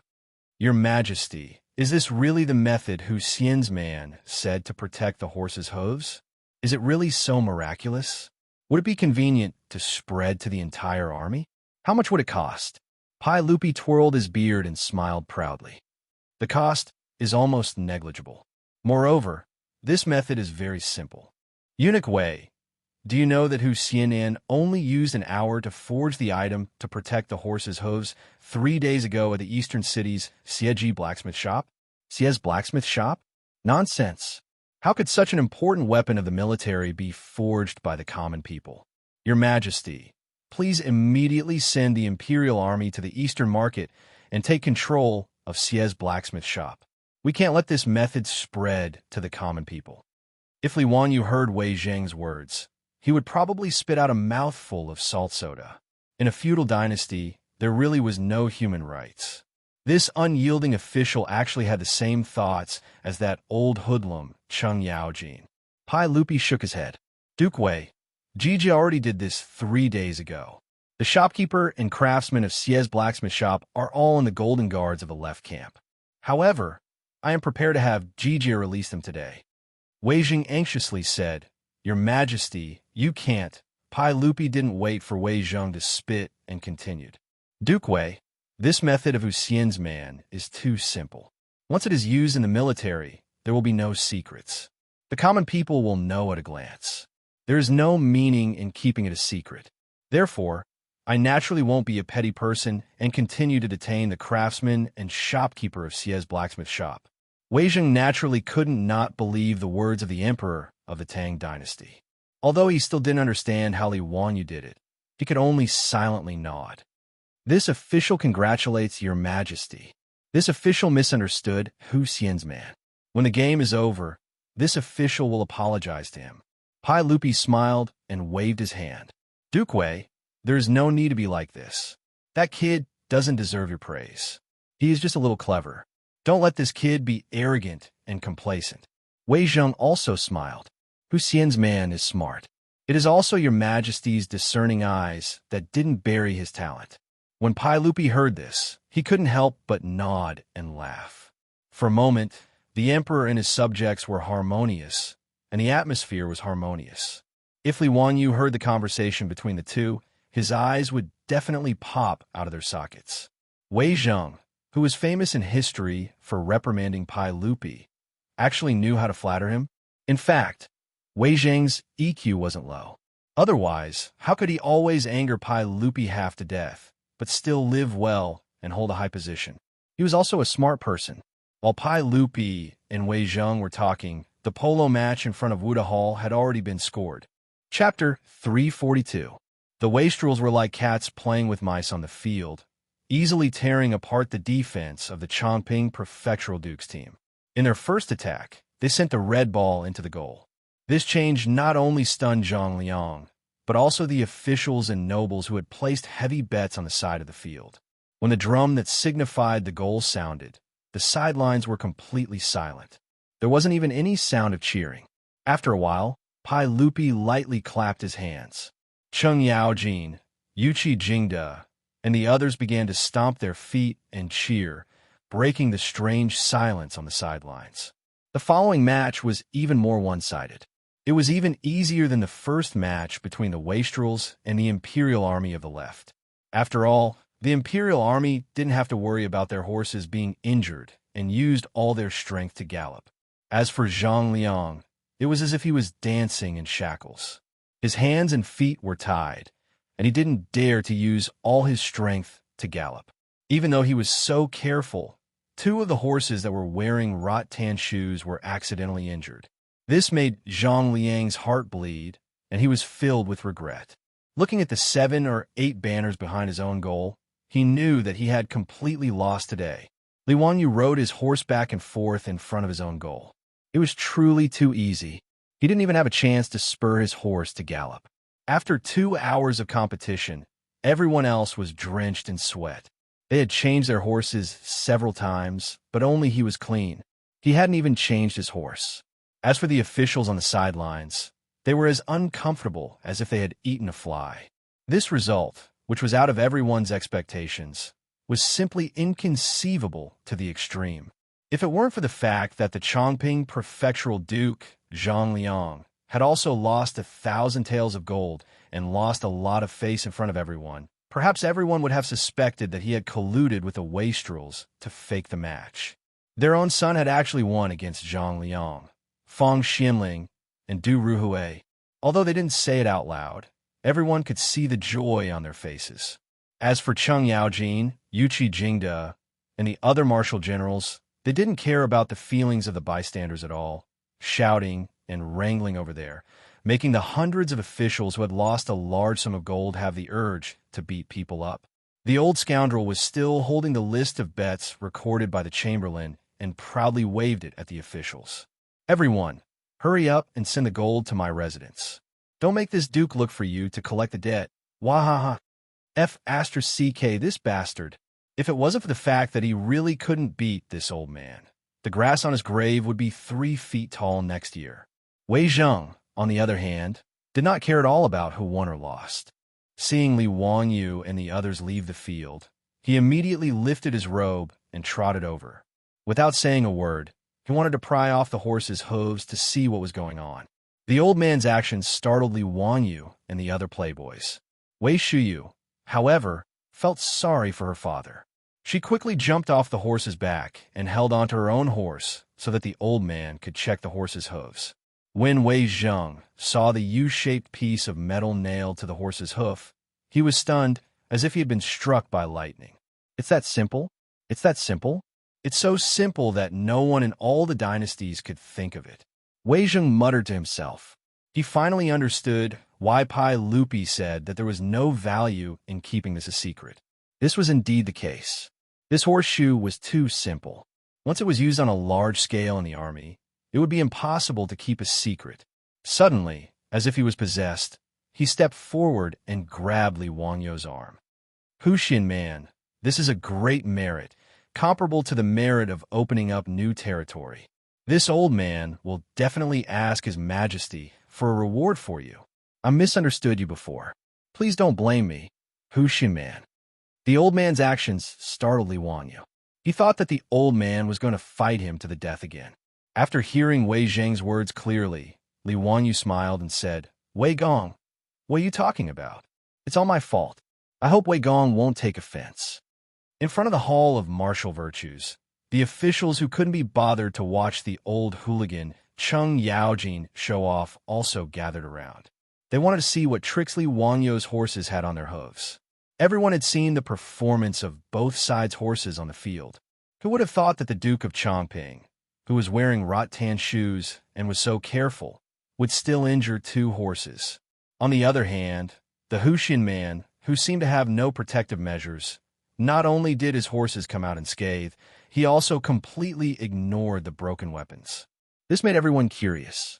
When they saw the horseshoe nailed to the horse's hooves, everyone suddenly understood. With such a strange idea, the Duke of Chomping's loss was not unjust. The polo enthusiasts surrounded the silk pants and asked them about the tactics they had used. When they found out that the Huxian man, the imperial tutor of the crown prince, had taught them, the officials couldn't help but raise their eyebrows. Could this Huxian man really be a literary star that descended from the heavens? It was said that Zhang Sun Wuji had said that the world was divided into 10 portions, and Li Wanyu had 8 portions. From the looks of it, this was not a lie. These officials of the imperial court waved the folding fan Li Wanyu had given them the other day, exclaiming that this youth was not ordinary. Li Wanyu's limelight was now second to none. At this time, Zhang Liang's face was gloomy as he walked over with his horse. Huxian man, you've won today's match. I concede defeat. Duke of Chongping, you let me win. Zhang Liang coldly snorted and threw the reins in his hands to Li Wanyu. He didn't want to waste any more words, so he turned and left. Li Wanyu was baffled. What was the meaning of this? Qing Chumo saw his confusion and laughed loudly. Ziyu, the family head of the losing side, will give his horse to the other side. This is the rule. TSK. Your luck is not bad. Duke of Chongping Zhao Yebai is a rare and famous horse. You really got lucky. The Zhao Yebai he spoke of was a white horse with a body as white as snow, without a single strand of other hair. Even the horse's mane was pure white. Compared to the white horse that Yang Quan had given to the Li family, Zhao Yebai was an extremely luxurious prince.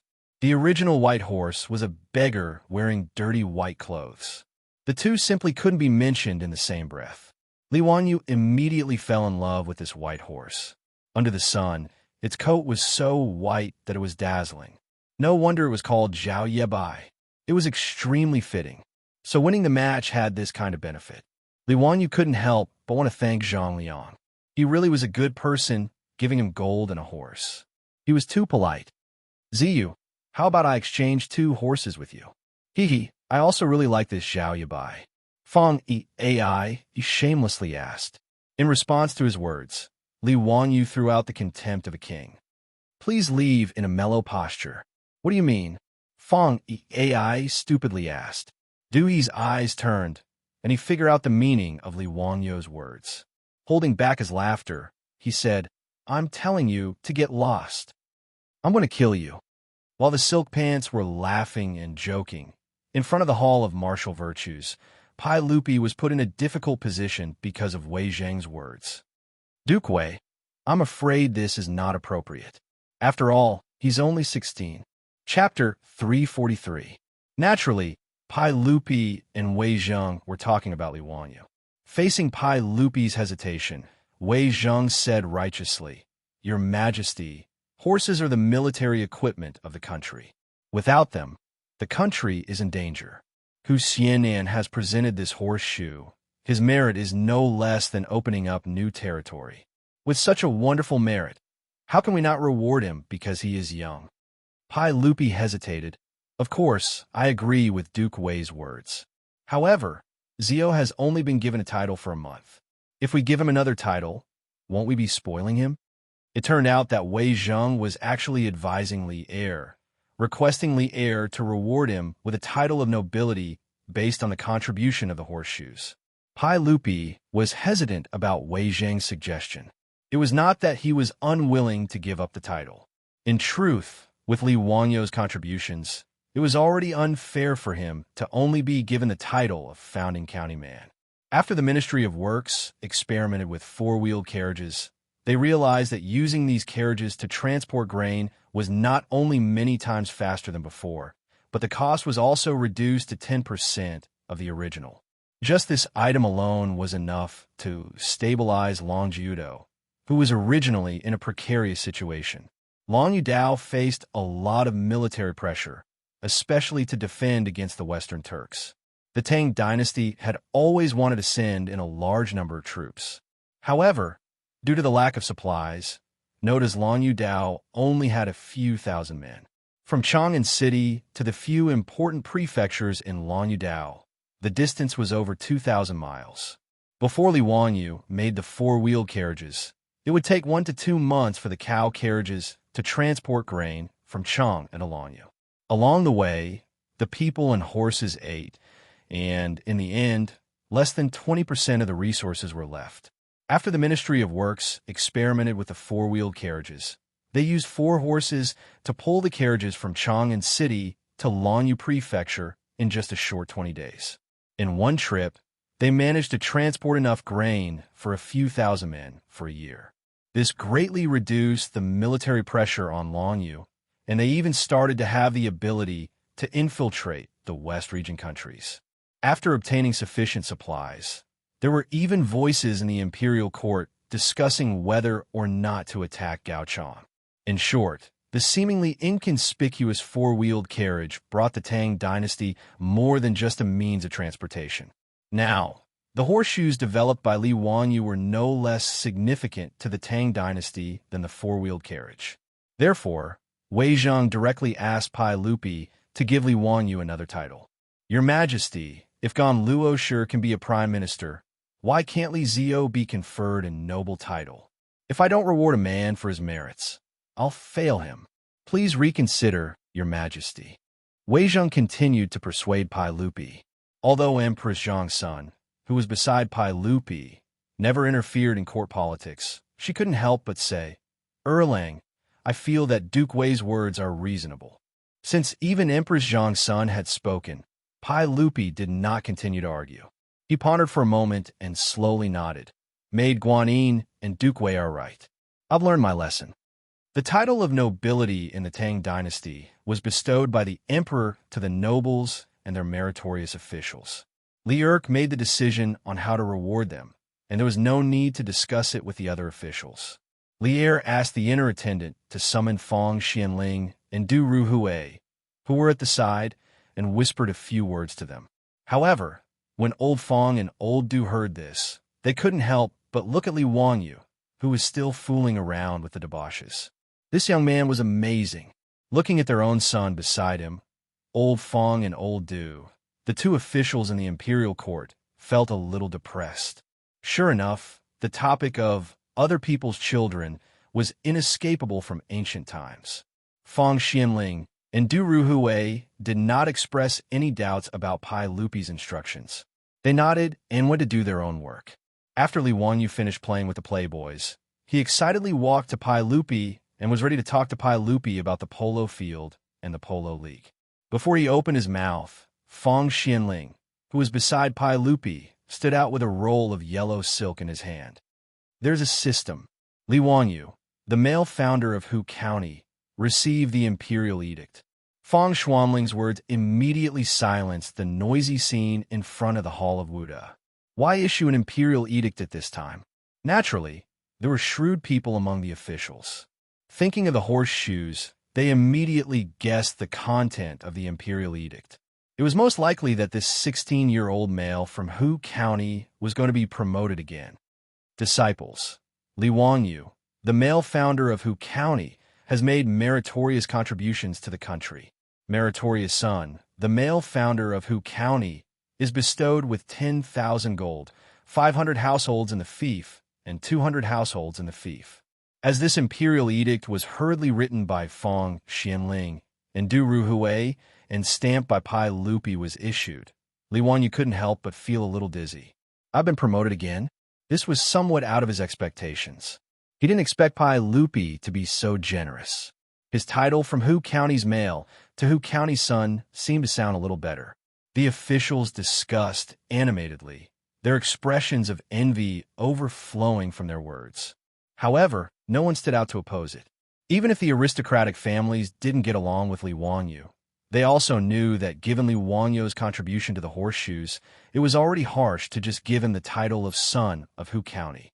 Congratulations, son of Hu County, for your promotion to the imperial court is worthy of celebration.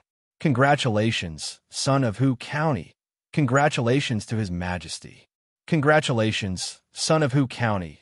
This old man has long seen that son of Hu County's bearing is extraordinary. You're definitely not a person who stays in the pond. Li Wanyu had been promoted to noble in front of everyone. Even the aristocratic families could only pinch their noses and go up to the court to congratulate him and say a few polite words. Li Wanyu could only smile and return the greetings, the muscles on his face almost cramping from smiling. In truth, being promoted to noble meant little to the current Li Wanyu. He didn't want to be an official, and he certainly didn't want to get involved in court politics. For him, the title of son of Hu County and son of Hu County was just a difference in title. Li Wanyu only needed a protective talisman, a noble status that could protect him and his beautiful superior. That was all. As a loser who had no ambition and only wanted to eat and die in the Tang dynasty, Having a high noble title was actually a burden. However, others naturally didn't see it this way. The group of playboys were envious and clamored for Li Wanyu to treat them to a meal at Ping Kong Fong. This group of hooligans just wanted to drink wine with young ladies. Li Wanyu looked at them with disdain. Under the pressure of the crowd, he could only nod and agree. However, he didn't forget about building a polo field and holding a polo league. The cultural and entertainment life of the Tang dynasty was too boring. It wasn't easy to find a sport that he liked. Naturally, he wanted to make it more lively and pass the time. Li Wanyu took advantage of Pai Lupi's happiness and made his suggestion again. This time, Wei Zheng didn't object. As long as the horses weren't injured or worn out from playing polo, the sheep nose was also interested in playing polo. Although Pai Lupi was also interested in the league that Li Wanyu proposed, he couldn't help but hesitate when he heard that a polo field with tens of thousands of seats would be built. Zio, the treasury of the Tang dynasty isn't rich yet. I'm afraid that building a polo field will cost a lot. The court won't be able to afford it. Chapter 344. Pai Lupi was not wrong.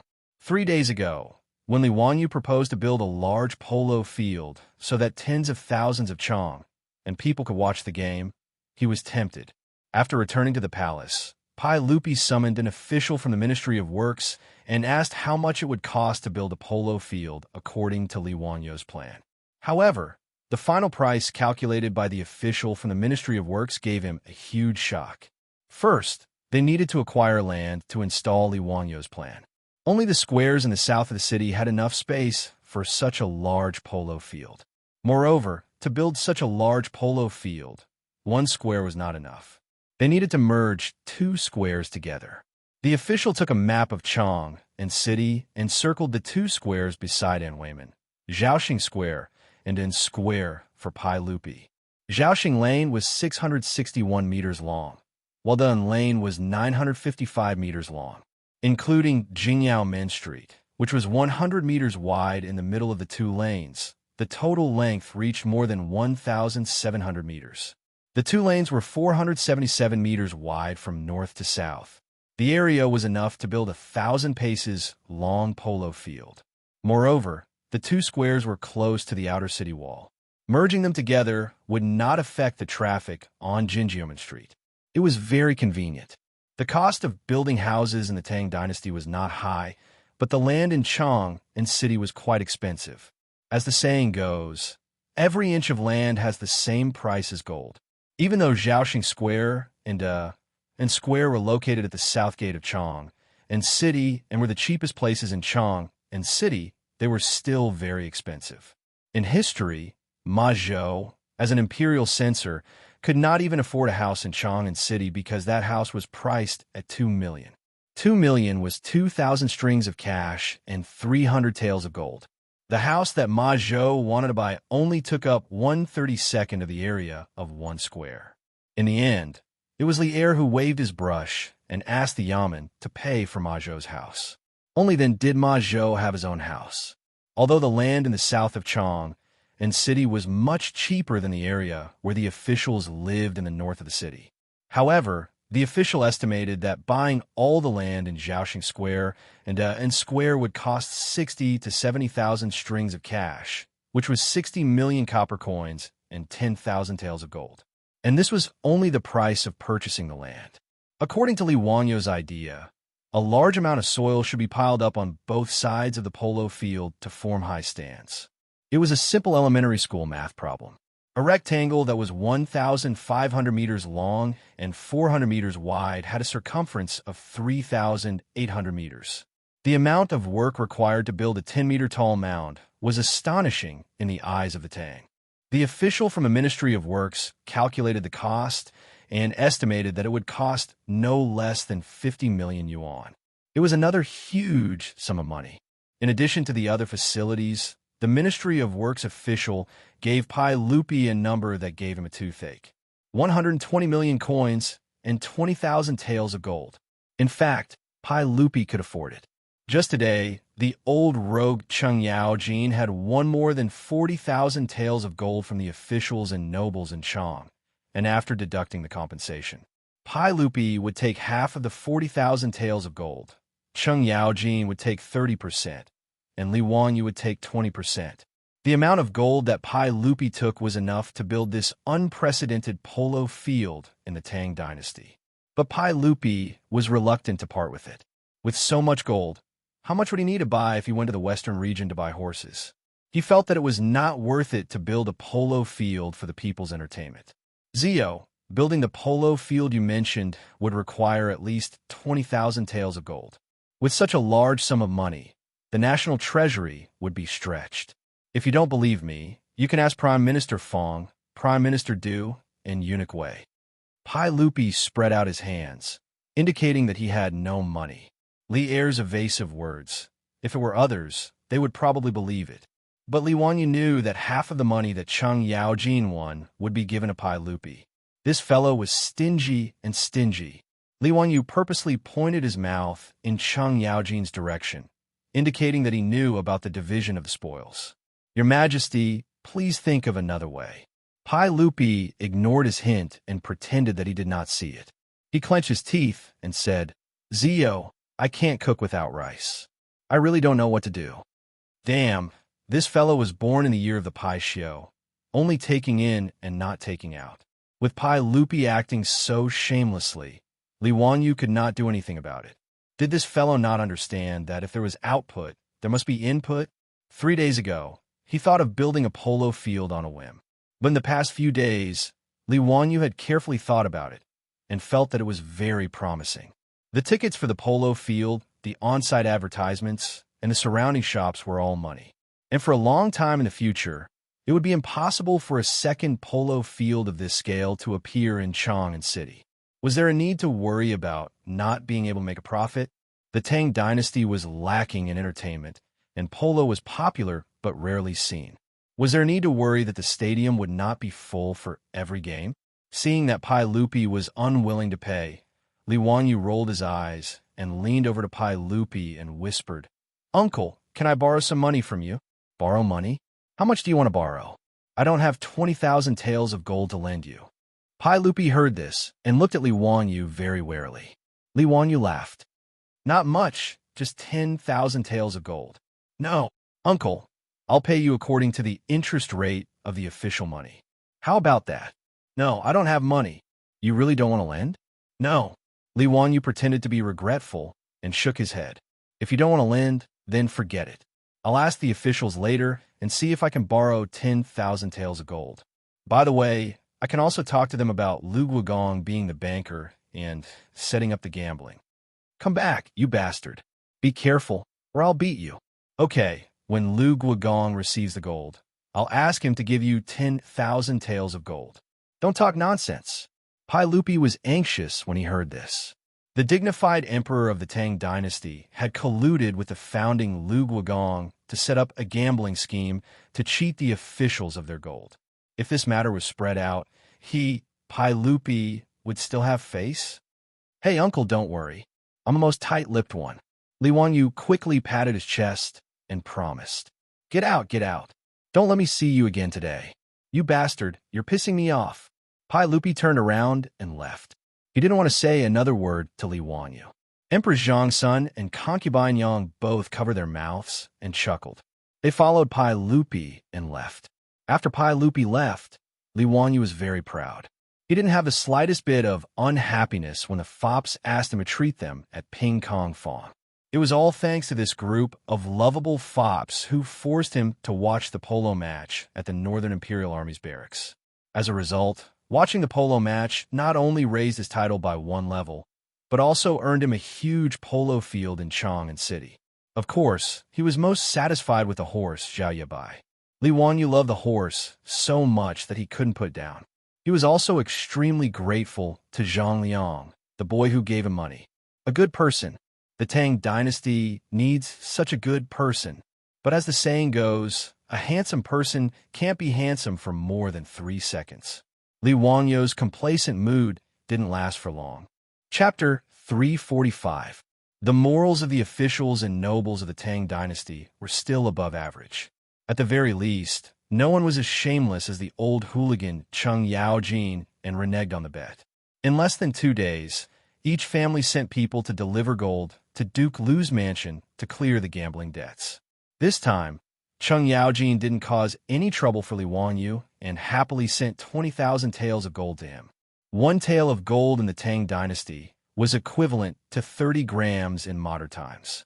20,000 taels of gold was equivalent to 600 kilograms. It wasn't too heavy, and a four-wheeled carriage could easily carry it away. However, such a large amount of gold was sent to Dingzhou village's Baron residence. Oh, it was now the Viscount residence. The old housekeeper Li Heng was quite frightened. The old man had never seen so much gold. Even though it was locked in the residence's treasury, he was still so worried that he couldn't sleep well. Li Wanyu and his beautiful superior also felt that it wasn't appropriate for the family to save so much money.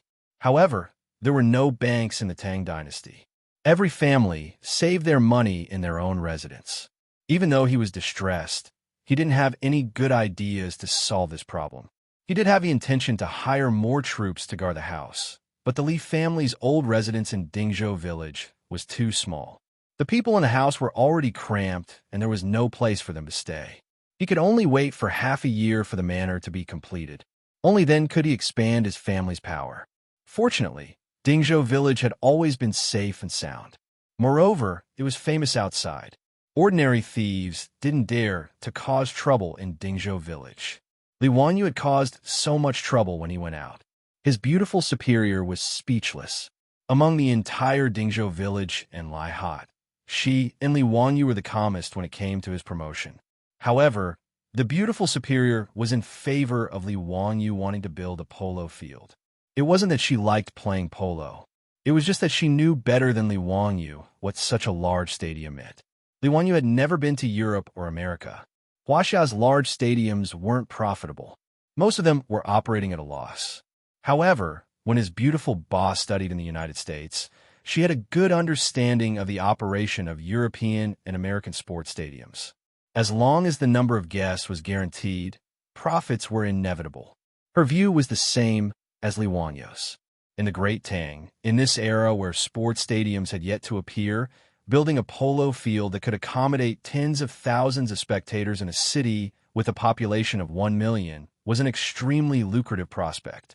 As for how to operate the polo field in the future, the beautiful boss also gave a lot of suggestions, which made Li Wanyu, who had been confused before, suddenly see the light. For the next few days, Dingzhou village was unusually lively.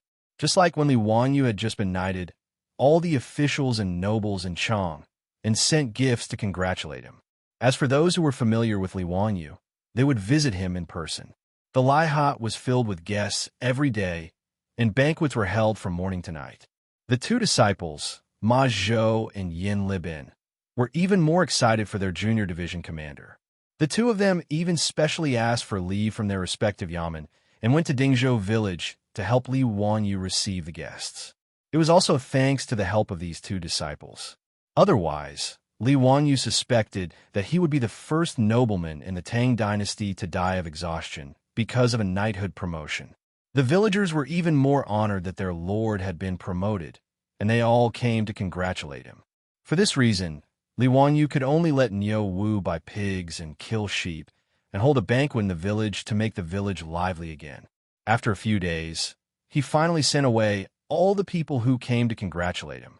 Li Wanyu quickly asked Niu Yong to escort 10,000 taels of gold to the Ministry of Works to buy land. Li Wanyu accepted all the suggestions that the Ministry of Works officials gave to Pai Lupi.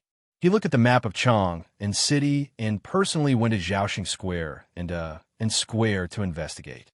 He felt that these two squares were the most suitable for building a polo field. Hu Xianzi personally sent 10,000 taels of gold to the Ministry of Works, which even alerted the Minister of Works, Duan Lun. In Chang and city, there was nothing that could be kept a secret. The news that Li Wanyu wanted to build a polo field had already spread to all the officials. Regarding this, the officials all had different opinions. Some mocked Hu Xianzi's youthful nature and did not know the immensity of heaven and earth. Spending 20,000 taels of gold to build a polo field for fun was truly extravagant and extravagant. Some sat and watched, feeling that if this polo field could really be built, it would be one of the sites of Chang'an City. There were also polo enthusiasts who supported Li Wangyou's plan to build a polo field of this scale. In short, this matter stirred up a wave of spring water in Chang'an City. In the various yamens, all the officials were discussing this matter, especially the Ministry of Works. There were all sorts of discussions. Many people did not believe this matter. This was truly throwing away a lot of gold. A 16-year-old viscount was willing to spend so much gold and silver to build a polo field. Wasn't this burning money? Even Pai Lupi could not see the commercial value of the polo field, let alone these officials. It was under such circumstances that when Li Wangyou led the Niu brothers into the Ministry of Works and escorted the gold, the entire Ministry of Works was in an uproar. Duan Luan personally came out to welcome him. Hu Xianzi, are you really going to build a polo field? This is 20,000 taels of gold. After Li Wangyou greeted Duan Luan, he smiled and replied, Minister Duan, your nephew has already sent the gold, so how can it be fake? These 10,000 taels of gold are used to redeem the land in Zhaoxing Square and Da'an Square. Minister Duan, please help your nephew with this matter. Duan Luan, the Minister of Works, was related to Li Wangyou by marriage. He was the son of the Sui dynasty's Minister of War, Duan Wenjin. After rebelling against the Sui dynasty, he joined the Tang dynasty and married Li Yuan's daughter. Princess Gaomi was Pai Lupi's sister, so Duan Luan was Pai Lupi's brother-in-law. It made sense for Li Wangyou to call himself a nephew. If the polo field was to be built successfully, the Ministry of Works would have to cooperate. Not only did they need to redeem the land, but they also needed to recruit workers to build the polo field. Since ancient times, there had been too many shenanigans involved in construction projects. Li Wangyou did not wish for the gold that he had painstakingly dug out from Li Er's mouth to be embezzled by others. Hu Xinzi is indeed a young hero. You are really generous. Don't worry, I will help you with this matter. As long as you have enough money, the polo field will be completed in, at most, a year. Duan Luan twirled his beard and nodded with a smile. Li Wangyou hurriedly bowed again. Thank you, Minister Duan. When the polo field is completed, your nephew will invite Minister Duan to watch the football match. Haha, that's great. I'm also looking forward to it. The two exchanged a few more pleasantries. After Li Wangyou handed over the gold to the officials of the Ministry of Works, he left in satisfaction. However, to Li Wangyou's surprise, the Ministry of Works had only begun to redeem the land for a few days when something happened that caused him trouble. He never expected that the Tang dynasty would also have nail households. Chapter 346.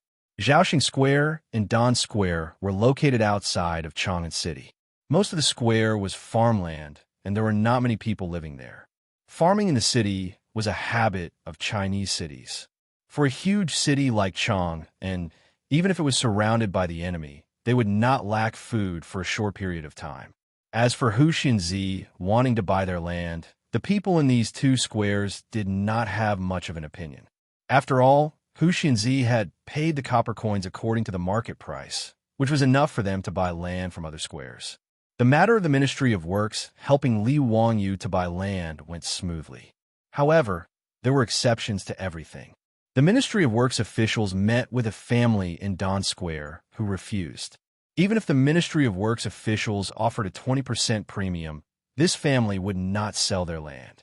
When the news reached Li Wangyou, it made him slightly shocked. The Tang dynasty actually had people who refused to sell their land, not to mention the fact that he had given enough money to buy the land. Just his face as the founding Viscount and the Ministry of Works officials were not enough to make this family lower their head. This was something worth pondering. In Chang'an City, the south of the city was mostly where normal people lived. It was the poorest region in Chang'an City, and it was not an exaggeration to call it the slums. The walls here were even made of yellow dirt, and they were only half a person tall. They were really old and broken. For a family living in such a place to be able to go against the Ministry of Works and not sell their land, Li Wangyou could not help but find it weird. Seeing that the matter of buying land had been delayed, Li Wangyou was a little anxious, so he brought Niu Wu to Chang and to personally ask the Ministry of Works, Minister Duan, who is it that is not willing to sell their land? was their background. After Pai Lupi greeted Duanlun, he went straight to the point. Duanlun sighed and said, Hu Xianzi, do you have a grudge with the Ministry of Civil Affairs?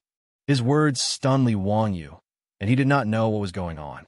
The Ministry of Civil Affairs, which later became the Ministry of Revenue, was in charge of finance and civil affairs, including land, marriage, money, tribute, and so on. It was divided into the Ministry of Civil Affairs, the Ministry of Revenue, the Ministry of Gold, and the Ministry of Grain. The Li Langzhong that Duanlun mentioned was the Li Langzhong of the Ministry of Civil Affairs. He was the head of the Ministry of Civil Affairs, a secondary grade 5 official. Li Wangyu didn't know any Dr. Li, and he didn't think that he had any enmity with this person. In Noda's Ministry of Civil Affairs, he only knew Daizhou, the Minister of Civil Affairs. He shook his head. Minister Duan, I don't know any Dr. Li. Is this related to him? Duanlun couldn't help but be a little surprised. You don't know Dr. Li? Then why did he refuse to sell the land? That piece of land and square is the courtyard that this Dr. Li purchased. Li Wangyu is also stunned. Why would a fifth-rank official of the imperial court go to the slums to buy a courtyard? However, this was not the time to investigate this matter. He hurriedly asked, Minister Duan, did this Dr. Li say why he was unwilling to sell the land? I haven't offended this person. Duanlun shook his head. Then it's troublesome. Dr. Li is adamant that he doesn't want to sell the land. The Ministry of Works can't do anything about it.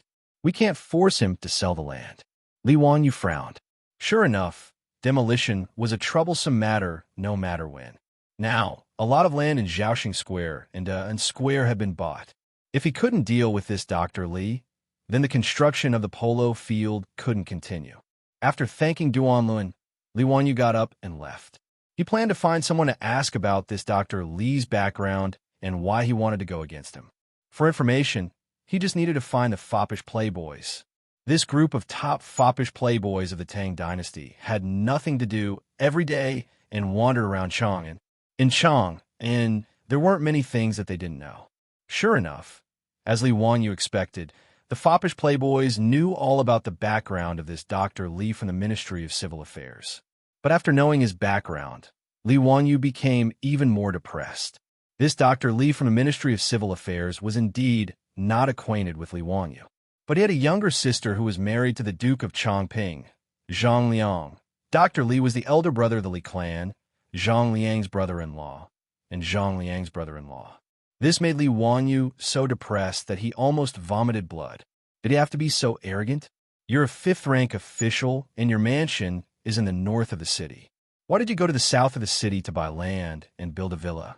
Li Wangyu naturally didn't know that Dr. Li had bought that land and square because he had been tricked. The elder brother of the Li clan was called Li Ru. He was a very devout Taoist monk. He was good friends with the abbot of the Taiqing Palace in Chang'an. One time, he asked the abbot about feng shui. The abbot said that his lucky star was in the south, so he should live in the south of the city. Li Ru believed this without a doubt, so he bought that land and square and built a villa there. Every rest day, Li Ru would go to his villa and square and stay there for a day. In fact, if not for the conflict between Li Wangyu and the Li clan, Li Ru would have sold the land to Li Wangyu for the sake of the Ministry of Works. After all, there were many squares in the south of the city. With Li Ru's status as a minister, he could have built a villa there. But that day, Li Ru was also in front of the Hall of Martial Virtues. He watched as his brother-in-law sullenly lost the polo match. Not only did he fail to avenge his younger sister, he also lost his Zhao Yabai. And because of this, he lost 500 taels of gold to Cheng Yaojin. This made him even more jealous of Li Wangyu. Now that Li Wangyu wanted to buy his villa to build a polo field, how could Li Ru let him have his way and sell the land to him? After figuring out what was going on, Li Wangyu could only sigh. Was he really that unlucky? If he had known, he would have bought 2 other squares, and it would not have been so troublesome. It was too late to say anything now. He could only think of a way to solve this problem. He knew that he had a grudge with Zhang Liang and the Li clan. If he rashly went to buy the land, he would only be suffering. He could only think of a way to find someone to help him. The first person that Li Wangyu thought of was the Ministry of Civil Affairs Daizhou. As Li Ru's immediate superior, Li Wanyu believed that Li Ru would definitely give Daizhou face. Li Wanyu and Daizhou had met a few times and could be considered acquaintances. He brought gifts and a greeting card and personally went to Daizhou's residence to ask Daizhou to help him. As long as Li Ru was willing to sell the land to him, the price was negotiable. To this, Daizhou naturally nodded in agreement. In his eyes, it was just a small matter. But no matter if it was Daizhou or Li Wanyu, they did not think that Li Ru would not give any face to his immediate superior. No matter how Daizhou tried to persuade him, Dr. Li would not sell the land. Daizhou, who had lost face, could not do anything. He could only send someone to tell Li Wanyu that there was nothing he could do. He wanted Li Wanyu to find another way. Seeing that Dr. Li of the Ministry of Civil Affairs was so difficult to deal with, Li Wanyu was dumbfounded. For such a small matter, he could not go find Pai Lupi, right? And after Daizhou said that the project had failed, Li Wanyu even suspected that Dr. Li would not give face to Pai Lupi. After all, even if it was Pai Lupi, he could not force his subordinate to sell the land. For a moment, Li Wanyu was at his wit's end. The land that Zhaoxing Square and Square had bought was also put on hold. Li Wanyu was still trying to think of a way to deal with this stubborn person. He did not expect that because of the construction of the polo field, he would be impeached by the imperial censor in the court. Chapter 347. The aristocratic families, led by the Wang clan of Taiyuan, did not let go of their conflict with Li Wanyu just because he had been promoted. However, Li Wanyu was not in the imperial court and was just an idle noble. It was difficult for them to take advantage of Li Wanyu. However, Li Wanyu wanted to build a polo field in Chang, which provided a target for the aristocratic families to attack him. After the officials paid their respects to Pai Lupi, they were just about to sit down and begin the discussion when an imperial censor stood up and stepped forward. "Your Majesty, I have something to report." "Report it." "I am impeaching the founder of Hu County. He is arrogant and extravagant. He is greedy for pleasure and wants to spend 20,000 taels of gold to build a polo field just for the pleasure of hitting balls. He is truly extravagant. Your Majesty," the Confucius said, "do not worry about scarcity, but about inequality. Do not worry about poverty, but about insecurity. The founder of Hu County should not be allowed to indulge in his extravagant ways. He is an extravagant person who wastes his wealth and brings harm to himself." When Pai Lupi heard this, he could not help but frown. Everything was going well, so why was Li Wanyu being impeached? He did not care about the censor's impeachment. If Li Wanyu was willing to spend money to build a polo field, why should he care about them? Naturally, he could not casually say this, so he continued to listen to the censor. "Your Majesty," the Confucius said, "there is only so much wealth in heaven and earth. Frugality is a virtue. Prohibition of extravagance is a good government.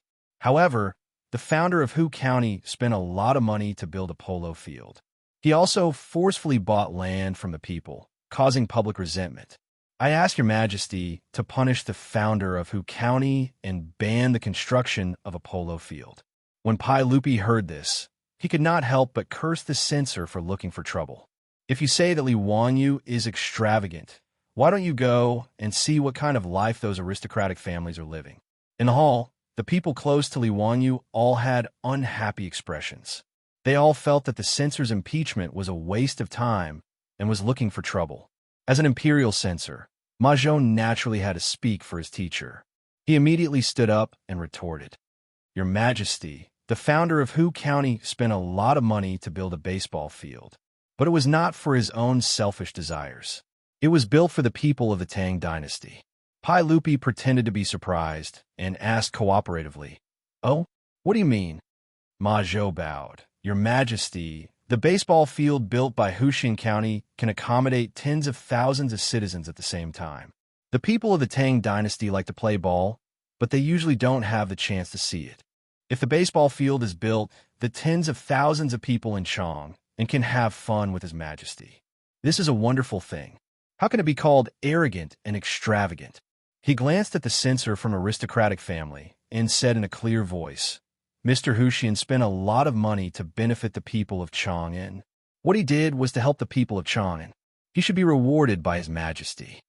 Ma Zhou paused and continued. As for the land redeemed by Mr. Huxian County, the people complained. Let me ask you, what kind of people did they complain about? Why didn't I hear any complaints from the people of Zhaoxing but they were very satisfied with the land redeemed by Mr. Huxian County? The censor was a little speechless. He couldn't say that Minister Li of the Ministry of Civil Affairs complained, could he? For a moment, he was speechless. Hearing Ma Zhou's words, all the officials in the hall nodded and agreed with Ma Zhou. After all, they couldn't see the commercial value of the baseball field. Even in Pai Lupi's eyes, Li Wanyu had too much money to burn. That was why he used his own money to build such a huge baseball field.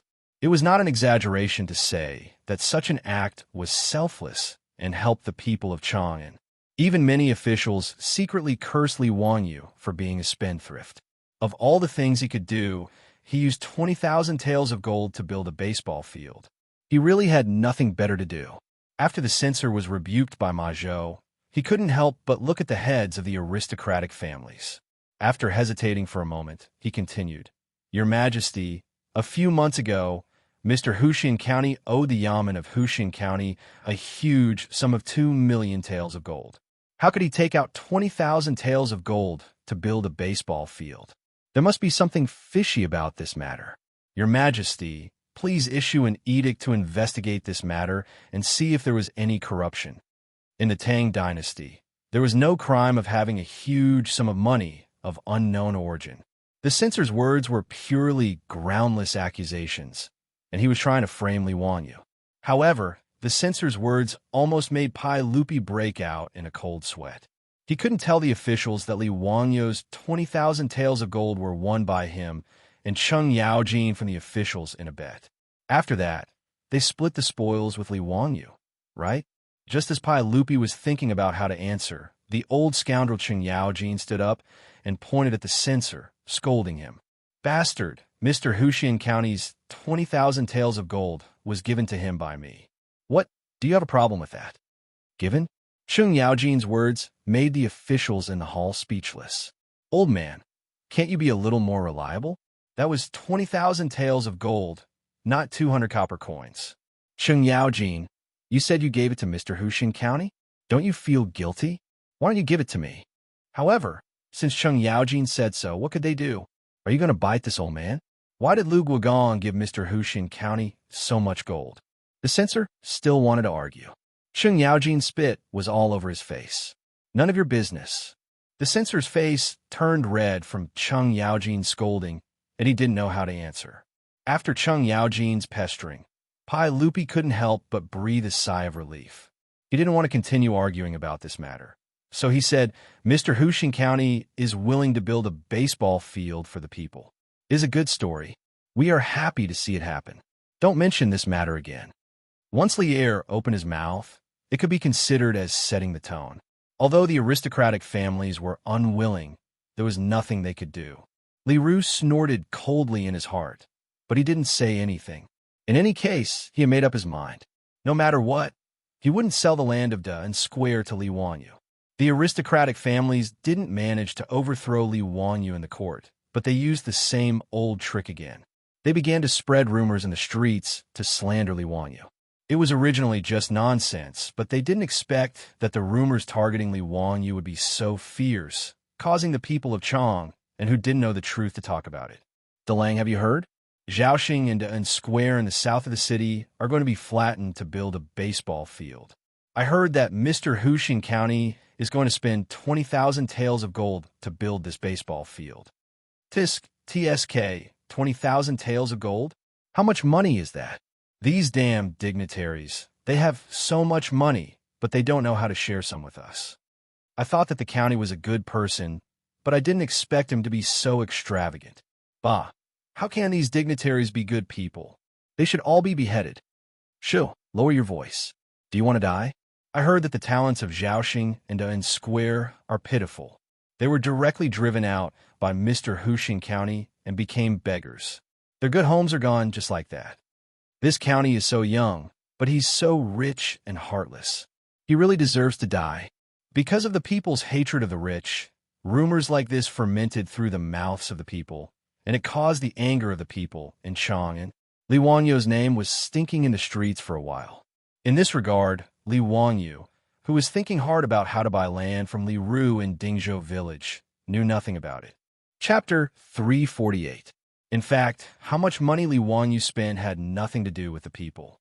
But in the eyes of the illiterate people of the Tang dynasty, being rich was a sin in itself. As the saying went, "I'm right when I'm poor, but you're not benevolent when you're rich." Most people had this idea about the rich merchants and aristocratic families.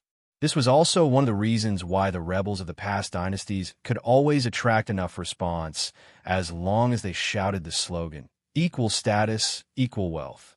Of course, the people couldn't be blamed for this. Even in the prosperous Tang dynasty, under such a feudal system, all kinds of injustice could be found everywhere. It was quite normal for the people to hate the rich and powerful. However, Li Wangyu had suffered an unexpected calamity.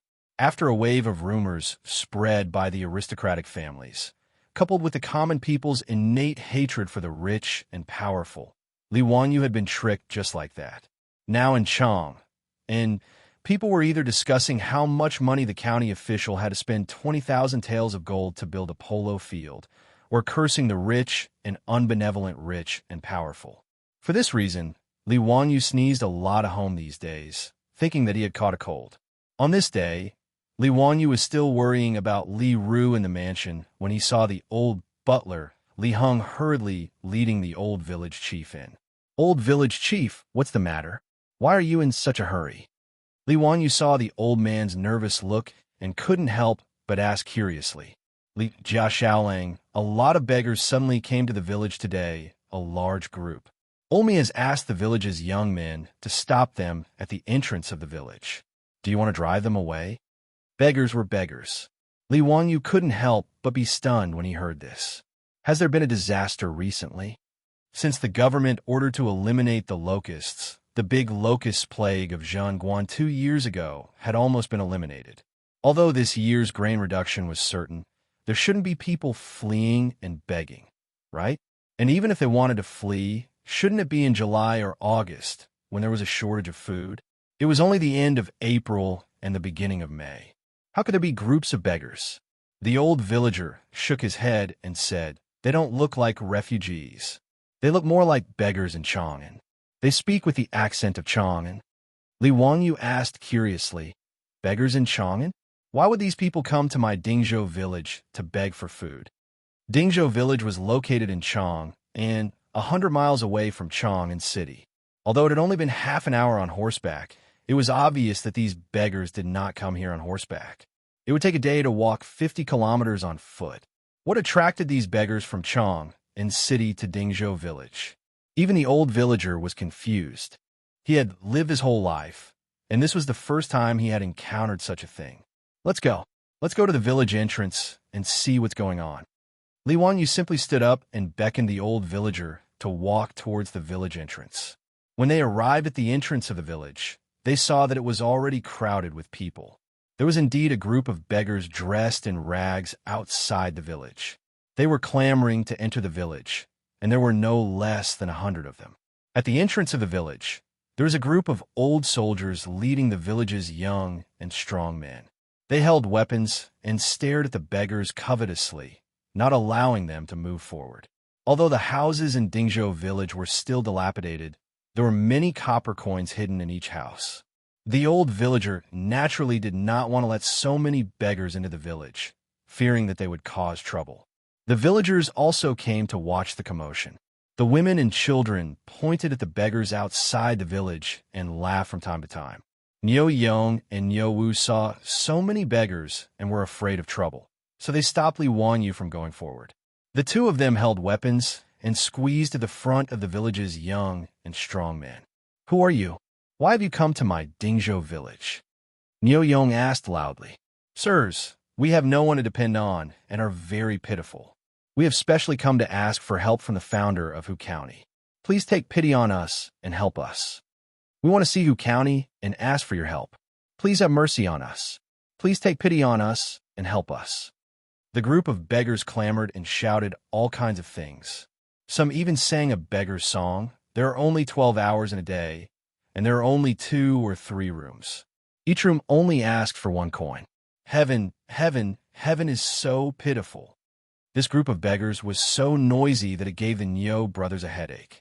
They wanted to give them some clothes and food to send them away. How can beggars like you meet our Langjun? I'll get someone to prepare some clothes and food for you. Leave quickly. You all have hands and feet. What can't you do? Why must you beg for food? Sirs, we don't want clothes or food. Please give us some gold. We will leave immediately and won't bother you. What? The beggar's words stunned Nyo Yong, Nyo Wu, and the young and strong men of Dingzhou village. They don't want clothes or food, but they want gold? Where did this group of lunatics come from? Yes, that's right. Hu County has so much gold that he doesn't have anywhere to spend it. It's spread throughout Chang, and that Hu County throws away his gold casually like he's throwing away his worn-out shoes. If that's the case, why don't you give it to us? Yes, everyone in Chang, and says so. Hu County has so much gold that he can't fit it in his house. If he has mountains of gold and silver, please take pity on us. Just a little bit from a nobleman's fingers will save us. I'm not greedy. Just give me a piece of gold leaf. The beggar's words almost made the villagers laugh. Even Li Wangyu, who was behind the crowd, shook his head with a wry smile. Which bastard spread this rumor? He had mountains of gold and silver in his house. He really didn't know what he was talking about. He didn't know that a rumor was fiercer than a tiger. Li Wangyu's 20,000 tales of gold had been exaggerated beyond belief by countless people in Chang'an. In addition, some people added fuel to the fire. Now Li Wangyu had become the richest man in the Tang dynasty. It was said that all the utensils in Hu County's house were made of gold. Even the trees in his yard were made of gold, from the trunks to the leaves.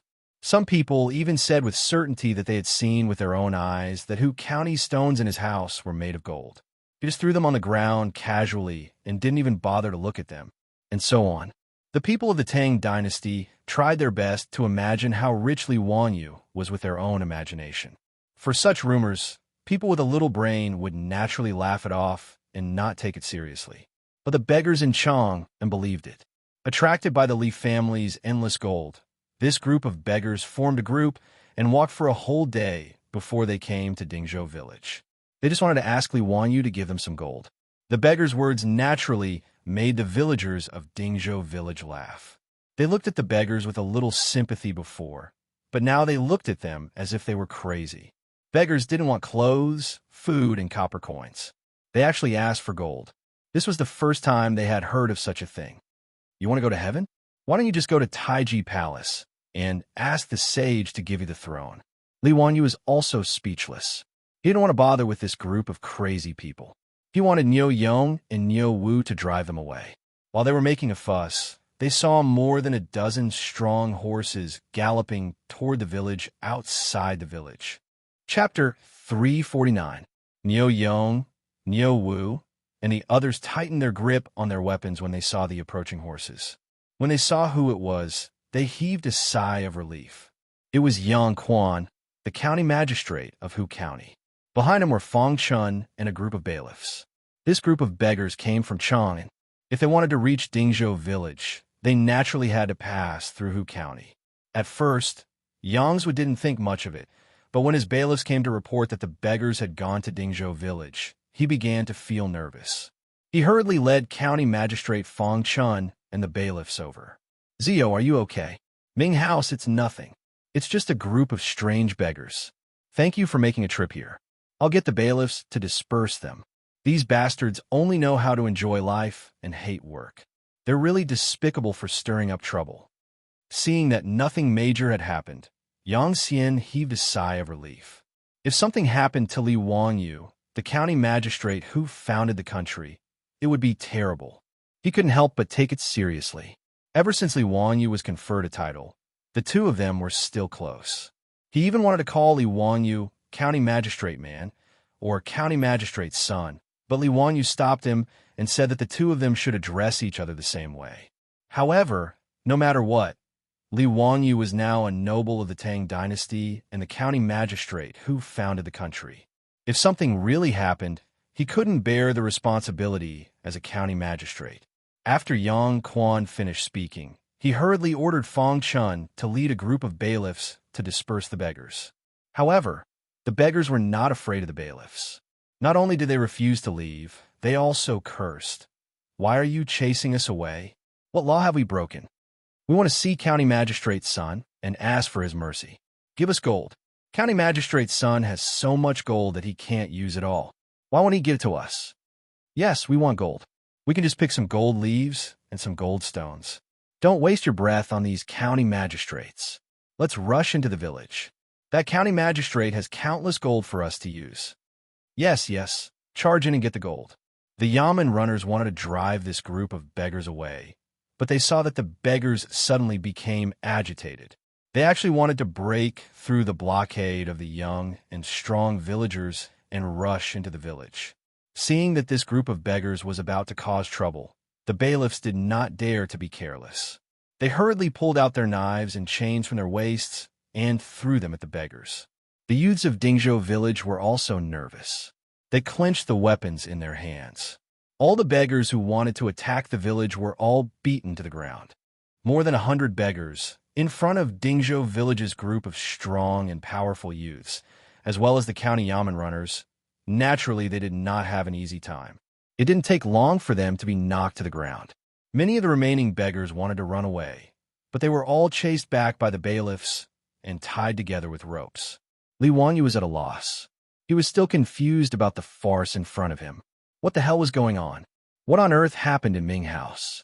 Why did a large group of beggars from Chang and City come to our Dingzhou village to cause trouble? Li Wanyu asked Yang Quan. Yang Quan had a strange look on his face. "Zio, don't you know?" "What do I know?" Li Wanyu was even more puzzled.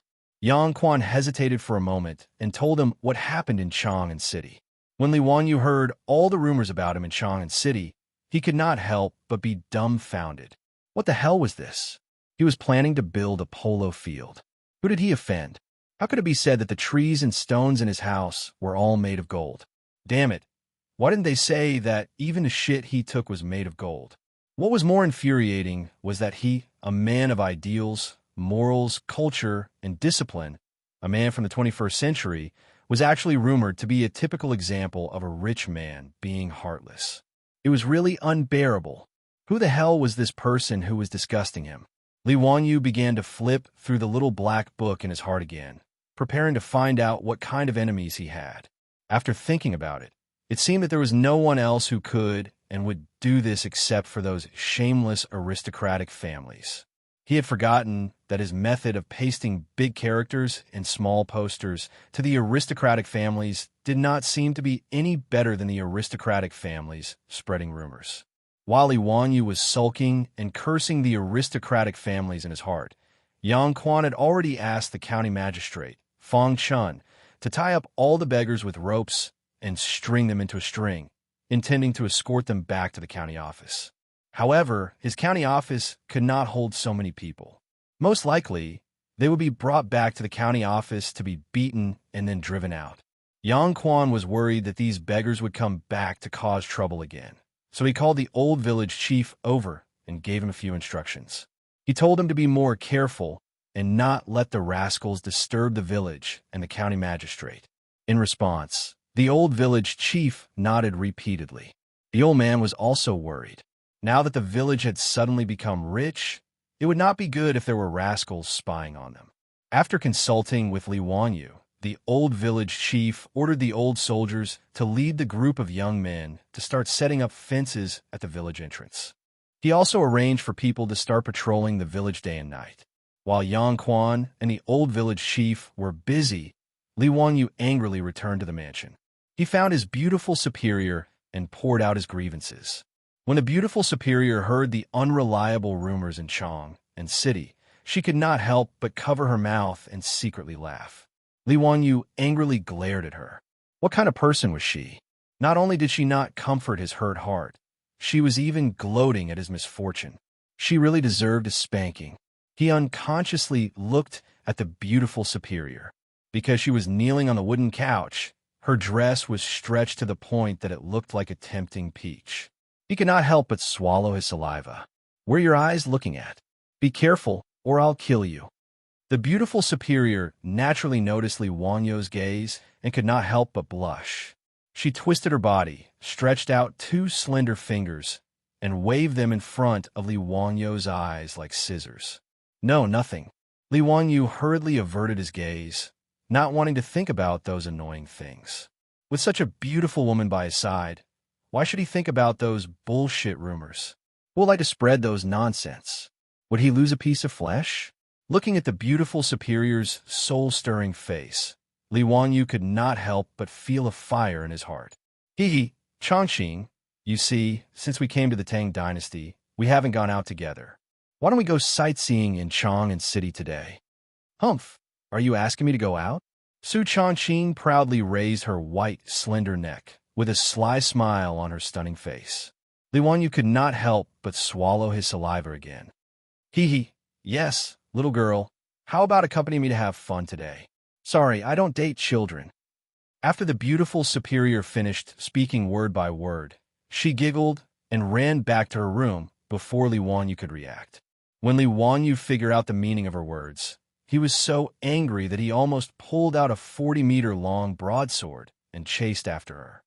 Damn, I was teased again. You are a child. Chongqing, you tell me clearly, who is a child? Li Wanyu turned around and chased out. After a while, Li Wanyu and the beautiful superior rode straight to Chang'an City. The beautiful woman rode a snow-white horse, which made Li Wanyu feel a bit of resentment. Without a doubt, the horse that Zhang Liang had lost to him, Zhao Yebai, had been taken by his beautiful superior. Li Wanyu, who could not be Prince Charming, could only pinch his nose and ride the date red horse to accompany the beautiful woman. This was really the first time the two of them had a real date. Chapter 350. There were not many scenic spots in Chang, and during Xinguan's reign, they were suitable for transmigrators. At least the Big Wild Goose Pagoda and Little Wild Goose Pagoda had not been built yet. The terracotta soldiers and horses were still lying quietly on the ground, accompanying Qin Shi Huang. In the Tang dynasty, there were no cinemas, bars, KTV, or nightclubs. Li Wanyu thought about it, and felt that Xiujiang Pool was the most worthwhile place to visit. There was a poem that said, "The brocade hall is always embroidered with curtains during the day." The pink beauty coaxed him with wine, and the young man in green followed. The jade staff gently knocked the flower petals, and the golden whip was like a willow branch. Riding 3 to 5 horses, they traveled leisurely along Xiujiang Pool. This Xiujiang Pool was very suitable for traveling with the pink beauty. It just so happened that his beautiful superior had not been to Xiujiang Pool before. Hearing Li Wanyu's words, she was also interested. The two of them leisurely rode their horses and chatted softly in front of the pool. They were relaxed and comfortable. The only thing that made Li Wanyu dissatisfied was the big light bulb following behind them. Niu insisted on following them and protecting them. Li Wanyu could not persuade him no matter how hard he tried. In the end, he could only tell Niu Wu to stay away from them while his beautiful superior snickered. Only then could he and Su Chongqing have some space to talk privately. After strolling until noon, Li Wanyu and his beautiful superior felt hungry and prepared to find a place to eat in Chang'an. Xiujiang Pool was too far away from Shi City. Li Wanyu did not want to cross the city to eat in those restaurants. Suddenly, he remembered the famous Zhao's soup pancake in Chang. The soup pancake in the Tang dynasty was also known as wonton in the future.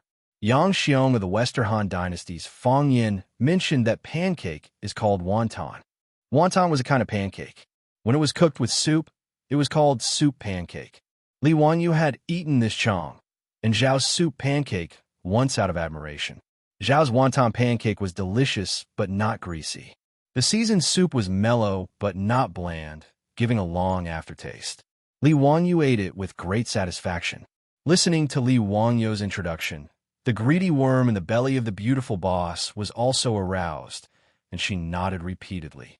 The Zhaosu pancakes were not opened in the east and west markets, but in Zhaowu Square, not far from Xiujiang Pool, outside Chongji Temple. The old couple led their son and daughter-in-law to run a restaurant in the square. The business was quite good. When Li Wanyu arrived with his beautiful boss, The restaurant was almost full of diners. The waiter was shopkeeper Zhao's son. He saw that the three of them were all riding horses, especially the beautiful boss's shining night white. It was so dazzling that it almost blinded everyone's eyes. He knew that the three of them were nobles. In the Tang dynasty, such a majestic horse was comparable to the supercars of the modern era in the eyes of the public. It attracted the attention of the passers-by, and the diners in the restaurant also whispered to each other. Shopkeeper Zhao's son didn't dare to be negligent. He attentively helped them tie up their horses and invited them to an empty table to sit down. "Give us 3 bowls of soup pancakes." "Oh, for bowls." Li Wanyu thought of Niu Wu's appetite and quickly added, "Okay, 4 bowls of soup pancakes. Please wait a moment." Shopkeeper Zhao's son hurriedly responded and went to the kitchen to inform his father. The restaurant of the Xiao family was not big, and the diners sat very close to each other. When Li Wanyu and the others waited for the dishes to be delivered, they could clearly hear the diners' conversation.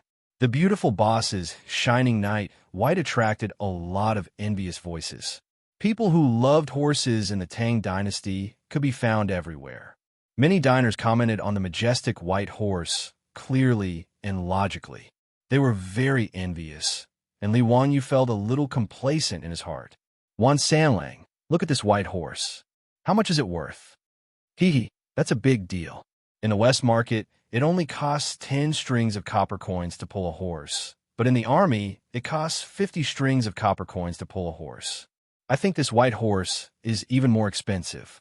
You can't buy it for less than 100 strings of copper coins."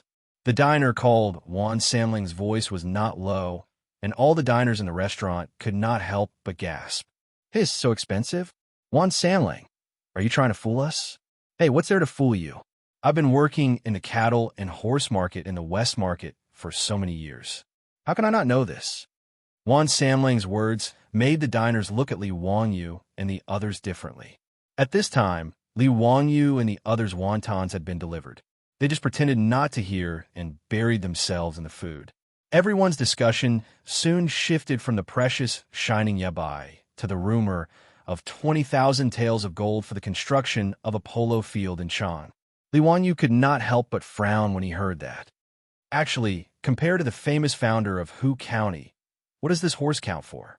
"I'm afraid you don't know. I have an elder brother who works in that county's residence." TSK, I'm not afraid to scare you to death if I tell you this. But in the residence of this county's founder, even the chestnut used for the toilet is made of gold and inlaid with all kinds of gems. Just those gems, any one of them can be exchanged for several horses like this. The man's words caused everyone in the restaurant to gasp again. Li Wanyu, on the other hand, almost choked to death because of his words. Bragging really doesn't pay tax. Also, your elder brother works in my house.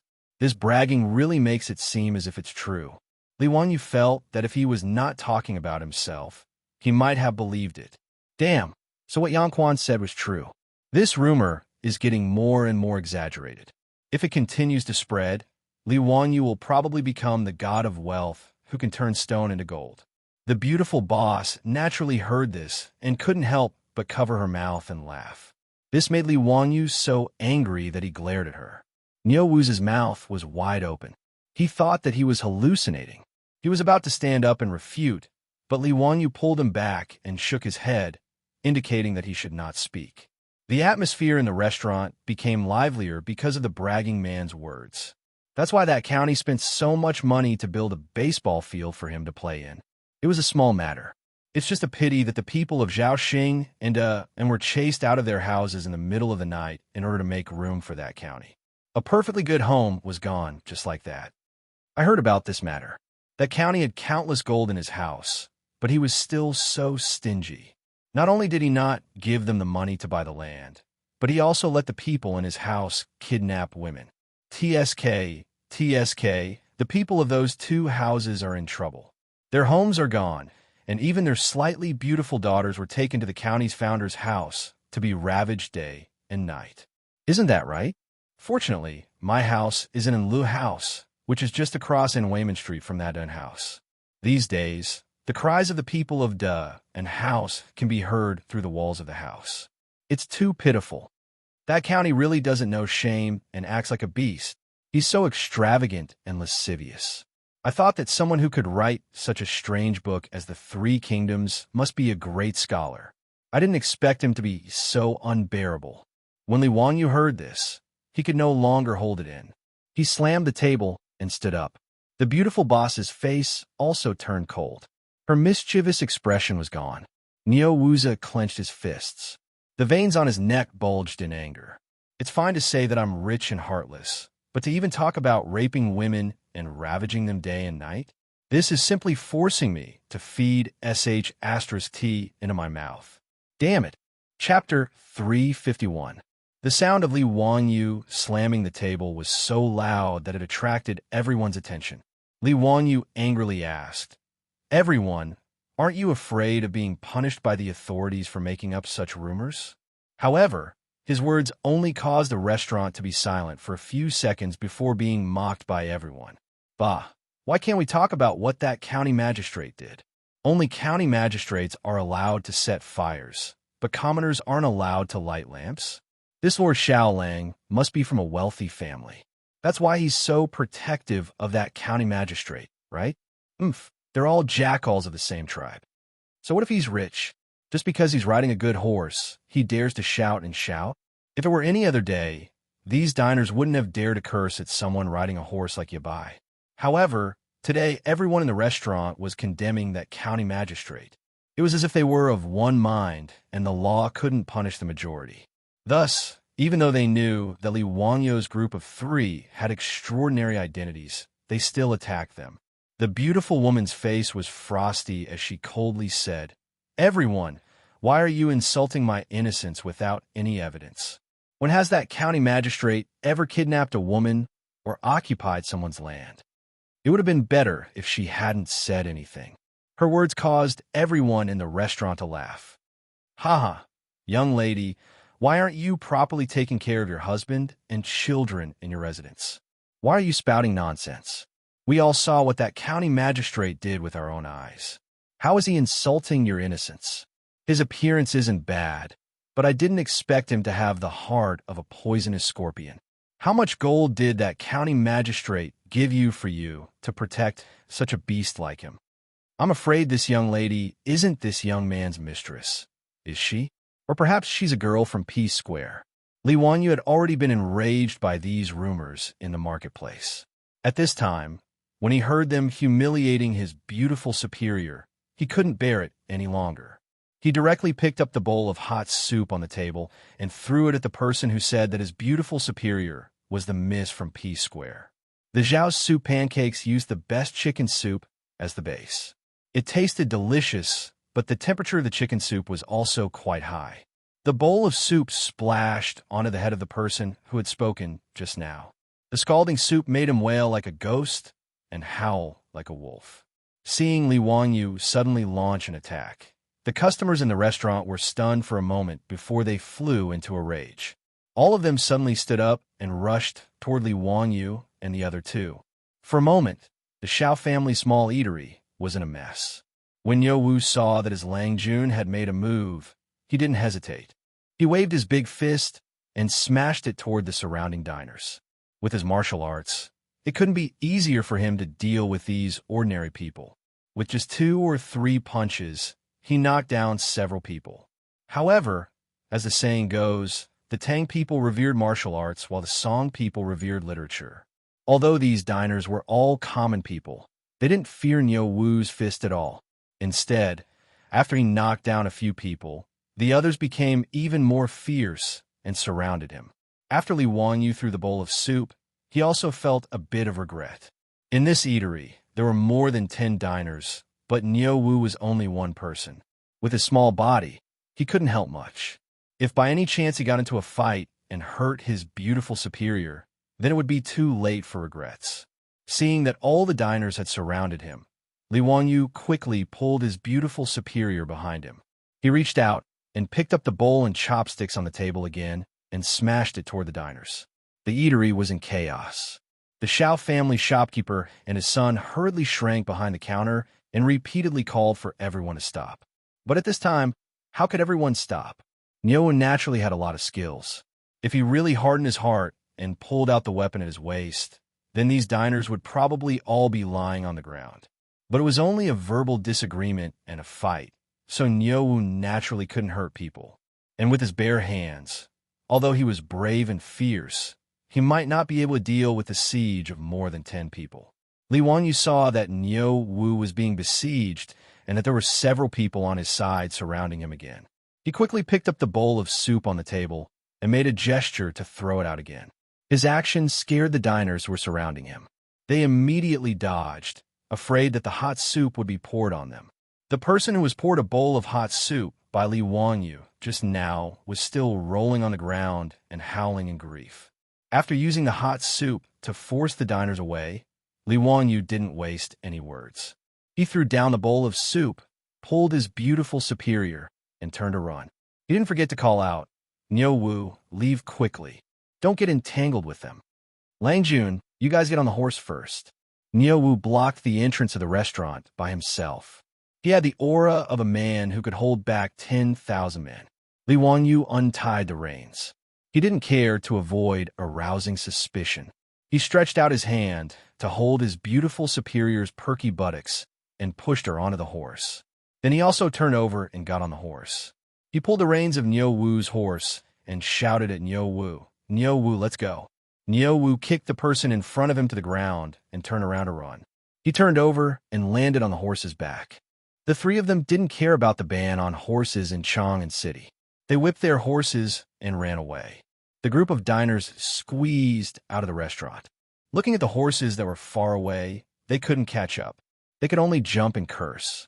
Li Wanyu urged the horse to run straight out of Zhaoguofang. Then he laughed and pulled the reins. The conflict just now had let him vent his anger. He was in a good mood. "Nyowu, send 10 copper coins to Zhao's soup pancake shop as compensation." Today, the Zhao's soup pancake shop had suffered an unexpected disaster. Because of the fight between Li Wanyu and the others, the shop was smashed into a mess. Li Wanyu is naturally not an unreasonable person. Although today's incident was caused by the diner's obscenities, it had nothing to do with Zhao's soup pancake shop. He naturally had to compensate. Nyowu grinned and nodded with a smile. The beautiful female boss rolled her eyes at Li Wanyu in a flirtatious manner and rebuked, "Look, why are you building a polo field all of a sudden? Now you've made yourself a pest that everyone in Chang and City hates. Let's see how you're going to deal with it." Of course, she didn't really blame Li Wanyu. She just complained out of concern. Li Wanyu also smiled bitterly. He didn't know that it would cause such a big trouble. Have the people of Chang and City gone mad? There are people who believe such ridiculous words, and all of them speak as if it's true. The beautiful superior also sighed. Everyone has the idea of getting rich quickly, but it's difficult to realize. You've been so high profile and spent so much money to build a polo field. Besides, some people added fuel to the fire. Naturally, their envy turned into jealousy. Li Wanyu was furious. He obviously wanted to add some cultural entertainment for the people of the Tang dynasty, but they didn't know how to appreciate his kindness. The matter of buying land had not been solved. Now his reputation in Chang and City was so bad because of the rumors. Li Wanyu really regretted it. If he had known it, he would not have built a polo field. But now, it was too late to say anything. If he couldn't find a way to solve this matter, he really didn't need to come to Chang and City in the future. More than 1 million people in Chang and City could drown him with their saliva. Li Wanyu looked up and sighed. So what if I'm rich? Who did I offend? Chapter 352. Li Wanyu was indeed very annoyed. He had clearly done a good thing, but was misunderstood and even abused by the other party. It was hard for him not to get angry. Just like that monkey's son, he was clearly fighting a monster, but was misunderstood by Tang Sanzang, who not only chanted the golden hoop spell, but also drove the monkey away. It was really sullen. This was also the reason why he couldn't hold back and fought in the Zhao's soup pancake shop today. After being disturbed like this, he and the beautiful boss no longer had the interest to continue dating and play. They were also too lazy to find another restaurant to eat, so the three of them directly rode back to Dingzhou village. Back in the backyard, Li Wanyu looked around and saw that there was no one around, so he opened his arms to the beautiful boss. Poor, weak, and helpless me. Please give me a loving hug. Bah, stinky hooligan, stay away from me. The beautiful boss saw through his sinister intentions at a glance and pushed him away with a very disgusted expression. Li Wanyo's heartbroken look made the beautiful boss unable to help but laugh. Well, seeing how pitiful you are, this miss will reward you with a hug. The beautiful boss said that she was disgusted with Li Wanyu, but still went forward to give him a gentle hug. This was the first time that a beautiful boss had taken the initiative to hug him, so Li Wanyu was instantly revived on the spot, as if he had been injected with chicken blood. He was just about to reach out and wrap his arms around the beautiful boss's slender waist, but this demoness had already pushed him away with a giggle. Hey, I'm warning you. Don't push your luck. Stingy, I'm not leaving you out. What did you say? Say it again. The beautiful boss put 2 fingers on Li Wanyo's waist. No, nothing. Hee. I said, don't let me see you again. Otherwise, I'll fall in love with you every time I see you. Li Wanyo's desire to live was very strong, so he immediately began to show off his vulgar words of love. The beautiful boss made a disgusted and vomiting expression. Ugh, too disgusting. You can save these vulgar words of love for Aphrodite. Amidst the laughter and banter between the 2 lovers, Li Wanyo's depressed mood improved a lot. For Li Wanyo's depression, the beautiful boss could understand. She comforted him. Wang Yu, don't worry. There is no way to explain this kind of thing. The more he tried to explain, the worse it would get. It was better to just let it be. Anyway, people are forgetful. After a while, everyone will forget about this matter.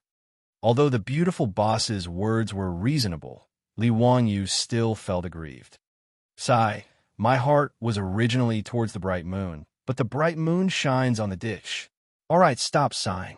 You can't really distribute gold to the people of Chang, and can you? His beautiful boss didn't mean it, but Li Wanyu suddenly felt a trace of inspiration. Chongqing, what did you just say? What?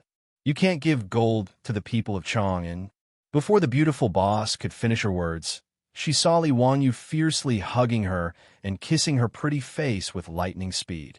Wahaha, I have an idea. Yes, it's to give him gold. Hee. I'll see who in Chang and will say bad things about me. They will have to worship me as the god of wealth. Li Wanyu laughed out loud. His beautiful boss's words just now reminded him, and a flash of inspiration came to his mind. He thought of a way that was not a way, but could perfectly resolve the current situation. Wasn't it just that the people of Chang and were jealous of his wealth? How big of a deal was it? If he gave them a chance to become rich, would he still be afraid of the people talking bad about him? He was laughing, but he didn't notice that the beautiful boss's cheeks had turned red and her eyes were about to kill someone. Li Wanyu, the beautiful boss, who was suddenly attacked by Li Wanyu, was embarrassed and angry. She went berserk. It was only then that Li Wanyu realized what he had just done. He hurriedly ran away. With great difficulty, he managed to escape the pursuit of his beautiful boss. Li Wanyu giggled as he touched his lips. The feeling was quite good. After smirking for a while, he began to seriously think about the idea he had just come up with, which was to issue lottery tickets. Li Wanyu bought lottery tickets a lot in the future. However, it was obvious that he didn't have much luck. On the day he transmigrated, the highest winning amount was only 5 yuan. However, there was a reason why this thing could be popular all over the world. Lottery tickets with gambling properties could satisfy people's curiosity and adventurous mentality. Although the winning rate was very low, under the temptation of a huge prize and a small investment, it still stimulated people to buy it tirelessly. As a veteran lottery fan, Li Wanyu knew a lot about lottery tickets. This thing could be traced back to ancient Rome more than 2,000 years ago, which was Rome a few hundred years before the Tang dynasty. The earliest modern lottery tickets were issued in Florence in the 15th century. Therefore, even the Tang dynasty 1,300 years ago, if Li Wanyu wanted to issue lottery tickets, there wouldn't be any problems. At least, there wouldn't be any technical problems. The only thing he needed to consider was the anti-counterfeiting function of the lottery tickets. He thought hard for a long time and felt that he could only learn from the Ming and Qing dynasties. The anti-counterfeiting method of banknotes should be able to prevent people from forging lottery tickets. The more Li Wanyu thought about it, the more he felt that it was feasible. Moreover, there were huge profits to be made by issuing lottery tickets. If Pai Lupi knew how much money he could make, he would be crazy with joy. Not to mention how much profit the lottery made in the future would make. Li Wanyu knew that in the 15th century, Spain first issued lottery tickets to collect a huge amount of money. The annual income was about 5 million yuan, which was one of the country's huge sources of income. In the 15th century, 5 million pesetas was an astronomical figure in Spain. With the richness of the Tang dynasty, Li Wanyu estimated that the profit he could make through lottery tickets would also be a huge number. Li Wanyu didn't dare to hold such a huge amount of wealth in his hands. That would cost him his life. Therefore, Li Wanyu thought about it and decided to report the lottery to Pai Lupi. He wasn't greedy. It would be enough if he could get a share of the profits. Li Wanyu also thought that if lottery tickets were to be found in the Tang dynasty, it would probably be under the jurisdiction of the Ministry of Civil Affairs. Maybe he could also solve the little problem of the Ministry of Civil Affairs Li Ru. After the beautiful boss stopped chasing him, Li Wanyu immediately told her his idea. The beautiful boss gave him a thumbs up. Wanyu, the lottery is really a good idea. I'm afraid that once it's issued, it will cause a sensation in Chang'an. Of course. Don't they all want gold? I think the grand prize will be 200 taels of gold, which is worth 1,200 strings of copper. Each lottery ticket is worth 2 coins. Haha, I'm not afraid that the people of Chang'an won't go crazy. The more Li Wanyu thought about it, the more excited he became. He simply took a pen and paper and discussed the specific details of the lottery with the beautiful boss, listing them one by one on the paper. From how the lottery tickets were printed, how the prize money was distributed, how the lottery was drawn, and so on, the two wrote in detail based on their knowledge of lottery tickets in the future. Li Wanyu planned to go to Taiji Palace tomorrow morning to discuss this matter with Pai Lupi. He wanted Chang to go crazy for the lottery. Chapter 353. In Chang'an City, in the legislative hall of Taiji Palace, Pai Lupi was carefully reading Li Wanyu's proposal regarding the issuance of lottery tickets. Li Wanyu sat beside the table proudly, sipping on the fragrant tea. Ever since Pai Lupi tasted the Medicine King tea, personally made by Sun Simiao at the Li family, he became interested in this method of drinking tea. After returning to the palace, Pai Lupi ordered people to pick fresh tea leaves and process them according to the old Taoist method. The tea leaves he obtained were very delicious, and he liked them very much. Most of the tea in the palace was brewed using this method of brewing tea. Whatever was good at the top, the subordinates would be even better. Pai Lupi's fondness for tea leaves was copied by many officials. Now in Chang'an City, this method of brewing tea leaves directly was gradually becoming popular. However, the tea leaves that had not been stir-fried did not have a strong aroma. Moreover, the tea leaves had a pungent smell. Li Wanyu leisurely drank his tea while thinking about these trivial matters. He wondered when he should make the stir-fried tea leaves. After presenting this proposal to Pai Lupi, Li Wanyu waited to see the shocked expression on Pai Lupi's face. Wahahaha, I am indeed a genius. I can even think of such a method. Li Wanyu was very proud. However, Pai Lupi on the throne frowned more and more. Not only did he not show the shock and joy that Li Wanyu imagined, but he also looked confused and puzzled. Zio, I'm afraid this lottery ticket of yours is not appropriate. I know that you have been wronged recently, but you don't have to be so prodigal as to give away the gold, right? Not to mention, you can't let the imperial court issue lottery tickets. What? Li Wanyu thought that he was hallucinating. What was Pai Lupi saying? Lottery tickets were a way to accumulate wealth, and he actually said that they were prodigal? Uncle, how is this prodigal? Lottery tickets make a lot of money. Do you think I'm stupid? 2 copper coins to buy a lottery ticket, guess 7 numbers, and win 200 taels of gold if you guess correctly. Aren't you just giving away gold? Pai Lupi shook his head. In the past few days, he had already heard all the rumors about Li Wanyu in Chang and through the 100 Cavalry Department. However, Pai Lupi couldn't do anything about the aristocratic family's incitement of the people's hearts and spreading rumors. There was no way he could go and issue a report to the imperial palace to help Li Wanyu explain and clarify that there wasn't that much gold in Hu County's house, and that Li Wanyu didn't bully the market, kidnap women, or take over other people's fields. That would be too ridiculous. After reading Li Wanyu's suggestion of issuing lottery tickets, Lier only thought that his nephew had been wronged and couldn't think straight. Thus, he gave away the gold that he had worked so hard to obtain. Li Wanyu was dumbfounded by Pai Lupi's answer. Damn, this illiterate person didn't even pass elementary school math, right? Pai Lupi can't even understand such simple probability? The lottery plan that Li Wanyu and his beautiful boss came up with was basically a copy of the two colored balls of the future. However, the 6 red balls didn't have numbers from 1 to 33, but from 1 to 20, and the blue balls had numbers from 1 to 16. A simple mathematical formula could calculate the probability of winning the grand prize. 20 times, 19 times, 18 times, 17 times, 16 times, 15 times, 6 times, 5 times, 4 times, 3 times, 2 times, 1 times, 16 times. The answer was 620160. A 1 in 620,000 chance of winning. Although this was much higher than the 2 color balls of the welfare lottery, which had a 1 in 17 million chance of winning, the population of the Tang dynasty was much smaller after all. If the rules of the lucky lottery were completely copied, Li Wanyu was worried that no one would really win the prize. If 1 million people in Chang and bought a lottery ticket, they would earn 2 million. Even if someone won the first prize, they wouldn't lose money. Moreover, it didn't mean that if 1 million people bought the lottery ticket, they would definitely win the prize. This was a matter of probability.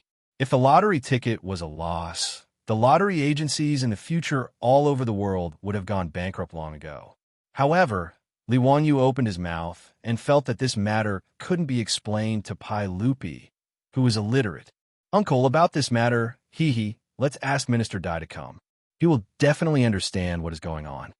In Li Wanyu's opinion, Dai Zhou's mathematics level was still not bad. He should be able to explain it to him clearly. Pai Lupi looked at Li Wanyu doubtfully, but still ordered the chamberlain to summon Dai Zhou. The 6 government offices were all in the imperial city, so they weren't far from each other. Dai Zhou was quickly led into the hall by the chamberlain. After greeting Pai Lupi handed Li Wanyu's proposal for the lottery ticket to him and asked Dai Zhou to look into it and see if it was feasible.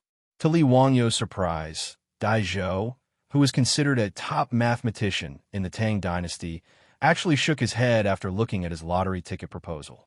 That's not appropriate. Huxianzi, forgive this old man for speaking bluntly, but your lottery ticket is too risky. If many people win, wouldn't you have to pay out a lot of gold at once? Li Wanyu was completely dumbfounded. What was going on? Even Dai Zhou, the Minister of Civil Affairs, couldn't see through such a lucrative lottery ticket. He opened his mouth for a long time, but didn't know how to respond. The reaction of the ruler and his subject was truly beyond his expectations. For a moment, Li Wanyu didn't know what to think. After thinking about it, Li Wanyu didn't want to waste his breath trying to convince the ruler and his subject. Since they didn't want the money that was sent to them, they couldn't blame him. Li Wanyu planned to issue his own lottery ticket. Once Pai Lupi saw the benefits of the lottery ticket, he would naturally return to his old ways. When the time came, it would be fine for him to hand over the lottery ticket, but when the time came, he would have to ask for more benefits. Thinking of this, Li Wanyu couldn't help but smile. He looked at Pai Lupi and Dai Zhou with a look of superiority. Your Majesty, since you and Minister Dai both feel that this lottery ticket is not feasible, then forget it. Your nephew will issue it himself. Your Majesty, please allow it. Li Wanyu bowed to Pai Lupi, but his smile was like that of a fox that was about to steal an old hen. Ziyu, why do you have to do this? The common people are ignorant. There is no need to pay too much attention to the rumors. Your family's adults are no longer alive. As your uncle, I can't watch you act recklessly and be a hedonistic prodigal son. This matter cannot be allowed. I won't allow it. Pai Lupi still believed that Li Wanyu had become muddle-headed from anger. That was why he thought of issuing a lottery ticket. Winning 200 taels of gold for 2 copper coins was, in his opinion, giving away money. Li Wanyu saw that Pai Lupi didn't allow it and couldn't help but become anxious. This was a good opportunity to make a fortune and wash his reputation clean. How could he let Pai Lupi ruin it like this? Uncle, it's not what you think. This matter really has a lot of potential. Just believe in your nephew. When have you ever seen your nephew do a losing business? Ziyu, there's no need to say more. I won't allow it. Pai Lupi's resolute attitude almost caused Li Wanyo's nose to become crooked from anger. This fellow was blocking someone's path to wealth, yet he still acted as if he was doing it for his own good. Li Wanyu really didn't know what to say. As expected, the truth was in the hands of a few people. Li Wanyu naturally didn't want to let it go like this. His eyes spun for a long time, and he thought of a way that wasn't really a way. Chapter 354. Li Wanyu naturally would not give up on the idea of issuing lottery tickets. Since Pai Lupi refused to budge, he had to find another way. Pai Lupi had his own plan, but he had his own. After being rejected by Pai Lupi, the next day, Li Wanyu unexpectedly changed out of his usual self. He wore the official robes of a county official and came to Chang and to attend the court session. Those who were familiar with Li Wanyu all asked curiously, why did he come court today? The 2 disciples, Ma Zhou and Yin Libin, were also confused. They had long known about their little division master's lazy personality. He was definitely not the kind of person who would visit a temple for no reason. Today, he came to attend the court session for the first time, but they did not know why. Cheng Yaojin was even more curious when he saw that Li Wanyu was holding a wooden box in his hands. Young man, what are you holding in your arms? Greetings to Uncle Cheng. This is just a small toy. He, a small toy. Li Wanyu hurriedly bowed to the old hooligan, but avoided answering his question. Cheng Yaojin glared at him and was about to flip out. Fortunately, Yu Shinan came to his rescue. No matter how shameless the old hooligan was, he did not dare to act rashly in front of Yu Shinan. Not to mention, the old man was old enough to be Cheng Yaojin's father. He did not dare to act presumptuously in front of Yu Shinan. Cheng Yaojin could only glare at Li Wanyu and go to chat with Qin Xiong. Yu Shinan did not care about why Li Wanyu came to court today. He was more concerned about whether Li Wanyu was troubled by the recent rumors. He pulled Li Wanyu aside and consoled him for a while. This made Li Wanyu feel very touched. This old man was really too cute. He was very much like his grandfather who had passed away in his previous life. The imperial censor called for everyone to meet the emperor. After they received their sword, which was purely for decoration, Li Wanyu insisted on bringing the wooden box into the Great Hall. Seeing Li Wanyu's insistence, the censor had no choice but to allow him to open the box and inspect it. After confirming that there were no sharp blades, he allowed him to bring it into the main hall. However, the censor was also confused about what was in Li Wanyu's wooden box. He had no idea what this county magistrate was trying to do. All the officials were seated in the main hall. Li Er sat on the throne, but when he saw Li Wanyu in the crowd, he couldn't help but be stunned. Why did this brat come to court today? Could it be because of the lottery he mentioned yesterday? Pai Lupi was dissatisfied. He made up his mind that no matter what Li Wanyu said today, he would not agree to the lottery. This was simply nonsense, a wastrel. Li Wanyu, on the other hand, acted as if nothing had happened. It was as if he had nothing better to do today and was here to listen to the court affairs. For more than 2 hours, Chang Chao didn't utter a single word. He sat obediently in his seat, as if he was listening with great interest. This made Pai Lupi suspicious, but since Li Wanyu wasn't causing any trouble, he couldn't be bothered to pay him any mind. Seeing that the morning's court discussion was over, the eunuch was about to announce the end of court when Li Wanyu stood up. Your Majesty, this subject sees that Your Majesty and all the other officials are having a hard time discussing state affairs. This brat has a game here that would like to amuse Your Majesty and all the other officials. I hope that Your Majesty will agree.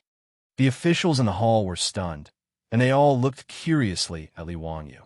They couldn't understand what this county magistrate was up to. Pai Lupi subconsciously wanted to refuse, but when he saw the wooden box in Li Wanyu's hands, he couldn't help but feel curious. Pai Lupi thought to himself, I'll see what this brat wants to do. In any case, no matter what he says, that lottery ticket won't be able to get me to agree. Zio, let's hear it. Yes, Your Majesty. Everyone, I have 20 red balls with the numbers 1 to 20 written on them, and 16 basketballs with the numbers 1 to 16 written on them. As Li Wanyu spoke, he opened the wooden box in his hands and showed it to Pai Lupi and the other officials. 2 colored balls. This was the game that Li Wanyu was going to play with Pai Lupi and the other officials. These ping-pong-sized wooden balls were all made yesterday after he was rejected by Pai Lupi. When he returned to Dingzhou village, he found Carpenter Liu and asked him to make them for him. The craftsmen of the Tang dynasty were truly amazing. Although there weren't any modern machines, there were already handmade spindle beds, which worked on the same principle as the beads made by modern machines. Carpenter Liu easily used the spindle bed to help Li Wanyu process 36 ping-pong-sized wooden beads. Then, he painted the red and blue balls with wood paint and wrote the numbers on them. The Tang dynasty version of the 2 color balls was ready. Li Wanyu's idea was very simple. Since he couldn't convince Pai Lupi with numbers, then he would let him experience it for himself. He would let him know that he wasn't crazy and didn't want to use his family's gold to squander. After showing everyone the 2 color balls in the wooden box, he took out a stack of small pieces of paper that he had prepared and asked the chamberlain to distribute them to the officials in the hall. Your Majesty, everyone, is there anyone who is willing to play with me? As long as you give me 2 copper coins, you can write a set of numbers on these pieces of paper. 6 red balls with the numbers 1 to 20, and 1 blue ball with the numbers 1 to 20. Li Wanyu then handed the wooden box to the chamberlain. Later, I will ask Your Majesty to randomly pick 6 red balls and 1 blue ball from the wooden box. If you correctly guess all the numbers of the 7 balls that Your Majesty picks, I will pay you 1,000 taels of gold. I don't know if anyone is interested in playing with me. As soon as he finished speaking, the officials in the hall couldn't help but be in an uproar. Giving Hu Xianzi 2 copper coins and correctly guessing 7 numbers would be exchanged for 1,000 taels of gold. This was very interesting.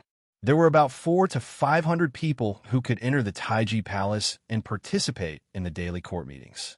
They were all officials of Chang and city who were 5th rank and above, as well as those low-rank imperial censors. 1,000 taels of gold naturally didn't attract the big shots of the imperial court, but it didn't stop them from thinking that this game was very interesting. But for those ordinary officials, 1,000 taels of gold wasn't a small amount. The salary of the officials of the Tang dynasty wasn't high. It could even be said that it was very low. Compared to the Song dynasty, the salary of the officials of the Tang dynasty was no different from that of a migrant worker. They were both first-rank officials. During the Jingguan period, the monthly salary was only 68,000 copper coins, but in the Song dynasty, it was as high as 120,000 copper coins, in addition to 150 dawn of grain and other benefits. Other than the officials who were born in aristocratic families, or those who had business acumen, ordinary officials of the Tang dynasty were really poor. In history, when Ma Zhou was an imperial censor, he wanted to buy a house worth 2 million taels of gold, but he couldn't afford it. As for 1,000 taels of gold, that was 6 million taels of gold. It was equivalent to 800 months of salary for a first-rank official of the imperial court. Li Wangyu's words couldn't help but cause the majority of the officials in the hall to become restless.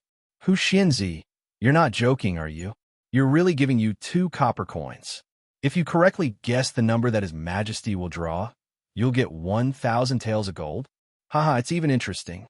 Hu Xianzi, this old man will give you 10 copper coins. Can you write down 5 sets of numbers? I'll bet 20 copper coins. Write down 10 sets of numbers. Li Wanyu repeatedly confirmed that his words were correct and asked Pai Lupi to testify for him.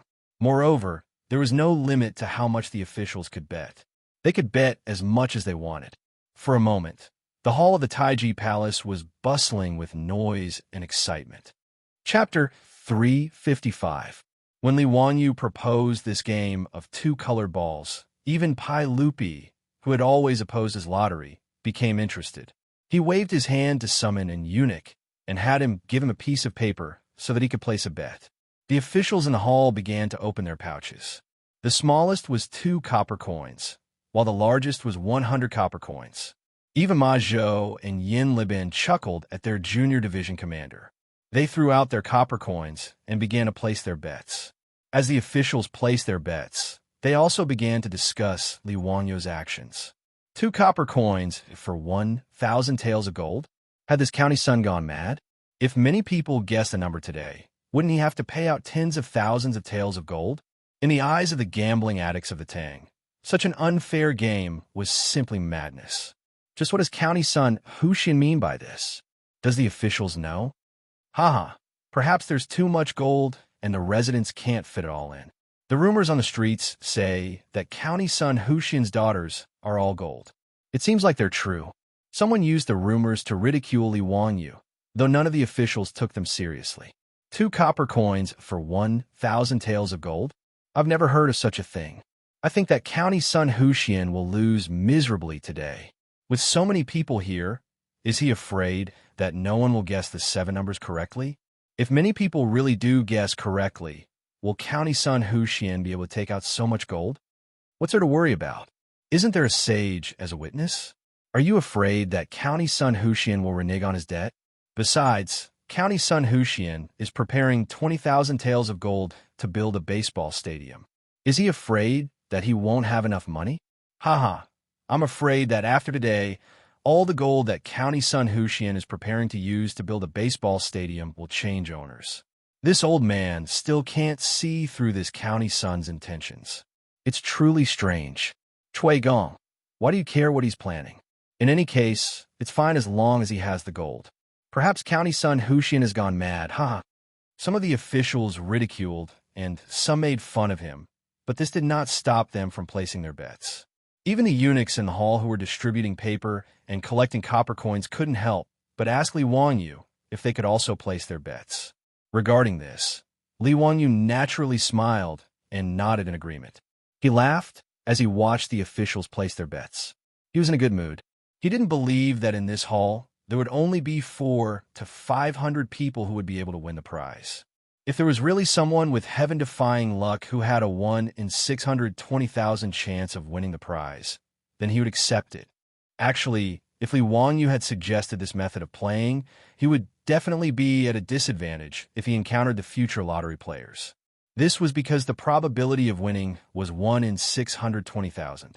In other words, if someone bought all the numbers, they would only need 620,000 bets. With this conversion, he would only need a little over 2 million copper coins to win the 1,000 taels of gold. One must know that 1,000 taels of gold was worth 6 million copper coins.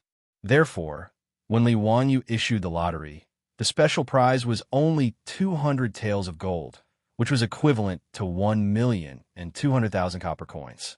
If someone really did that, they would lose a lot of copper coins. Naturally, he was not afraid that someone would do that. Today, in order to attract the attention of the officials, Li Wanyu deliberately increased the prize by 1,000 taels of gold. He was betting that the mathematics students of the Tang dynasty would not be able to calculate the probability of winning the prize. It didn't take long for the eunuch to help Li Wanyu collect all the copper coins that the officials had placed their bets on. These officials more or less had some copper coins scattered on them. After counting, there were actually more than 30,000 copper coins, which made up 30 strings of copper coins. Li Wanyu smiled and asked the eunuch to help him put away the copper coins. He held the box of 2 colored balls and walked to the front of the imperial stairs, asking Pai Lupi to personally open the prize. Pai Lupi did not refuse. Under the eager gazes of the officials, he reached into the wooden box and casually pulled out the first red wooden ball. Li Wanyu reached out and took it. He glanced at the number on it and shouted, "Number 17. After shouting twice, he handed the wooden ball to the eunuch and asked him to show it to the officials to show it to them to show fairness. After the number was read out, the officials were busy looking at the small pieces of paper in their hands. Some people found that the number they had bet on was 17. They were so excited that their eyebrows danced.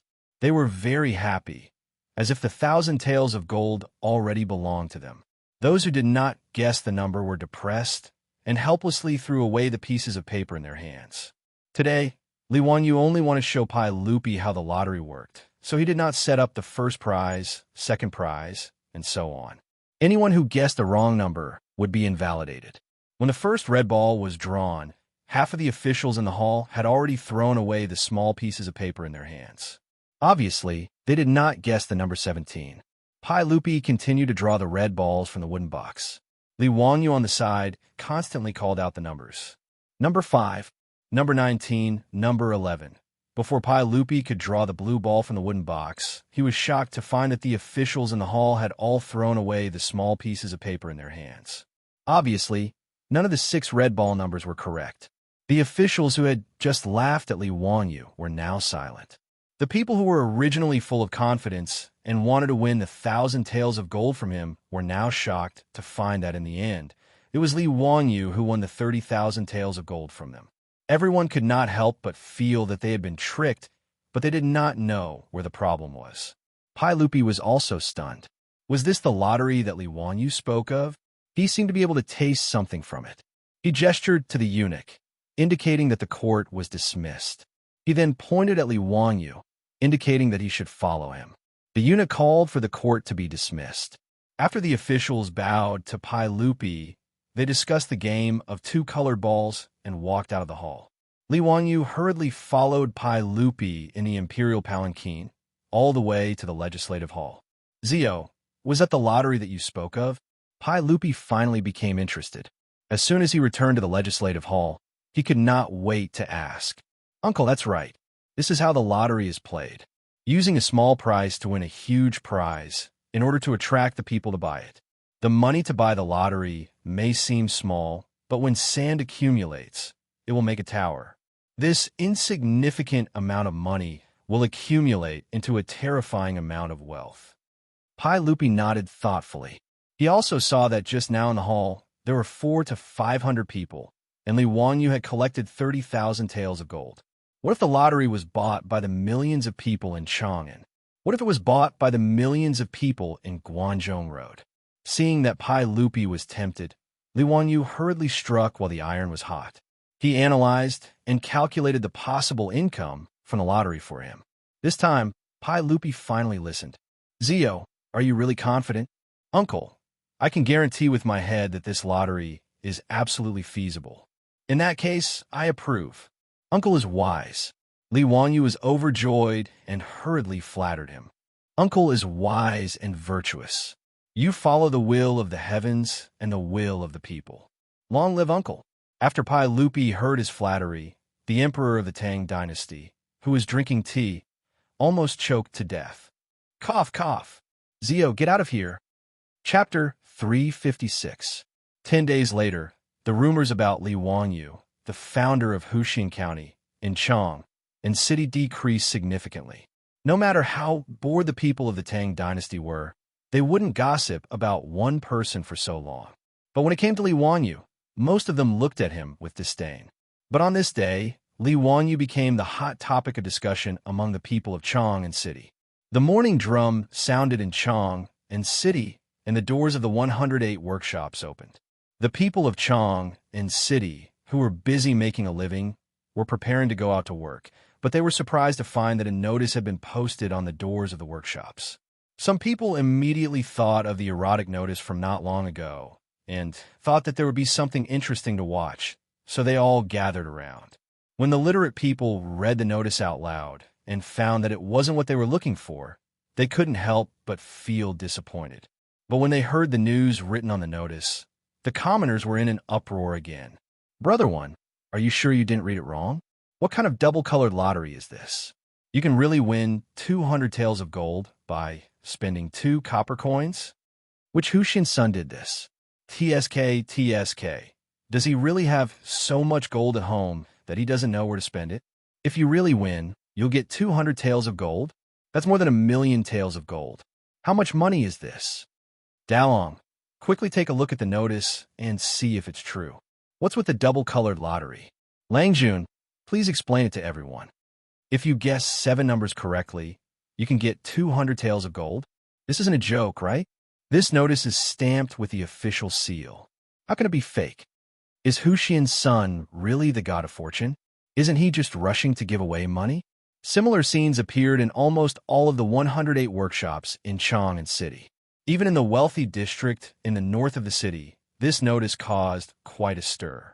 When the officials who were rushing to the court noticed this notice, they immediately thought of the game that Hu Xiansun had played with them in the Taiji Palace 10 days ago.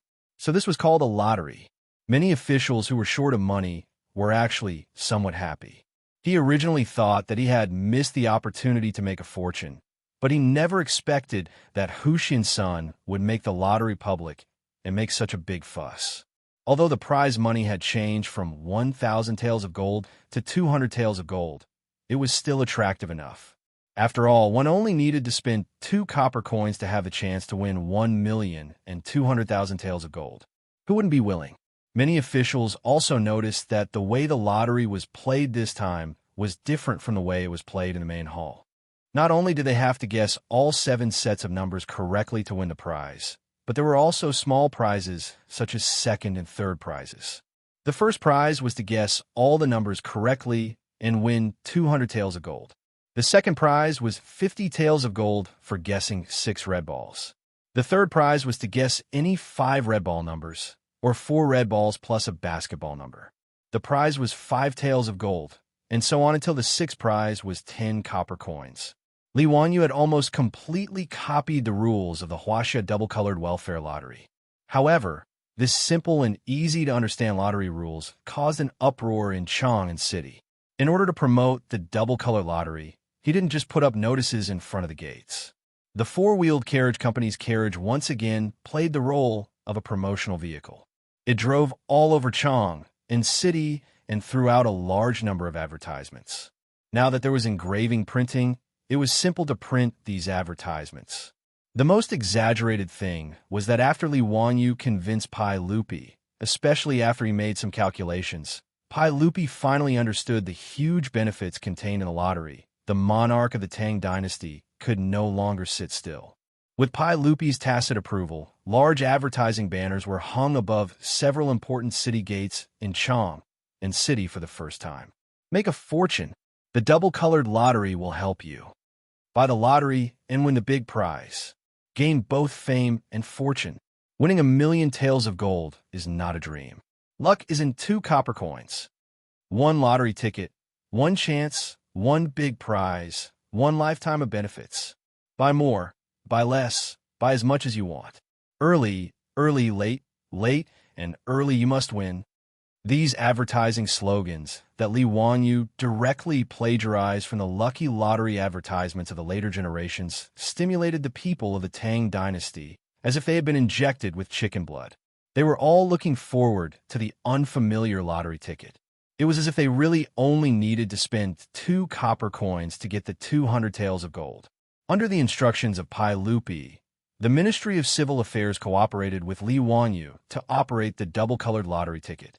In Chang and City, 6 lottery sales points were set up in Pingkong Square, Bujing Square, Changshu Square, and Xianyang Square, where the 2 counties of Chang and City were located. More than 20 scribes from the Ministry of Civil Affairs were responsible for these 6 sales points. There were also government runners from the 2 counties of Chang and City to maintain order.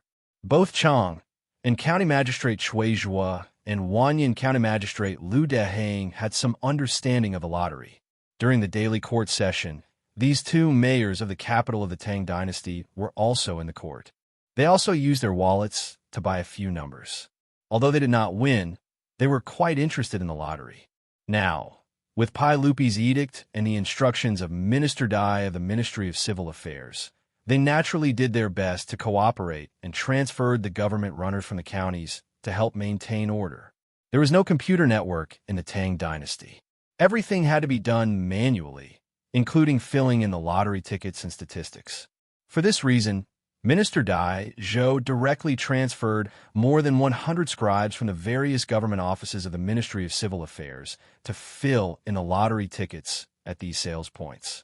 Dai Zhou thought that he was well prepared, but he underestimated the attraction of the lottery to the people of the Tang dynasty. They could win 200 taels of gold by spending 2 copper coins. This huge stimulation of wealth made the people of Chang and City all jealous after they understood what the lottery was. They did not even go to work.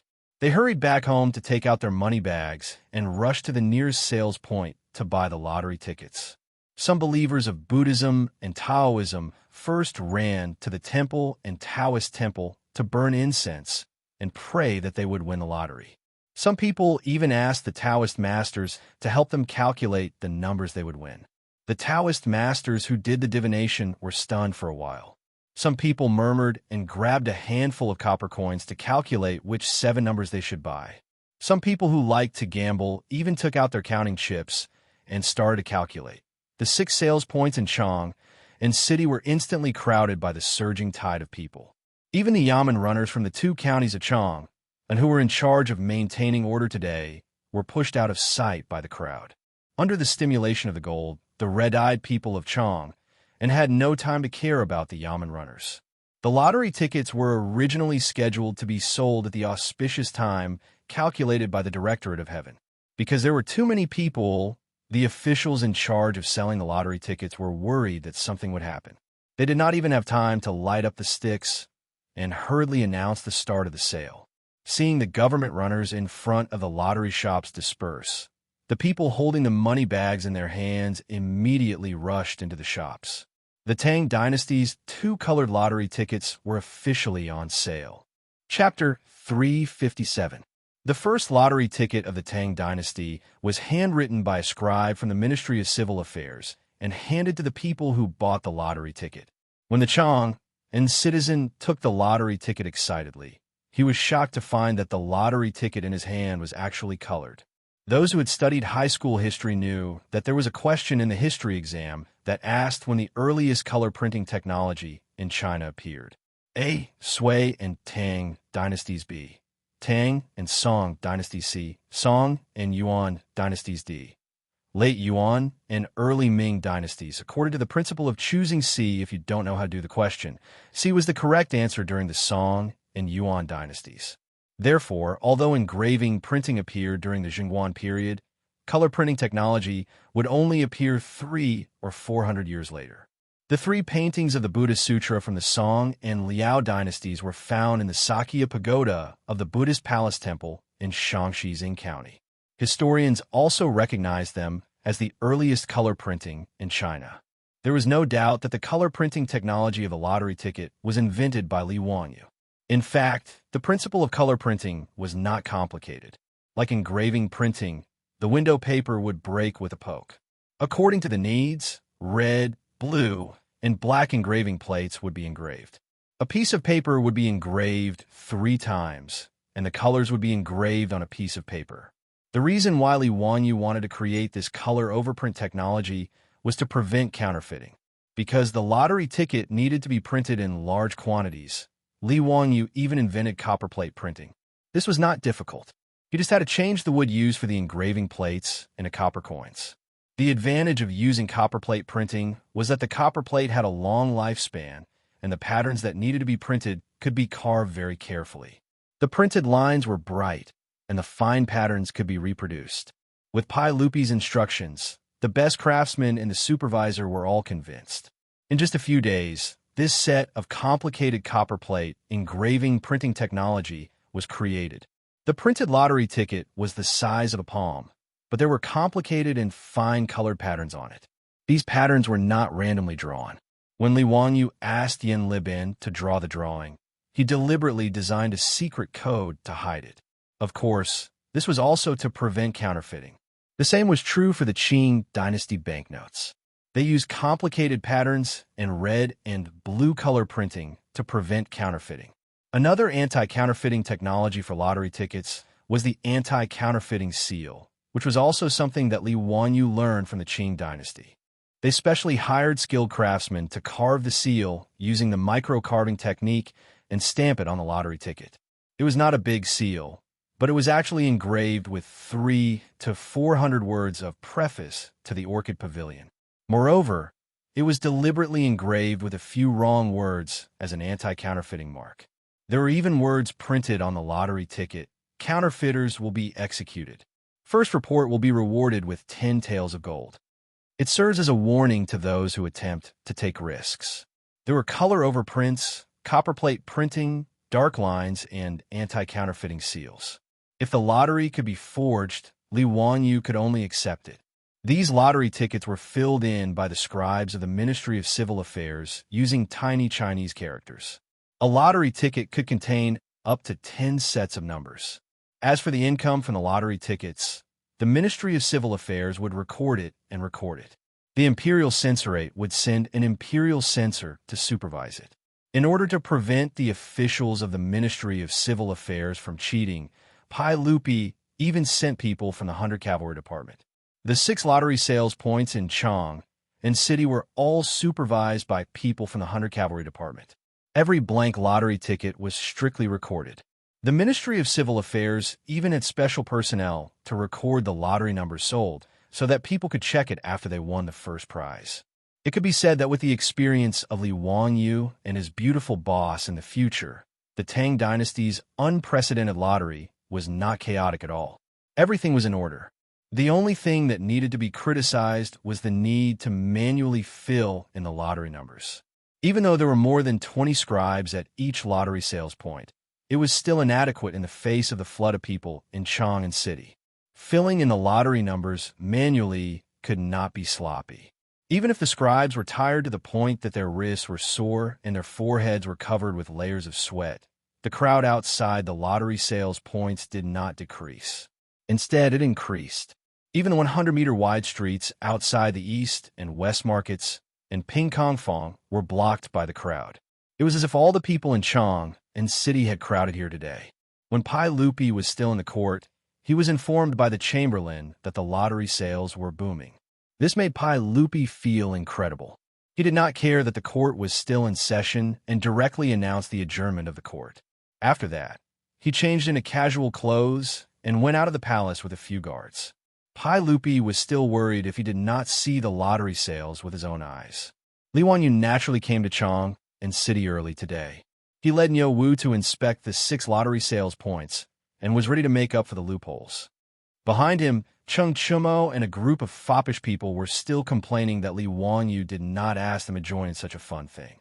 It was not good enough. Fang Yai also shamelessly asked Li Wanyu what the winning numbers were. He also wanted to buy a lottery ticket.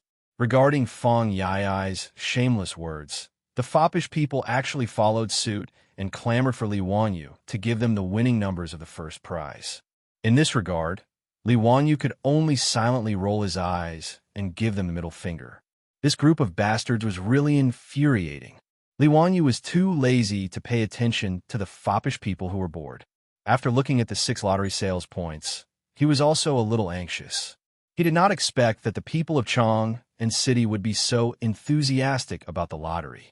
The more than 100 scribes prepared by the Ministry of Civil Affairs were just a drop in the bucket. The attraction of 200 taels of gold was not small. Li Wanyu wondered if the people of Chang and City had all come to buy lottery tickets after seeing the notices and advertisements. Li Wanyu hurriedly rode his horse to the Imperial City. He was going to the Ministry of Civil Affairs to discuss with Dai Zhou and see if he could transfer more scribes to the 6 lottery sales points to help. The group had just arrived at the Vermilion Bird Gate when they coincidentally met Pai Lupi, who was out on patrol. Everyone hurriedly greeted him. "Zio, you came at the right time. I was just about to go to the 6 markets to take a look. How was the situation now?" "Uncle, there are too many people." Li Wanyu wiped the sweat from his forehead. Little nephew and Minister Dai both underestimated the enthusiasm of the people to buy lottery tickets. Now the 6 markets are packed with people who want to buy lottery tickets. The scribes of the Ministry of Civil Affairs are simply too busy. Little nephew is going to find Minister Dai to see if he can transfer more people to help. Are there really that many people buying lottery tickets? It is indeed so. Little nephew estimates that there are already no less than 70 to 80,000 people gathered in the 6 markets, waiting to buy lottery tickets. When Pai Lupi heard that there were so many people gathered, he was also a little nervous. He waved his hand to summon the eunuch beside him and gave him an order. Order the Imperial Guards to immediately send Imperial Guards to the 6 markets to maintain order. Then have Minister Dai mobilize scribes to the 6 markets to help sell lottery tickets. "Zio, come with me to take a look." The last sentence was directed to Li Wanyu. The uncle and nephew pair led Chung Chumo and his group of foppish people to the nearest P square. Chapter 358. Pai Lupi's prompt decision to mobilize the Imperial Guards to maintain order was a very wise choice. Otherwise, the lottery sales in Chang and today would have caused a lot of trouble. The 6 markets selling lottery tickets were already overcrowded. Whether it was the yamen runners of Chang or the marquis in the market, even if they shouted until their throats were broken, they could not stop the people from crowding forward. With so many people crowding here, if an accident happened, the crowd would panic and cause a large-scale stampede. The consequences would be unimaginable. If that really happened, Li Wangyu would not be able to feel at ease for the rest of his life and would feel guilty for the rest of his life. When the fully armed Imperial Guards of Golden entered the market to maintain order, the surging crowd in the 6 markets was finally contained. No matter how great the temptation of gold was, it could not resist the threat of the shining weapons of the Imperial Guards of Golden. The people of Chang, and who were anxious to buy lottery tickets, finally calmed down a little and did not force their way into the 6 markets.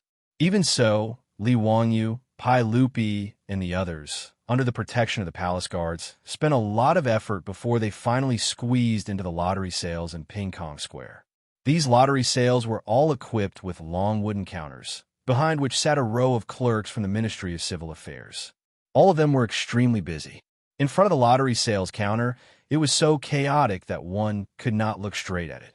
Even with the yamen runners, marquis, and Imperial Guards of Golden to maintain order, the front of the counter was still a mess. The people who were in a hurry to buy the lottery tickets almost pushed over the wooden counter, making Li Wangyu worried for a while. It seemed that the people of the Tang dynasty urgently needed to spread the awareness of queuing. However, when he thought about the time when Li Wangyu transmigrated to the future, the country was still vigorously promoting the concept of queuing and cultivating the awareness of queuing. Li Wangyu felt relieved. It seemed unrealistic to expect the Tang people of 1,300 years ago to have the awareness of queuing. Understanding was one thing, but with such chaos, it was easy to cause trouble and affect the efficiency of buying lottery tickets. Pai Lupi also frowned. Zio, with so many people, it's easy to cause trouble. Should I let the Imperial Guards of Golden disperse the crowd? Li Wangyu quickly shook his head. This lottery ticket was something new. Now, the commoners were only here because they were stimulated by the gold. If the Golden Guards were to disperse the citizens, it would affect the lottery sales. However, Pai Lupi's worries were not without reason.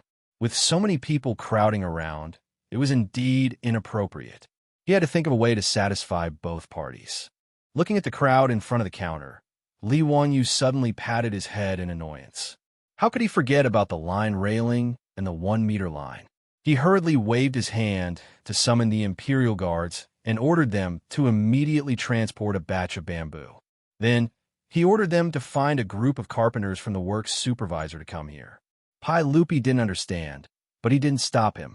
It didn't take long for the bamboo and the craftsmen to arrive.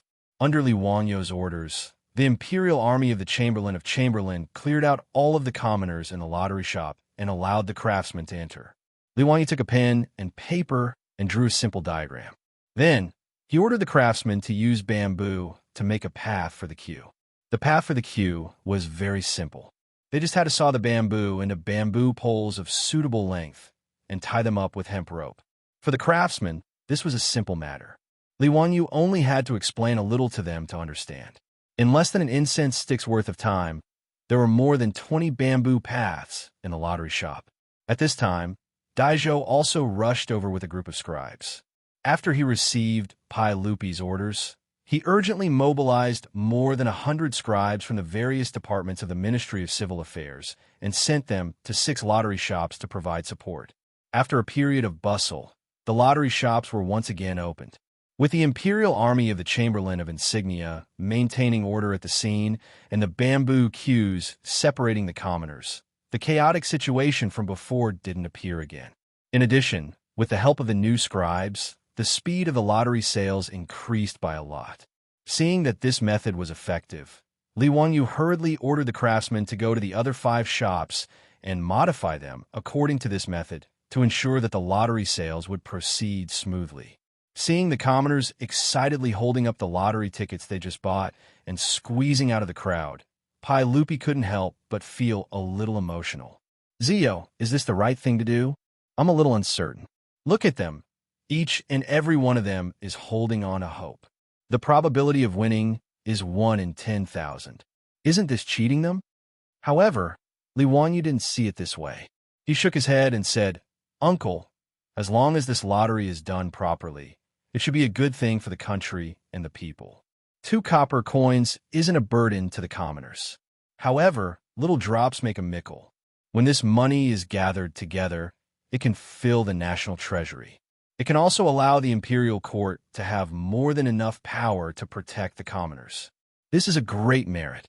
The protection he was talking about was the measures to protect the commoners and allow them to reproduce. In other words, it was the welfare system of the Tang dynasty.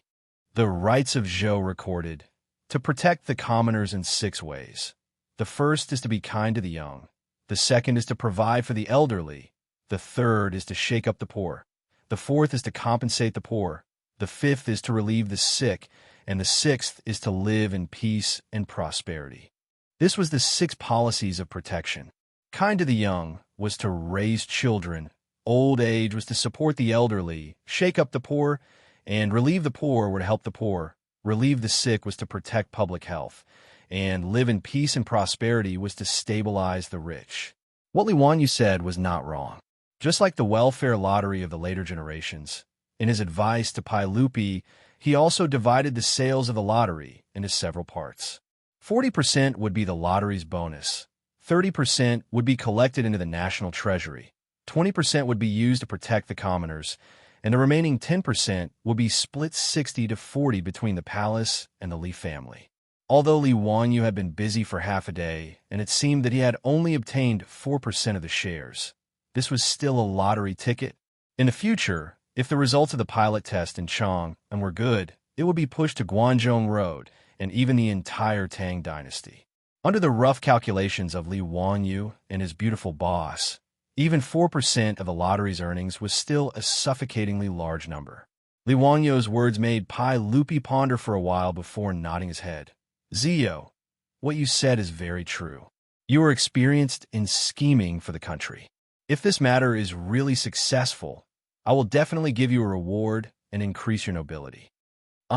Increase my nobility again. If Pai Lupi said this to anyone else, they would probably go crazy with joy. However, Li Wanyu was shocked and hurriedly declined. Uncle, this is what I should do. Please don't mention the matter of increasing my nobility again. I am already very satisfied as a founding viscount. I am still young, and I am afraid that the court officials will criticize me if I am given a nobility title. Please don't mention this matter again. Li Wanyu's words made Pai Lupi snort coldly. Humph, Zio, you have contributed greatly to the country. What can others say? If anyone has an opinion, let them come and speak to me. Pai Lupi's domineering words made Li Wanyu smile bitterly. He wasn't being pretentious, but it was really too troublesome to increase his nobility title. For the nobles of the Tang dynasty, being able to be increased by Pai Lupi was not only equal to glory and wealth, but also a kind of honor. As for Li Wanyu and his beautiful boss, they still didn't really consider themselves as Tangs.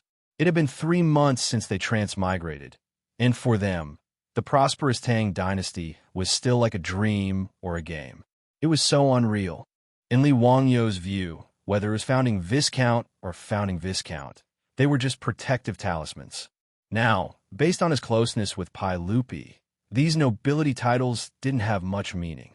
However, since Pai Lupi said so, Li Wanyu couldn't embarrass him. He could only vaguely say, "Hee, this nephew thanks uncle." How many lottery tickets will be sold today?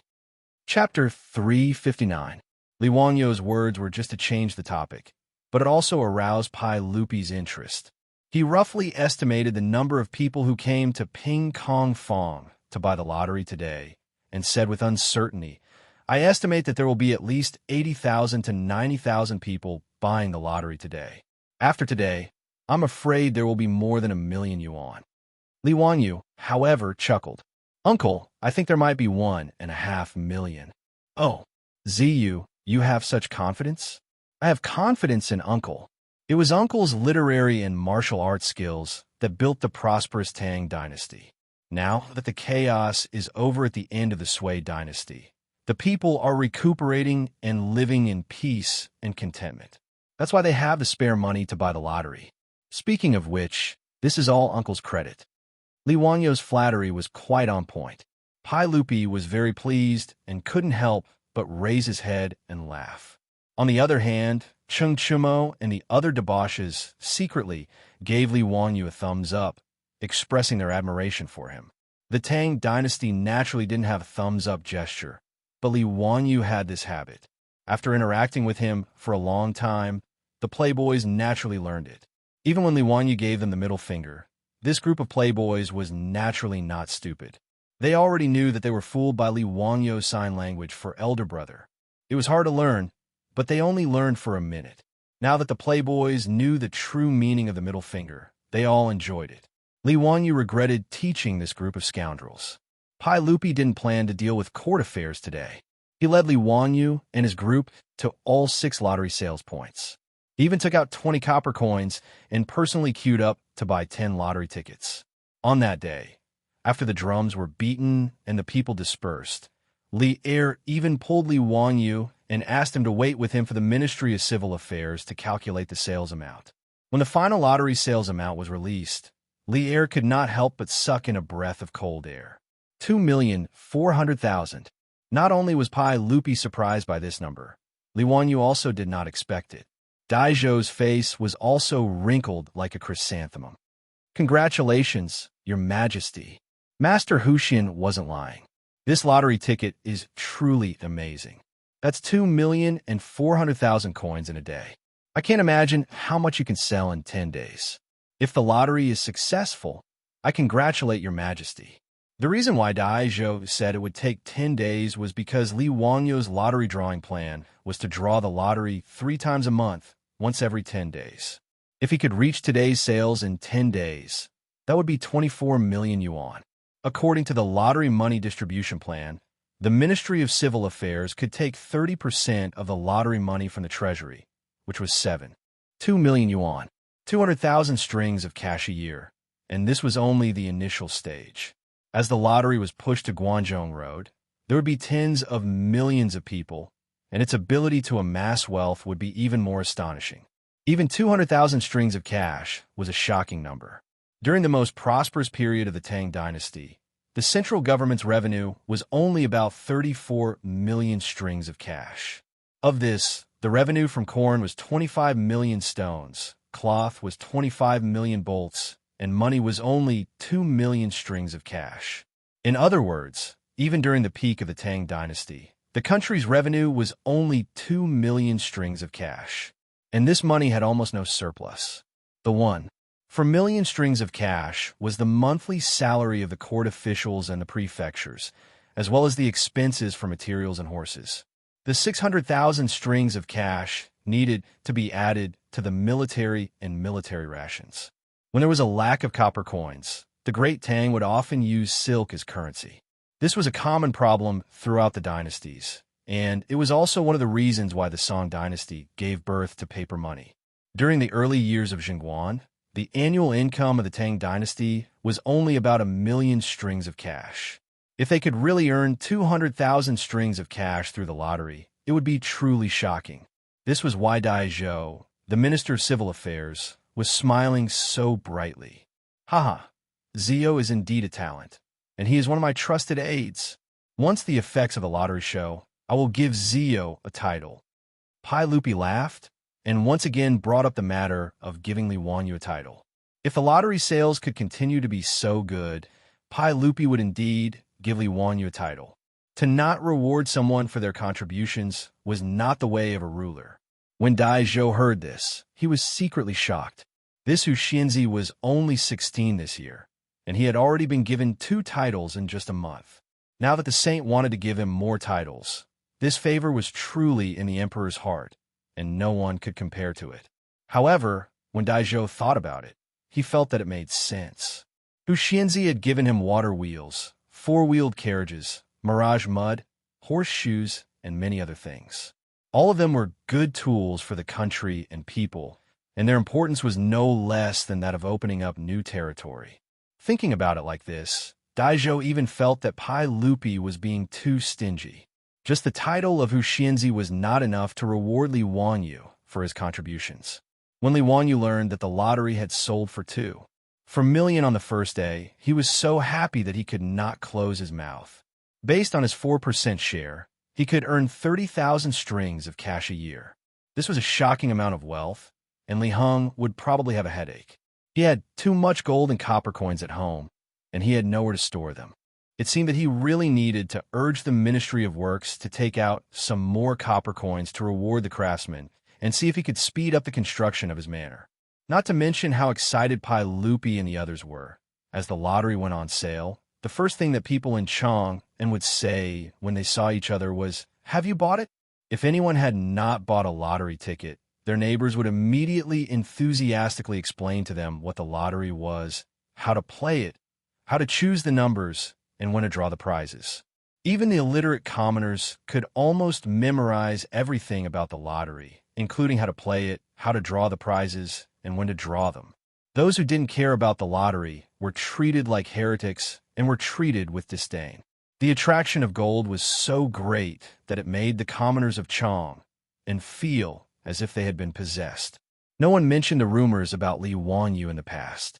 The government's notice clearly stated that the lottery ticket had been created by Xianzi. The fickle commoners of Chang no longer said that the founder of Xianzi was heartless and took advantage of the commoners. Instead, they saw him as the god of wealth. Some people even secretly worshipped Li Wanyu as the god of wealth in their homes. They burned incense and kowtowed to Li Wanyu every day, hoping that Li Wanyu would bless them with the lottery and give them 200 taels of gold. Every day, the lottery sales in the 6 markets were filled with people. As the clerks of the Ministry of Civil Affairs became more familiar with the lottery sales process, more and more tickets were sold every day. Even the officials in the imperial court sent their families and servants to line up at the lottery sales to buy tickets. This palm-sized lottery ticket had suddenly become the most expensive paper in Luoyang, and everyone was scrambling for it. 10 days passed in the blink of an eye, and it was time for the first lottery of the Tang dynasty to be drawn. For a moment, the streets of Chang were empty. Everyone ran to Vermilion Bird Avenue and waited for the lottery to be drawn. Chapter 360. In order to make the people of Chang feel at ease, Li Wanyu decided to place the lottery on Vermilion Bird Avenue above the Vermilion Bird City Gate after obtaining Pai Lupi's approval. In order to allow everyone to directly witness the lottery, Li Wanyu had already ordered the craftsmen to build a giant lottery machine and placed it on top of the Vermilion Bird City's gate tower. It looked like the roller used by hamsters in the future, except that this roller was very large, about 3 meters in diameter. Standing on the city gate, the people on Vermilion Bird Avenue could see it at a glance. The roller used for the lottery was made of thick iron wire and hollow, so the situation inside could be seen clearly. As for the balls used for the lottery, Li Wanyu asked the craftsmen to replace them with kuju balls and paint them with numbers. In the Tang dynasty, kuju balls were filled with air using animal bladders and wrapped in 8 pieces of leather. The balls were light and round. Li Wanyu asked the craftsmen to prepare 30 red balls and 16 blue balls for today's lottery. The time of the lottery was already announced to the public, and it was even held at the palace gate for the first time. On this day, the people of Chang all walked out of their houses and went to Vermilion Bird Avenue to see the lottery. Note as Vermilion Bird Avenue was full of people, and there were still people coming from all over Chang. A rough estimate showed that there were no less than 100,000 people here to see the lottery today. The 150-meter-wide Vermilion Bird Avenue stretched from the Golden Light Gate Avenue south of the Vermilion Bird Gate to 4 to 5 streets, 7 to 8 miles long, and it was packed with people. In fact, in an era without live television, no matter how big the lottery machine on the Vermilion Bird City Gate was, people 2 miles away would not be able to see it clearly. Even so, the people of Chang enjoyed it. Even if they could not see the scene on the Vermilion Bird City Gate, they were still whispering to each other, enthusiastically discussing whether they could win the lottery. Such a turbulent crowd made the Imperial Guards in charge of the safety of the Vermilion Bird Avenue clench their weapons and be on full alert, afraid that an accident would happen. At 9 in the morning, after the court session ended, Pai Lupi also went up the Vermilion Bird City Gate Tower. Today was the day of the lottery, and he was going to personally draw the lottery. When they saw the yellow-robed Pai Lupi appear, the hundreds of officials who had been waiting at the city gate all bowed in greeting. And the more than 100,000 people of Chang and on the Vermilion Bird Avenue also knew that His Majesty had appeared. They all knelt down and shouted, "Long live," 3 times. Pai Lupi had a bright smile on his face. He waved his hand, indicating that he was ready to draw a prize. Indeed, he could not help but feel happy. Within 10 days, the lottery in Chang and city had sold nearly 30 million yuan. Pai Lupi couldn't wait to give the order to promote the lottery to the entire Guangzhou road. In the end, it was Li Wangyu and Dai Zhou who managed to persuade the emperor, who had been blinded by the copious amount of copper coins. After all, the lottery was a new thing. It would be better for it to operate in Chang and for a few more days before making further plans. Fortunately, Pai Lupi was an emperor who was willing to listen to advice. After a moment of impulse, he didn't mention this matter again. Seeing Pai Lupi give the order, the group of Imperial Guards on the Vermilion Bird Gate shouted in unison, "Draw the prize." Immediately, there was an earth-shattering cheer from below the Vermilion Bird Gate. The sound was so loud that the birds in the sky of Chang and scattered in panic. The officials from the Ministry of Civil Affairs held 30 red balls and threw them into the roller one by one. Pai Lupi rolled up the sleeves of his yellow robe and stepped forward to shake the handle of the roller. This roller was 3 meters in diameter and made of thick iron wire. Naturally, it was very heavy. Originally, Li Wangyu wanted to let the Imperial Guards with strong bodies shake it. However, how could Li Er, who cared about his reputation, be willing to give his first chance to someone else? After rejecting the request for help, Pai Lupi's face turned red. He used all his strength and finally shook the huge roller. As the roller started to turn, the originally noisy crowd on the Vermilion Bird Avenue all held their breaths and stared at the roller that was spinning faster and faster. In the roller, the 30 red balls were constantly colliding and rolling. Seeing this, Li Wangyu quickly had someone remove a plate from the bottom of the roller, revealing a hole for the balls to come out. The 30 red balls were continuously turned by the roller that Pai Lupi was shaking. Finally, a red ball fell through the hole in the roller. The official from the Ministry of Civil Affairs immediately stepped forward and picked up the red ball. He raised it with both hands and showed it to the crowd below. At the same time, the Imperial Guards on the city gate shouted in unison, "Number 3, number 3." The shout of the first number was also transmitted to the rear by the Imperial Guards on both sides of the Vermilion Bird Avenue. In a moment, the entire crowd on the Vermilion Bird Avenue heard it clearly. When the first number was shaken, the previously quiet Vermilion Bird Avenue once again exploded with a huge wave of sound. The people who were anxiously waiting with their hands on the lottery tickets that they had bought let out cheers and screams. Some let out dejected sighs. Number 29, number 29. The numbers of the lottery tickets were shaken continuously. Below the Vermilion Bird Avenue, the numbers were revealed from time to time, causing a commotion. When the last number of the blue ball was shaken, the Vermilion Bird Avenue was filled with all kinds of cries and howls. "I've won! I've won! Second prize! Daozu above, I've won! Ha, 50 taels of gold! Congratulations, Dalan, you have to treat us! Today's P-Square, I'll treat everyone. We're not going home until we're drunk. Haha, I've won too. Third prize, not bad. 5 taels of gold. What about the first prize? Did anyone win the first prize? That's 200 taels of gold." However, some people were crying tears of joy, some people were shouting, but no one admitted that they had won the grand prize. Pai Lupi and Li Wangyu stood on the city gate and looked at the crowd below. Suddenly, they asked, "Zio, will no one win the first prize? If no one wins, won't the people think that the lottery is a scam?" When he said that, Li Wangyu also scratched his head. That day in the Taiji Palace, when he demonstrated the lottery with Pai Lupi, There were only 20 red balls, and the probability of winning was 1 in 600,000. However, when he returned to Dingzhou village, he was mercilessly laughed at by his beautiful boss. His beautiful boss just asked him to do a simple calculation. If there were 10 million lottery tickets, how many people would win the first prize? Li Wanyu couldn't help but break out in a cold sweat when he did the calculation. According to his original idea, if there were only 20 red ball numbers, he would have lost so much that he wouldn't even have his underwear left. He would really become a child of wealth. Therefore, when the lottery tickets were officially released, Li Wanyu changed the 20 red ball numbers into 30 red ball numbers from 1 to 30. As a result, the probability of winning the first prize changed from 1 in 640,000 to 1 in 5 million. He replied uncertainly, "Uncle, it shouldn't be that bad, right?" The lottery tickets sold a total of 14 million tickets, and the probability of winning is 1 in 9 million. Logically speaking, at least 1 or 2 people should have won the grand prize. What if no one wins the grand prize? Pai Lupi calculated in his heart and still felt that it was very likely that no one would win the prize.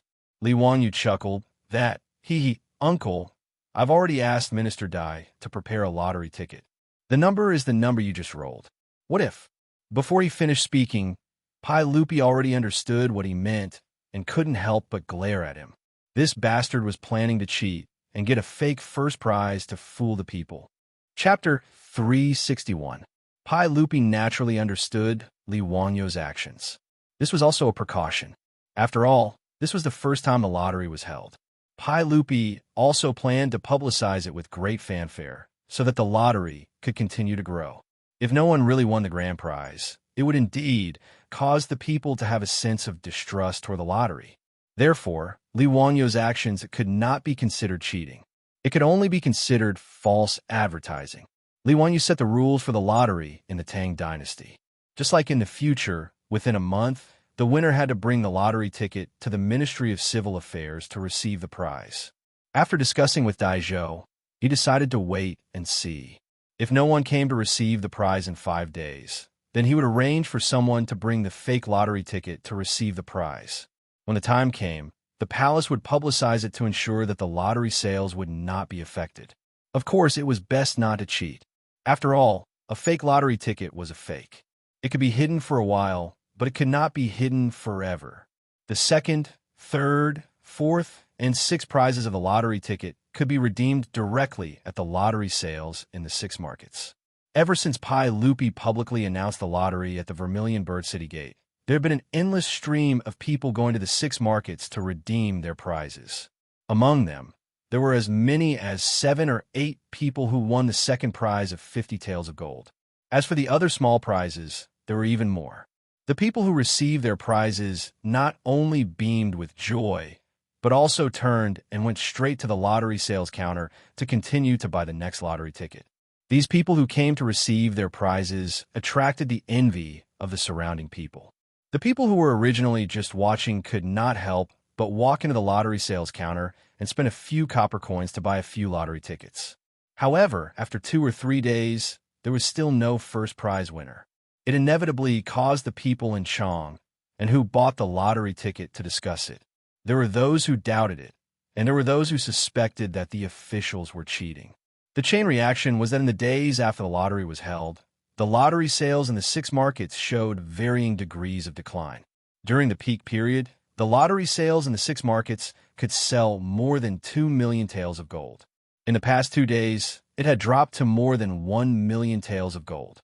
This made Daizhou very anxious. Let's not talk about how Daizhou, the Minister of Civil Affairs, was so anxious that he couldn't immediately send the fake winner to receive the prize. On the east side of Shi City, in Yanshou Square, there was an uproar. Because Yanshou Fong was close to Shi City, most of the rich merchants lived here. The price of the house here was only lower than the Li Fong, where the noble officials lived in the north of the city. Outside a residential building on the north side of the East Street, there were a lot of people who were banging on the door and shouting nonstop. "Open the door. Open the door quickly. Shopkeeper run. We know you're at home. Open the door quickly. You have to pay up today, or else I'll go to the Yamen of Chong and county to complain." Yes, Shopkeeper Run, we've already given you 3 days to collect the payment for goods. Why are you hiding from us now? Come out and talk. This group of people was obviously here to collect debts. There were also a few people in mourning clothes gathered outside the house. They were also wailing and banging on the door. Shopkeeper Run, give me back my Dalong. My son died so miserably. Don't think that you'll be fine if you hide at home. If you don't give me an explanation today, I'll go to the county yamen to report it.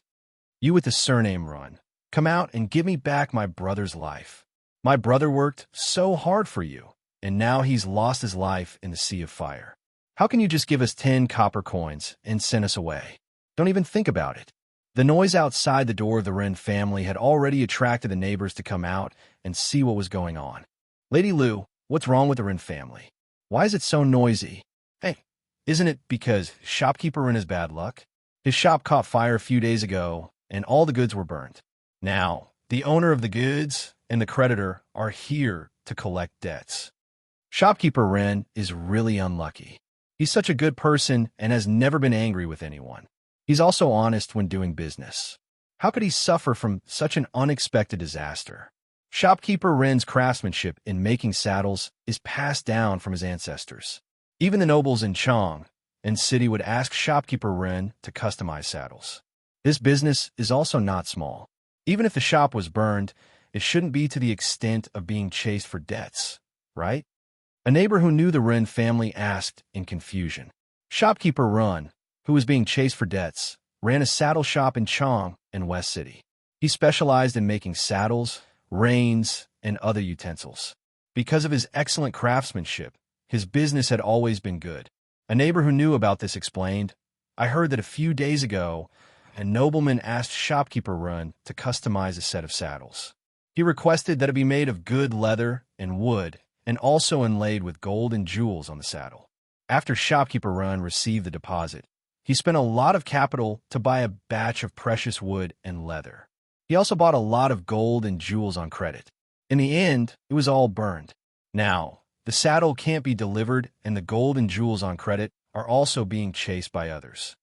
The neighbors shook their heads and sighed. They felt that Shopkeeper Wren was really unlucky. Someone asked in confusion, who are those wearing mourning clothes? It's the family of the shop assistant. They felt that the money given by Shopkeeper Wren was too little and came to make a fuss. Shopkeeper Wren was really wronged. The Marquis of West City said that the shop assistant who was on night duty accidentally knocked over the oil lamp. This caused a fire and the shop assistant was burned to death. It's already good that Shopkeeper Wren didn't ask for compensation from his family. He even gave 10 strings of money for the fire, which can be considered as benevolent. But the shop assistant's family felt that the money was too little and came to him crying and demanding compensation. Bah, that family has no shame. They burned all of the boss's goods and still want compensation. They're really shameless. That's right, Sai. Public morals are really degenerating day by day. Buddha above, I hope that Shopkeeper Wren's family can safely survive this disaster. When the neighbors were discussing and banging on the door, the Wren residence was also closed with a gloomy atmosphere.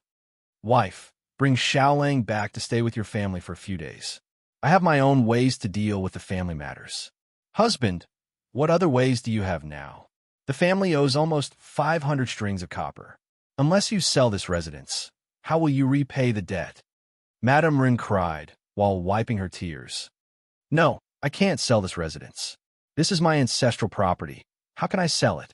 How can I be an unfilial descendant and shame my ancestors? Then what other ways do you have? Those people outside are making a fuss every day. Even the shop assistant's family asked for 50 strings of copper. They're really shameless.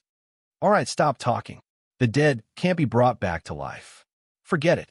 With my ancestral skills of making saddles and reins, how can I starve to death? Sigh, if there's no other way, I'll ask the master of Shiming Temple to borrow money for the kitchen. Shopkeeper Wren's words made his wife suddenly stand up and grab his robe tightly. Husband, you can't borrow money for the kitchen. Those monks eat people without spitting out the bones. Wife, what can I do if I don't borrow money for the kitchen? I've asked the county government of Chong and County. It's not that easy to borrow money. Sigh, you don't have to say anymore. I know what to do. Although the profits from the kitchen are high, as long as we get through this crisis and rebuild the store, I'll definitely be able to repay the kitchen. But, Chapter 362. The fragrant kitchen mentioned by the Ren couple was referring to the temple's loan. The fragrant kitchen was the temple's kitchen and had close contact with the people. Over time, the fragrant kitchen became the temple's name for loan sharks among the people.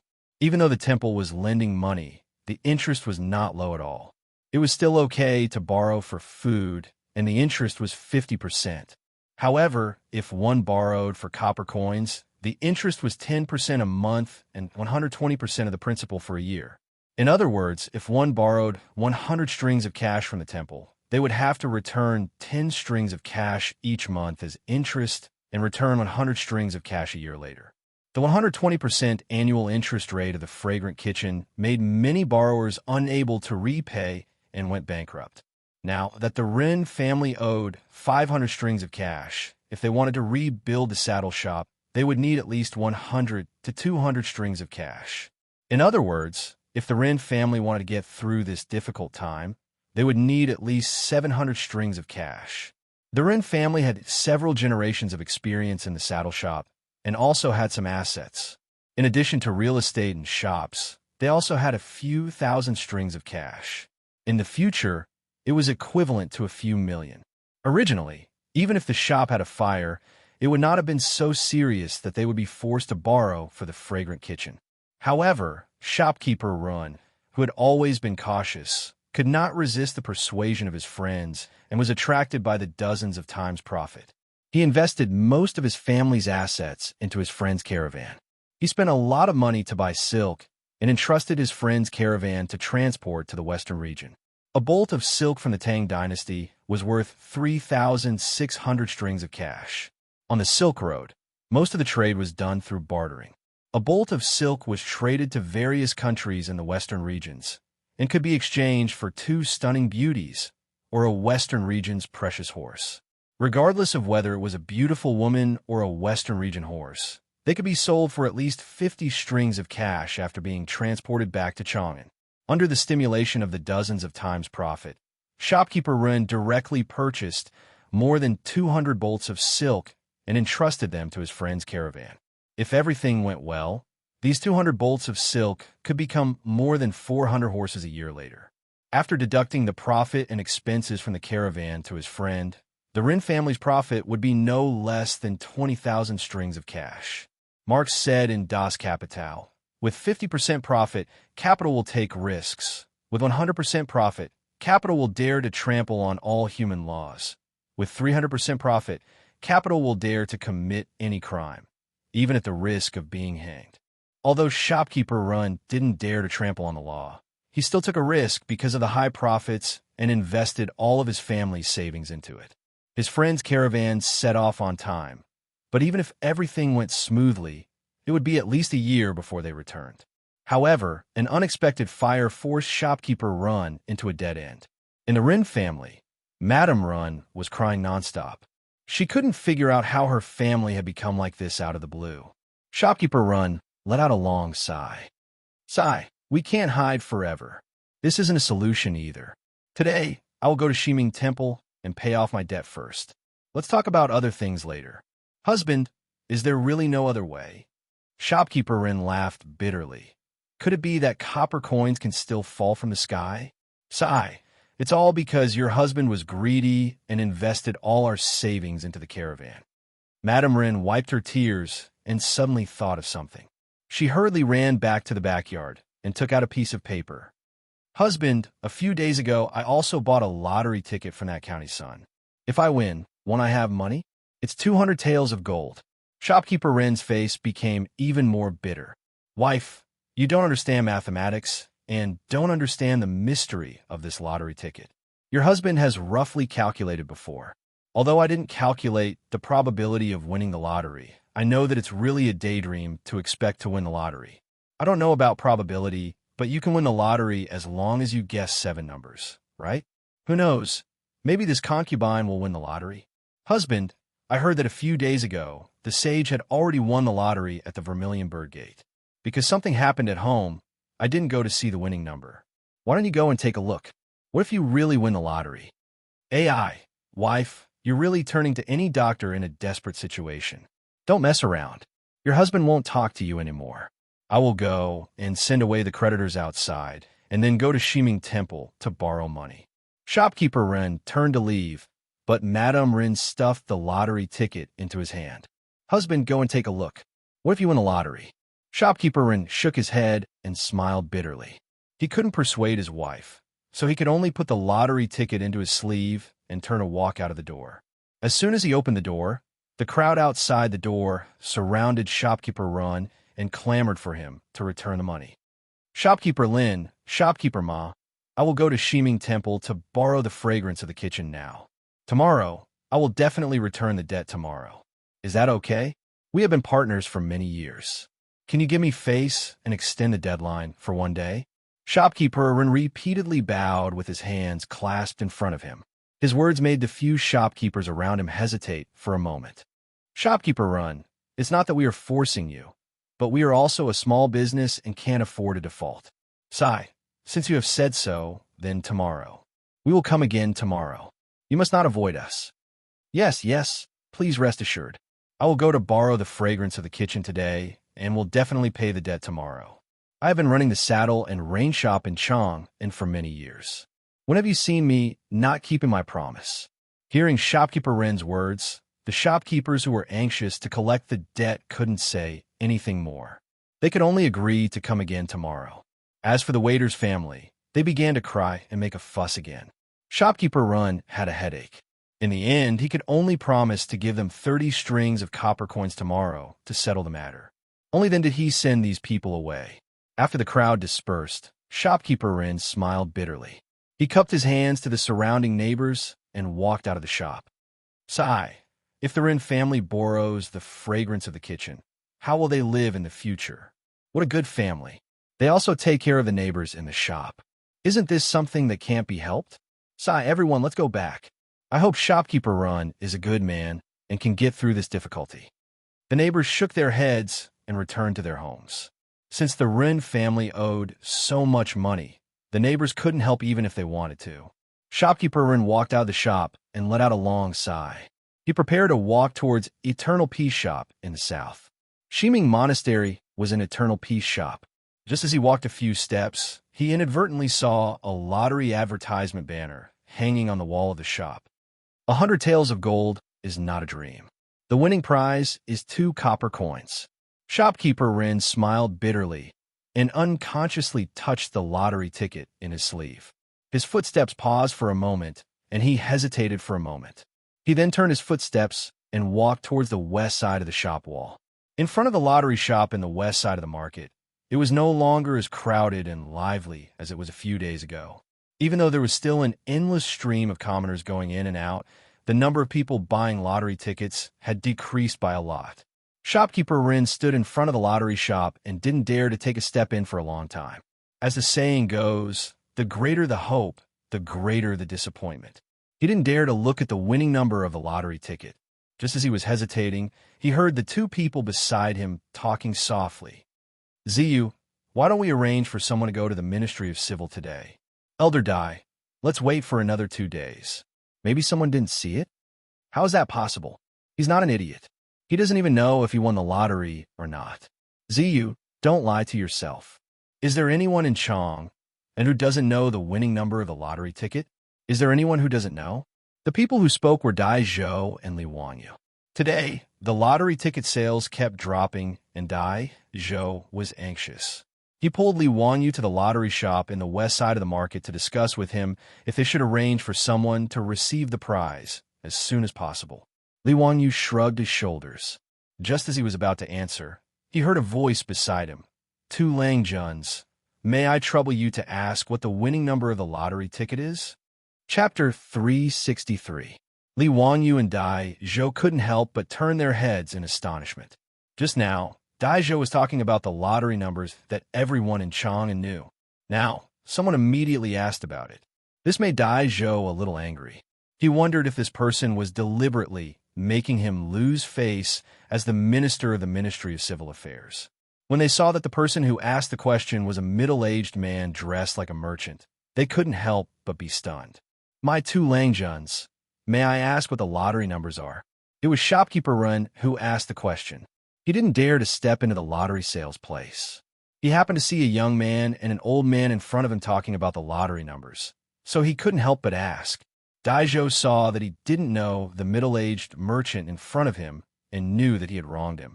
The angry expression on his face eased. "My Langjun, do you really not know the lottery numbers?" Daizhou asked curiously. Shopkeeper Rin cupped his hands and replied, Yes. Something happened at home a few days ago, so I didn't have time to check. This lottery ticket was bought by my wife. I want to see if I've won." Haha, the lottery numbers were shaken out by the sage at the Vermilion Bird Gate 3 days ago. I remember very clearly that they are 3, 7, 11, 17, 20. Daizhou smiled and stroked his beard. He naturally didn't think that the middle-aged man in front of him could win the lottery. However, as the Minister of the Ministry of Civil Affairs, he felt very close to the people who bought the lottery tickets. Naturally, he didn't refuse and reported the lottery numbers. Shopkeeper Ren didn't care at first, but when he heard the 3 sets of numbers, his heart couldn't help but beat faster. His wife was the one who bought the lottery ticket. She even used the birthday of his wife, and his eldest son. His birthday was on the 17th day of the 3rd lunar month. His wife's birthday was on the 20th day of the 7th lunar month. His son's birthday was on the 29th day of the 11th lunar month. For the last blue ball, his wife bought 3, which meant a family of 3. Therefore, his wife only spent 2 coins on the lottery ticket in his sleeve. The numbers were 3, 7, 11, 17, 20, 29, and 3. Daizhou continued to report the winning numbers. 20, 29, and the last blue ball was 3. How was it? Did you win a prize? Langjun? His words were like spring thunder, exploding in shopkeeper Ren's ears. Langjun, you didn't lie to me, did you? Is this really a winning number? Shopkeeper Ren couldn't even speak clearly as he was tongue-tied. Of course, this old man has nothing better to do, so why would I lie to you? If you don't believe me, the lottery sales store will post the winning numbers.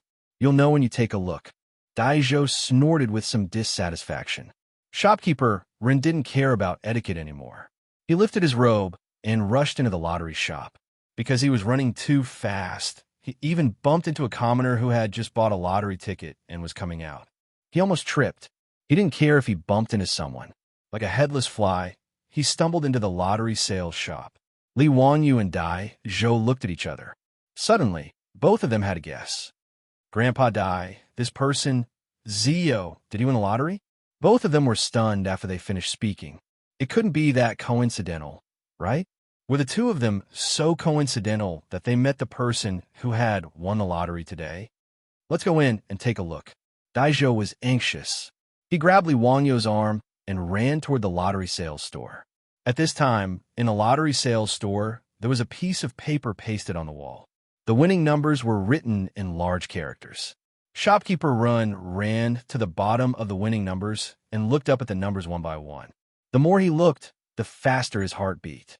His excitement was like a pot of boiling water in his chest that was about to overflow. I won. At this time, there was only this sentence in Shopkeeper Ren's heart. His hands trembled as he took out the lottery ticket from his sleeve. He carefully checked the numbers on it word by word. 3, 7, 11, 3. At this time, Shopkeeper Ren almost stepped into hell a second ago, but suddenly rose to heaven a second later. Under the great stimulation of worry and joy, just like when Fan Jin passed the Juju exam, he read it over and over again. Then he clapped his hands and laughed loudly, saying, "Oh, I won. As he spoke, he fell backward. He clenched his teeth and fainted. His shout attracted the attention of everyone in the lottery sales store. Whether it was the clerk of the Ministry of Civil Affairs or the people who came to buy the lottery ticket, they all heard his words. Just as they were wondering, they saw the person suddenly faint. Everyone was shocked. When Shopkeeper Ren fainted, he happened to fall into the eyes of Dai Zhou and Li Wanyu, who had just rushed in. The two of them were also shocked. They hurriedly called the clerk of the Ministry of Civil Affairs to fetch water and quickly woke the middle-aged merchant. Dai Zhou gently pried open the man's fingers and picked up the lottery ticket that he was holding tightly in his hand. "Oh, Zio, this person actually won. Haha, I was worried that no one would win, but I didn't expect to see such a scene." Dai Zhou looked at the number of the lottery ticket and couldn't help but clap his hands and laugh. Li Wanyu also took the lottery ticket and carefully checked the various anti-counterfeiting measures on the lottery ticket. He was sure that this was a real lottery ticket. It was the first prize winning lottery ticket. "Haha, Grandpa Dai, you see, I said that maybe people didn't know that they won the lottery. It's true, right?" Dai Zhou shook his head helplessly. "I didn't expect such a thing to happen." "You were right." In the sales store, everyone was busy. Finally, shopkeeper Ren, who had fainted due to excessive excitement, woke up. His eyelids trembled a few times, and he slowly woke up. "What's wrong?" "Yes, I won. Where did my lottery ticket go?" "My lottery ticket." Seeing that he was about to get excited again, Li Wanyu hurriedly went forward and handed the lottery ticket back to him. "Don't worry, your lottery ticket is here. Congratulations, you really won the lottery. The first prize is 200 taels of gold." Shopkeeper Ren hurriedly took the lottery ticket that he now regarded as a treasure. "Thank you, Mr. Xiaolang." "Thank you, Mr. Xiaolang." He turned his head to look at the clerk of the Ministry of Civil Affairs in the sales store and asked, "Excuse me, can I exchange this lottery ticket now? Where can I get the gold?" "Congratulations. You need to bring the public examination and the lottery ticket to the Ministry of Civil Affairs to get the prize money." Ministry of Civil Affairs? Shopkeeper Run was a little hesitant. The Ministry of Civil Affairs official was in the Imperial City. As a businessman, when had he ever entered the Imperial City? Li Wanyu suddenly said, "Grandpa Dai, why don't you make an exception and give the prize money to this Lang Jun here? The people can also see it with their own eyes. What do you think, Grandpa Dai?" "Okay." Dai Zhou thought for a moment and understood Li Wanyu's meaning. He nodded and agreed. Chapter 364. The commotion at the lottery sales point had naturally been heard by the onlookers.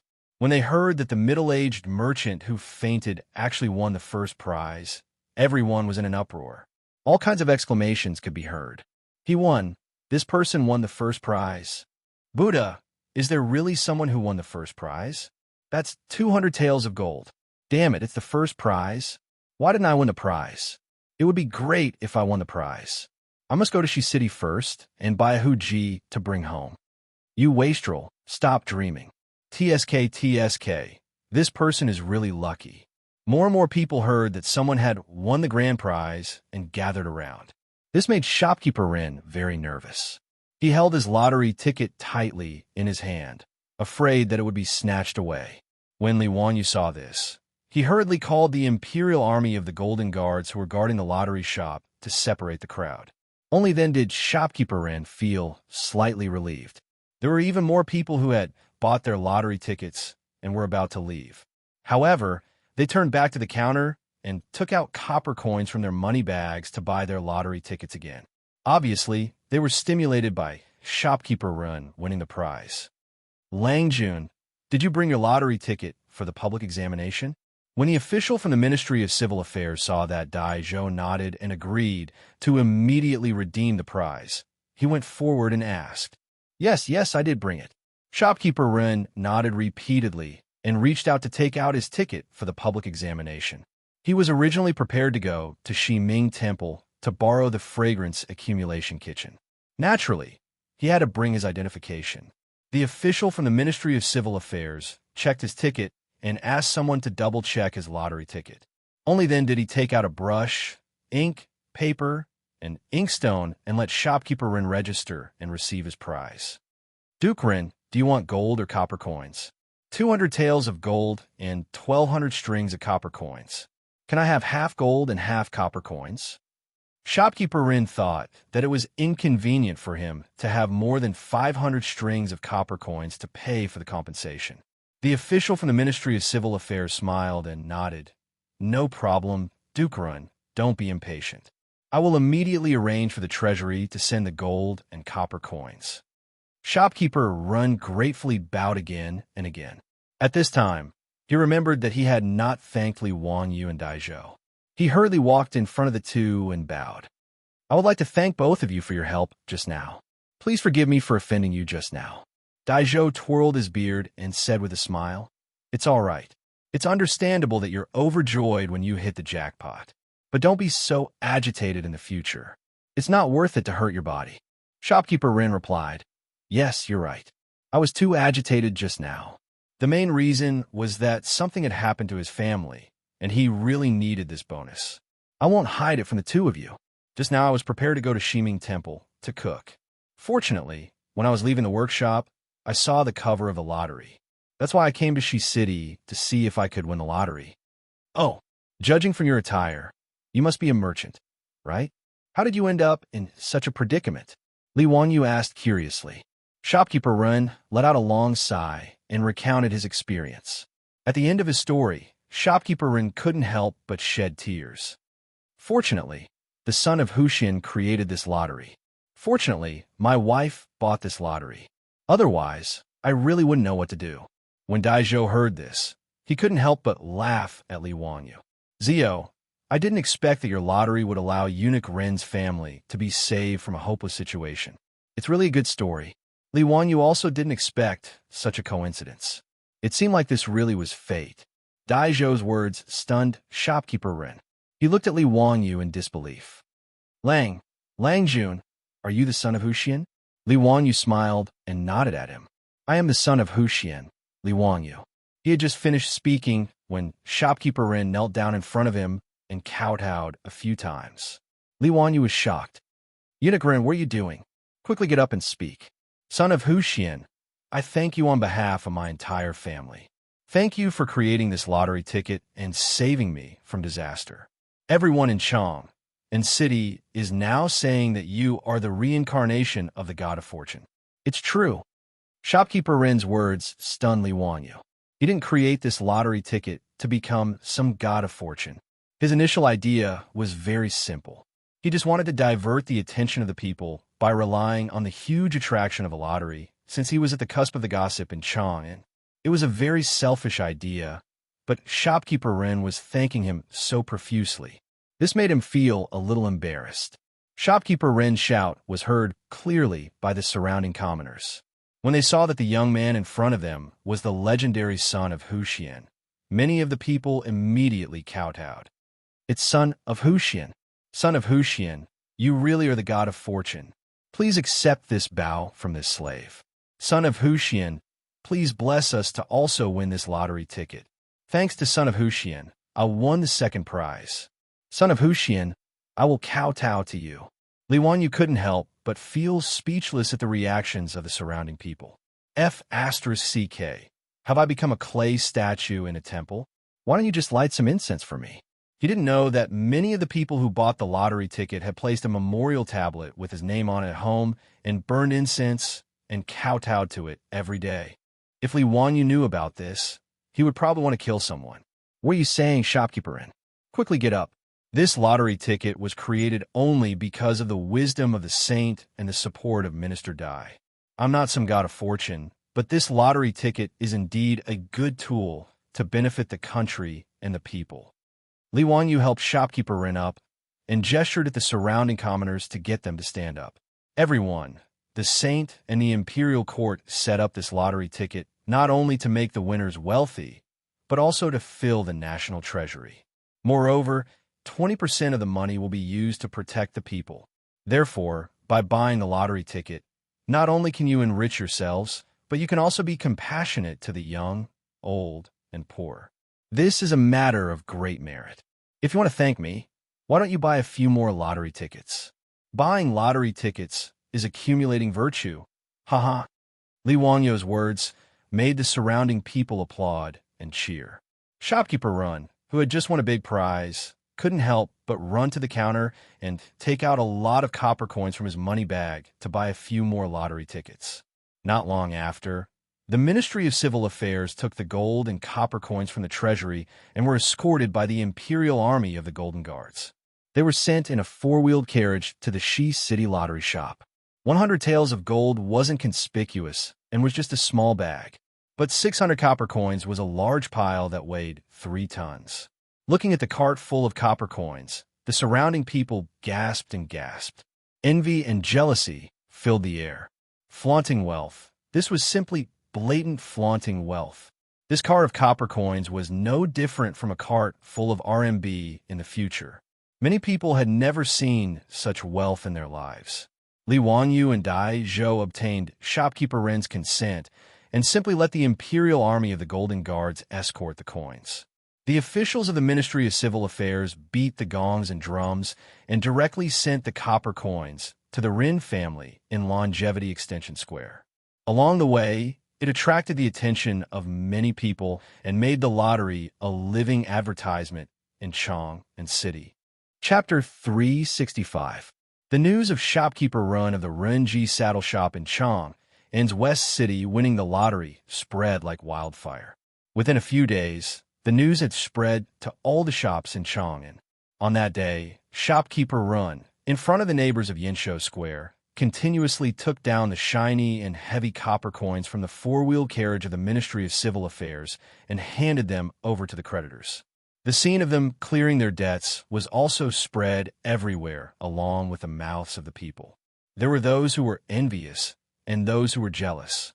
As a result, the lottery outlets in the 6 markets were once again filled with people buying lottery tickets. Shopkeeper Ren's family avoided bankruptcy because of the lottery tickets that cost 2 copper coins each. Not long after, the Renji Saddle Shop in the West City was rebuilt and its business was even better than before. A year and a half later, shopkeeper Ren's friends' caravan returned to Chang, and with a large group of horses from the West region. The Ren family once again earned more than 20,000 coins and became a famous wealthy merchant in Chang'an. The matter of him winning the lottery back then had always been talked about enthusiastically, and shopkeeper Ren was also proud of it. Buying lottery tickets also became a habit of shopkeeper Ren. Although he did not win any more prizes, he still enjoyed it. These were all stories for later, so let's not talk about them for now. The lottery tickets were successfully distributed, and Li Wanyu successfully washed away the dirty water that the aristocratic families had poured on him. He began to think about how to buy land from the Ministry of Civil Affairs Li Ru. Now in Chang, and no one was talking about Hu Xinzi's spending a lot of money to build a baseball stadium. The land in Dun and Zhaoyang squares, except for Li Ru's courtyard, had been bought by Li Wanyu through the Ministry of Works. If he wanted to start the baseball stadium, he had to deal with Li Ru. During this time, Li Wanyu was not idle. He had already asked the Fancy Pants to help him find out about Li Ru's situation. Although Li Ru and his sisterly clan both had the surname Li, they were not from the Li clan in Longxi or the Li clan in Zhao County, nor were they relatives of the Li Tang royal family. They were just from a small clan. After finding out about Li Ru's background, Li Wanyu was sure that this guy was not clean. The Jingguan era was one of the most strict anti-corruption dynasties in Huaxia history. Pai Lupi once said, "If someone commits a crime, they will be punished." This meant that as long as there was corruption, no matter what identity, they would be punished. Even if they were old servants of the Duke of Qin's manor, Li Er would still punish them according to the law. The imperial uncle was also imprisoned for his corruption. The aristocrats and the royal family were all prim and proper. The Tang dynasty. The Tang dynasty did not prohibit officials from doing business. So most officials' families were in the family members were in charge of their families to subsidize their families. Come, even Feng Xianling, Cheng Yaojin, and the other dukes were the same. Otherwise, how would he be able to support a large family with that meager amount of money? However, through Li Wanyu's various connections, he discovered that although physician Li's family also ran a shop, the business was bleak and there was no income. In fact, they would even lose a lot of money. But just by looking at the fact that Li Ru was able to set up a side courtyard in Dun Lane, it could be seen that his status was not low. The villa in Dun and Square covered a large area. When Li Ru bought it, he spent 2 million. Li Ru was a minister of the Ministry of Civil Affairs, but he was only at the 5th rank. His monthly salary was 3,600 copper coins. Even if he added the 160 dawn of grain and the income from the farmland, his monthly income would not exceed 10 strings of copper coins. Li Ruli's family was naturally a big family. The 10 copper coins were enough for him to live comfortably, but he did not have much left. Under such circumstances, he could still take out 2 million to buy a villa. It would be strange if there was nothing fishy about it. The director of the Ministry of Commoners was the director of the Ministry of Commoners. This was the office in charge of the Tang dynasty's money. Just a little of it could let Li Ru, the Minister of Civilian Affairs, eat a lot. Li Wanyu thought that instead of finding a way to make Li Ru sell his land, he might as well help Pai Lupi build a clean government. He did not believe that Li Ru did not have any tricks up his sleeve in the Ministry of Civilian Affairs. Since Li Ru was determined to go against him for the Li clan, then he could not blame Li Wanyu for being ruthless. However, it was not easy to find a corrupt official like Li Ru. Without any evidence, he could not accuse him just because he bought a villa, right? That was not realistic.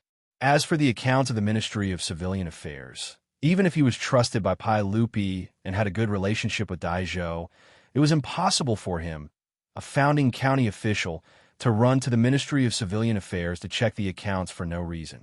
Li Wanyu thought about it for a long time, but he came up with a way to save the country.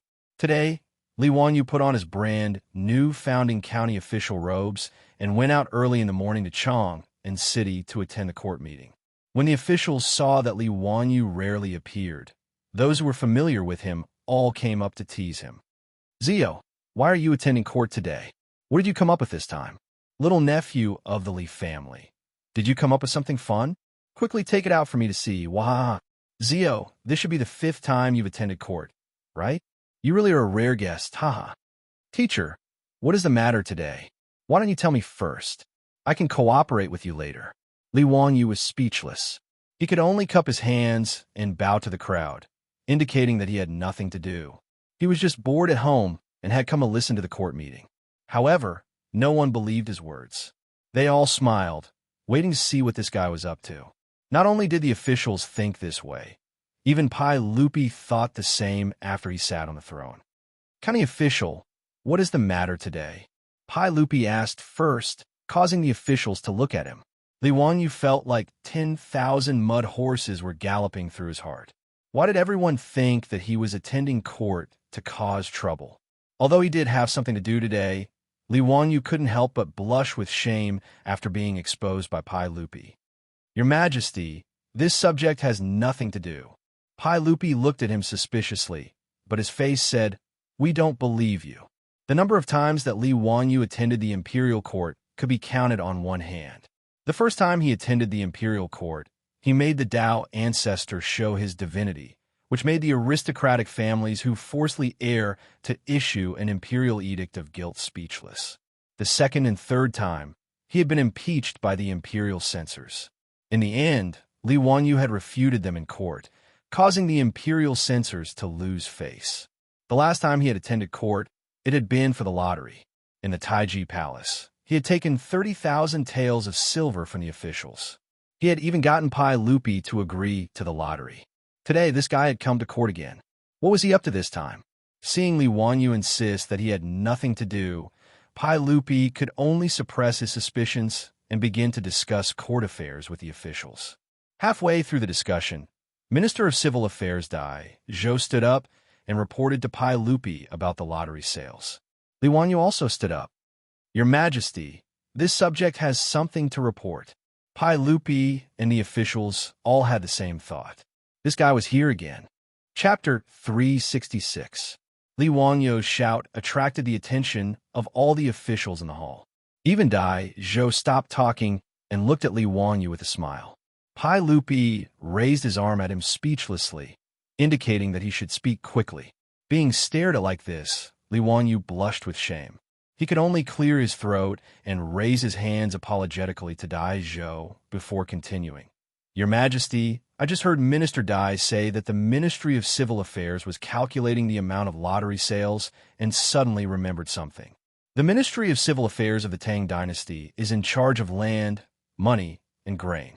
However, the officials in the Ministry of Civil Affairs are not good at mathematics, and their calculation efficiency is too low." Before he could finish, Dai Zhou couldn't help but interrupt him. As the Minister of Civil Affairs, Although Dai Zhou had a good relationship with Li Wanyu, he couldn't help but frown. County magistrate, who, all the officials in the Ministry of Civil Affairs are proficient in mathematics. Although there may not be anyone as knowledgeable as you, I dare say that there is no one in the world who is better than you in mathematics. Dai Zhou was also a bit angry, and his tone was unavoidably tough. As the head of the Ministry of Civil Affairs, he naturally couldn't bear to hear Li Wanyu criticize the Ministry of Civil Affairs for its poor calculation ability. Li Wanyu saw that the old man was angry and quickly bowed deeply. Minister Dai, if what I said is wrong, please don't blame me. However, the Ministry of Civil Affairs calculation method is indeed backward. I am only thinking for the Ministry of Civil Affairs, which is why I brought this up. In truth, if Li Wanyu had communicated with Dai Zhou privately, Dai Zhou definitely wouldn't feel any disgust. Instead, he would be grateful to Li Wanyu. However, to say that the Ministry of Civil Affairs calculation ability was bad in front of all the officials, wasn't this slapping Dai Zhou's face? It was no wonder that the old man was angry. However, Li Wanyu had other intentions, so he couldn't care less about offending Dai Zhou. In any case, he believed that as long as what he said was true, Dai Zhou would be grateful to him. Today, this old man would like to ask for advice. Let's see how brilliant county magistrate's arithmetic is. Dai Zhou flung his robe angrily, no longer giving Li Wanyu any face. Li Wanyu had been waiting for him to say this.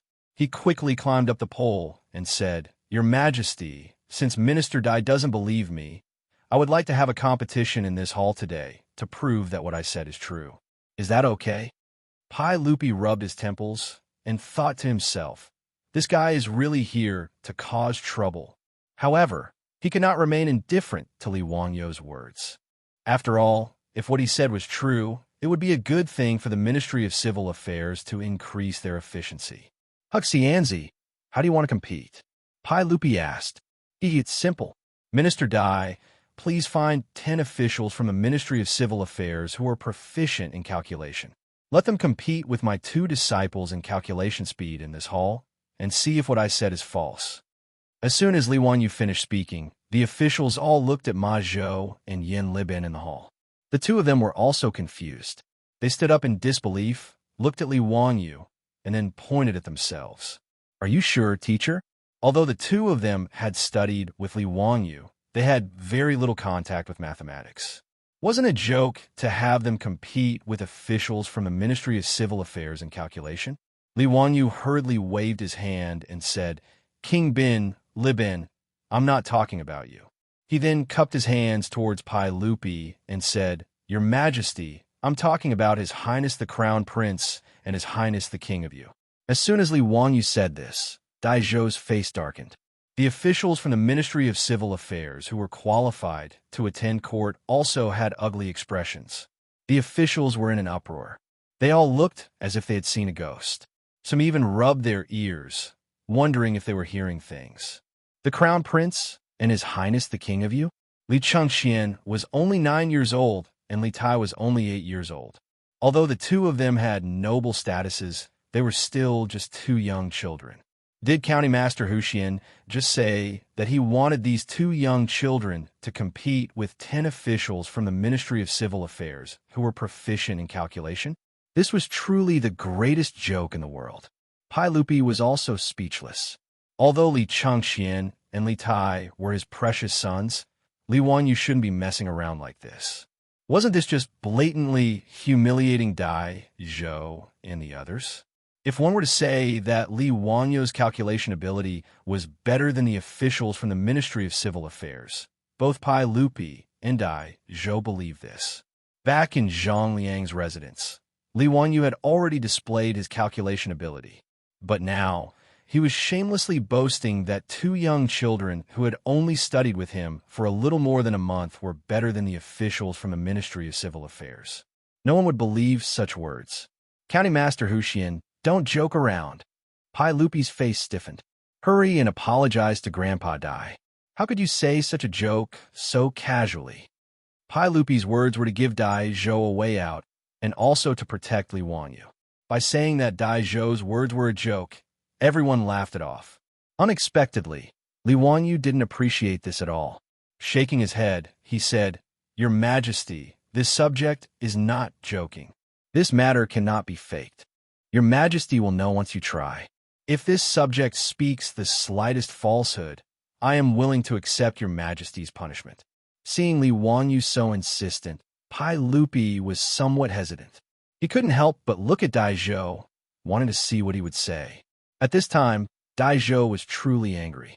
Seeing that Li Wanyu was so unforgiving and wanted to slap the face of the Ministry of Civil Affairs, he couldn't care less about the little bit of friendship he had with Li Wanyu.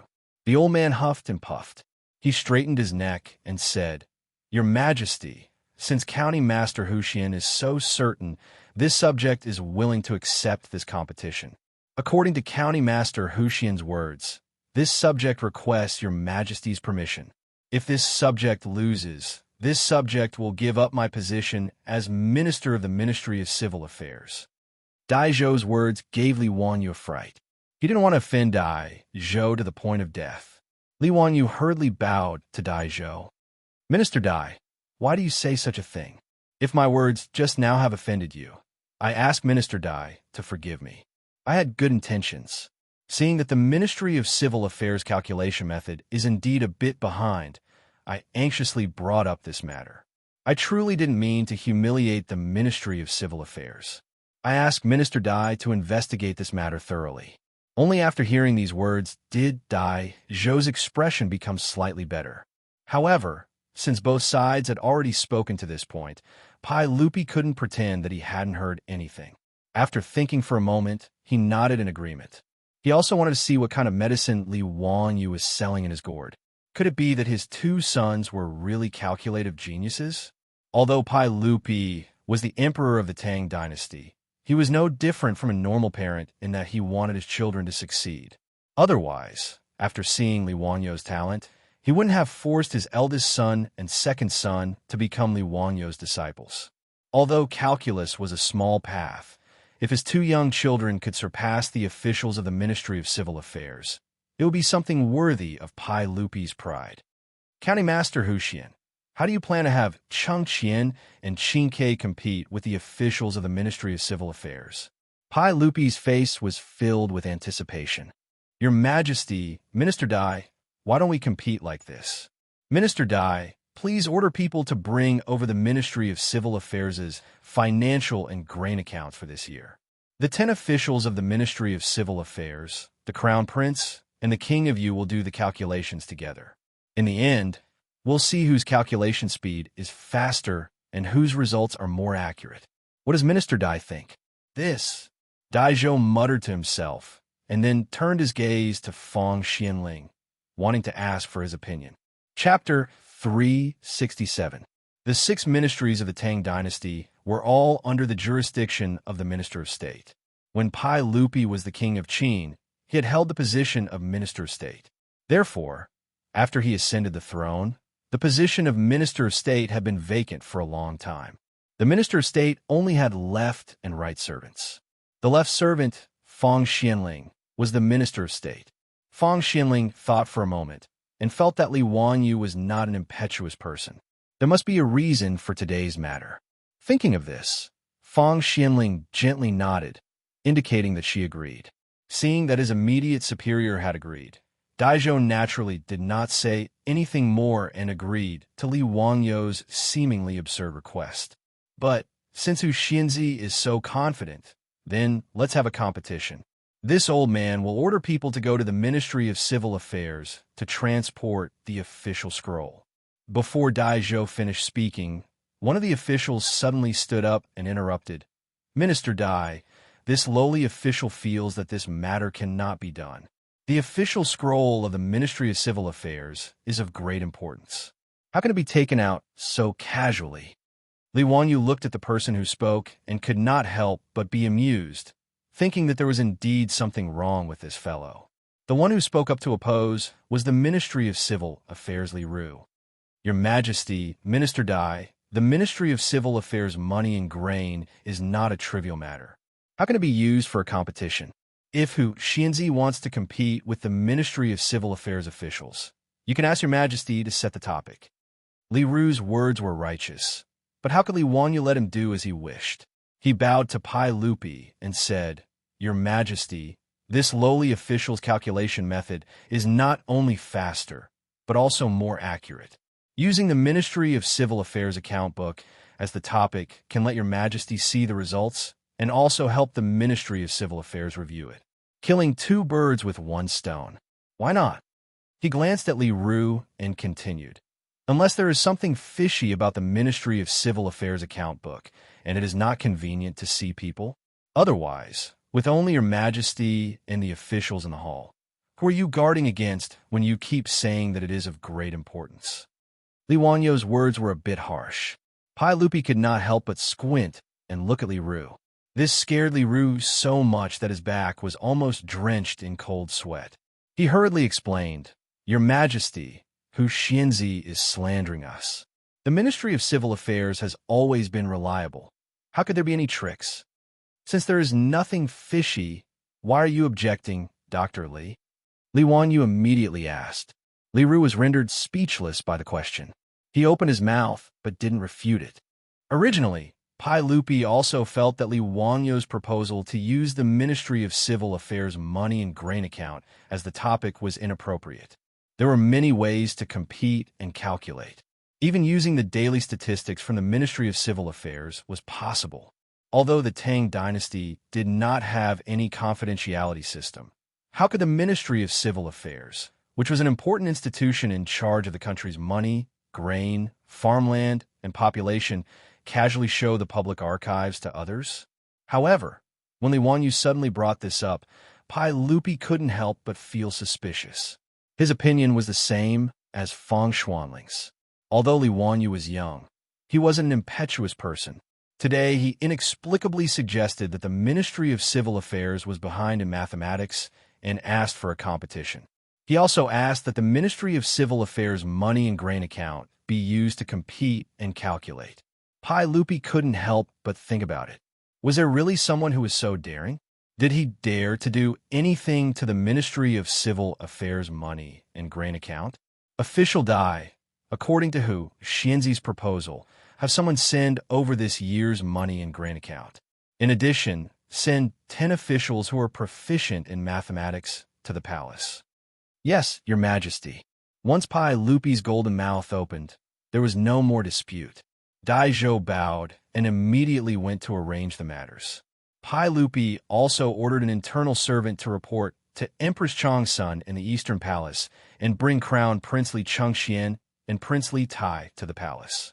At this time, the officials were whispering to each other, discussing the intentions of Hu Xianzi's actions today. These officials weren't fools. Everyone could see that Li Wanyu wanted to use the Ministry of Civil Affairs money and grain account to make an issue out of it. The officials were all speculating whether or not there really was something fishy about the Ministry of Civil Affairs money and grain account.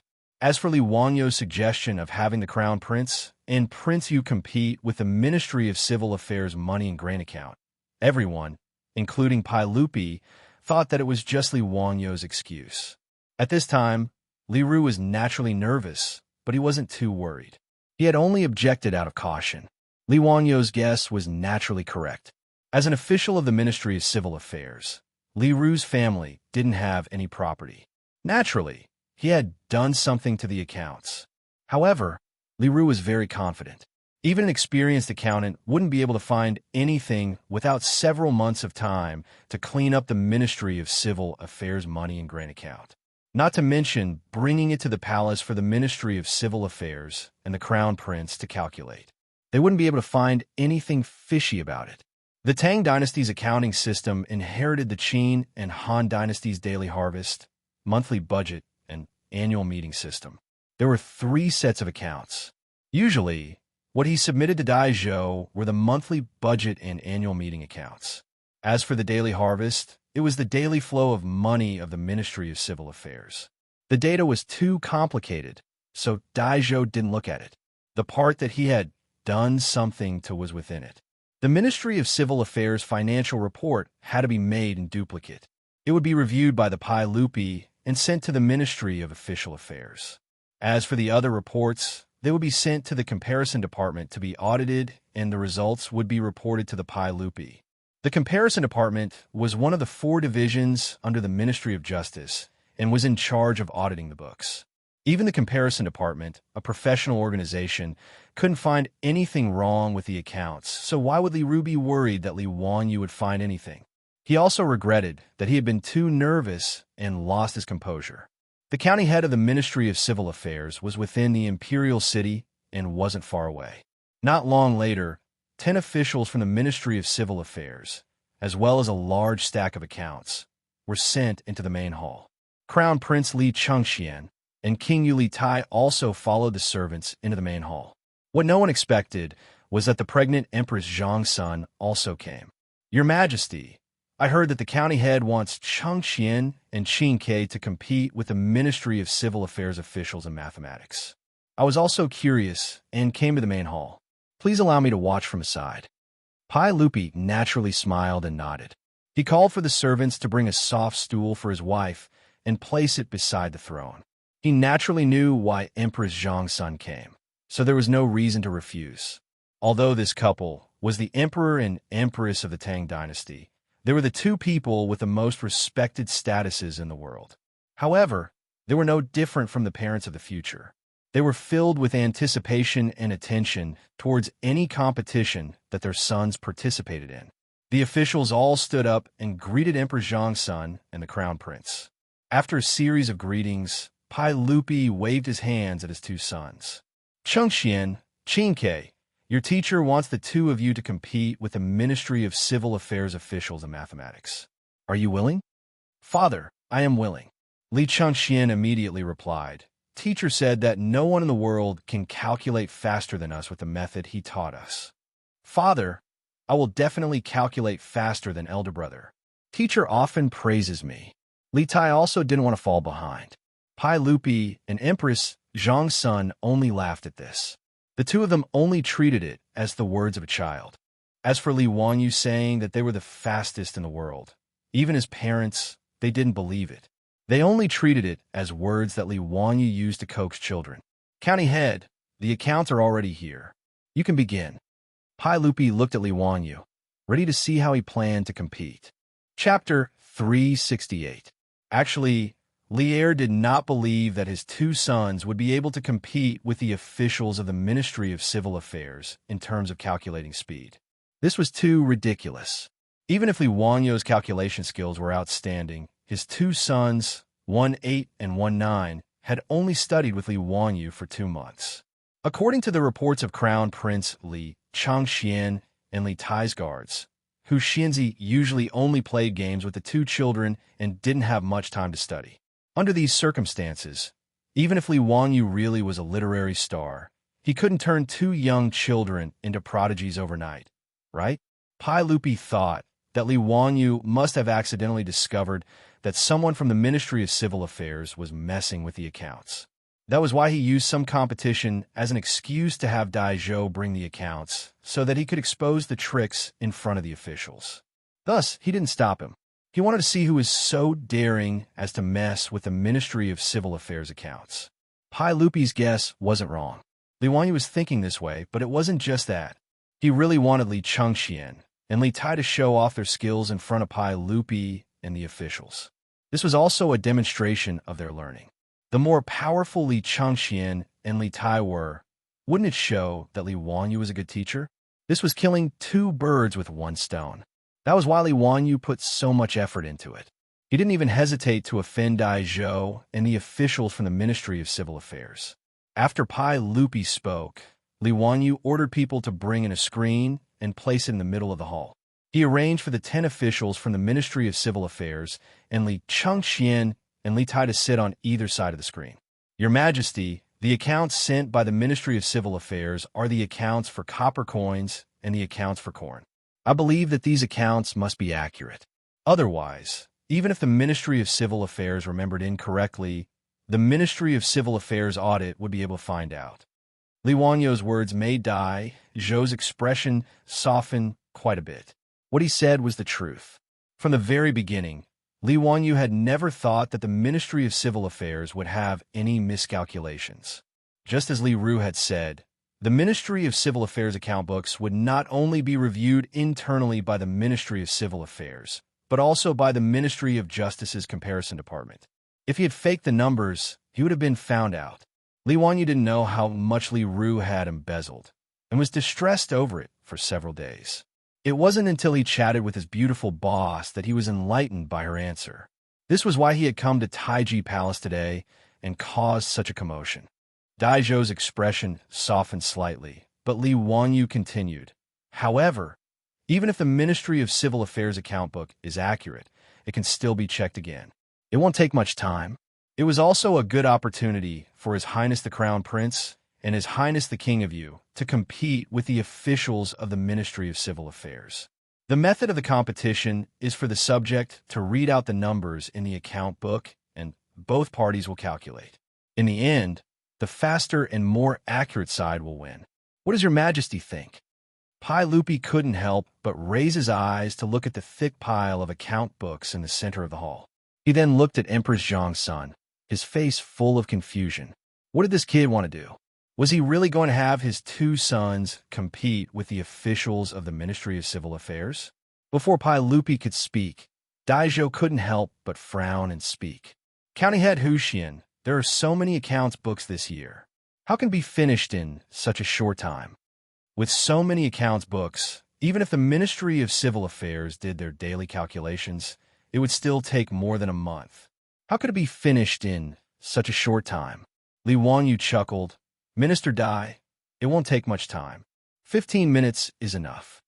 His words caused an uproar among the officials. They felt that County Head Huxian was joking again. The accounts books of the Ministry of Civil Affairs had a thick pile of money. Even if it was just to look through them once, 15 minutes was far from enough. Before Daizhou could speak, Li Wanyu walked to the front of the account books and picked up one of them. He looked at the officials of the Ministry of Civil Affairs. Everyone, are you ready? When the officials of the Ministry of Civil Affairs heard that they were going to compete with two young children in mathematics, they all felt humiliated. Even if the two young children were the crown prince of the Tang dynasty and His Highness King Yu, Li Wanyu's suggestion was still a form of humiliation to these officials who were skilled in mathematics. In the face of Li Wanyu's words, the 10 officials of the Ministry of Civil Affairs didn't say anything. Instead, they silently took out their calculating chips and placed them on the table. Li Wanyu awkwardly rubbed his nose and then looked at Li Chengxian and Li Tai. Chengxian, Qingke, are you ready? Li Chengxian and Li Tai's faces were already filled with anticipation. Hearing this, the two of them took out something from their sleeves and placed it on the table in front of them. Teacher, don't worry. We will definitely win.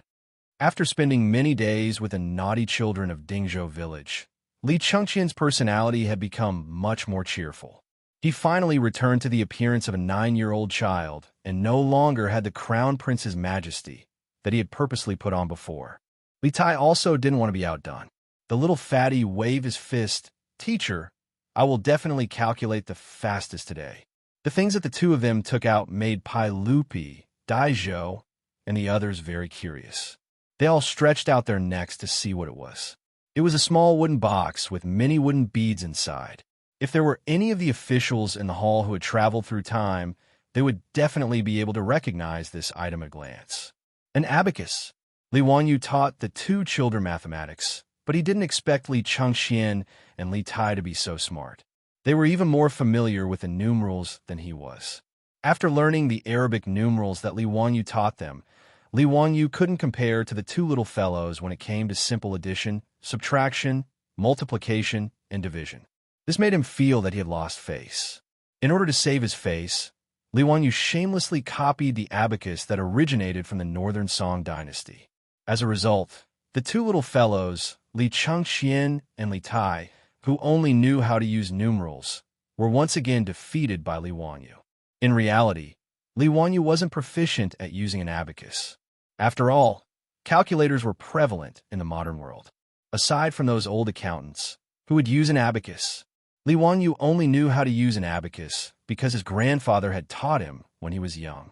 He only knew how to use it and was still very far from being proficient. However, no matter how rusty he was at using an abacus, His calculation speed far surpassed that of numerals. It must be known that the meritorious service of China's 2 bullets and 1 star relied on hand-operated calculators and an abacus to calculate a huge amount of data. The 2 little fellows were shocked by Li Wanyu's abacus. They worshipped their teacher even more. The 2 of them were indeed smart. They didn't need much time to use the abacus to become proficient, especially the little fatty, Li Tai. His little chubby hands were as fast as lightning when he used the abacus. This made Li Wanyu speechless. In a modern world, he had seen some videos of gaming gods. Those were simply inhuman people who used their hands to dance on the keyboard. They made him speechless. In Japan, there was a player called Takahashi who could press the button 16 times in a second on an old-fashioned game controller and fire 16 bullets. He was called 16 Brothers in a second. Needless to say, those professional gamers could effectively type 200 to 300 times on the keyboard in a minute, which made Li Wangyu, who was not very good with his hands, feel speechless. And the little fatty, Li Tai, was unexpectedly also a master of hand speed. Ever since he learned how to use an abacus, every time he used the abacus, Li Wangyu would unconsciously associate it with a scene in a manga. In short, ever since the 2 little fellows learned how to use an abacus, Li Wangyu never used the abacus in front of them again. He couldn't afford to lose face.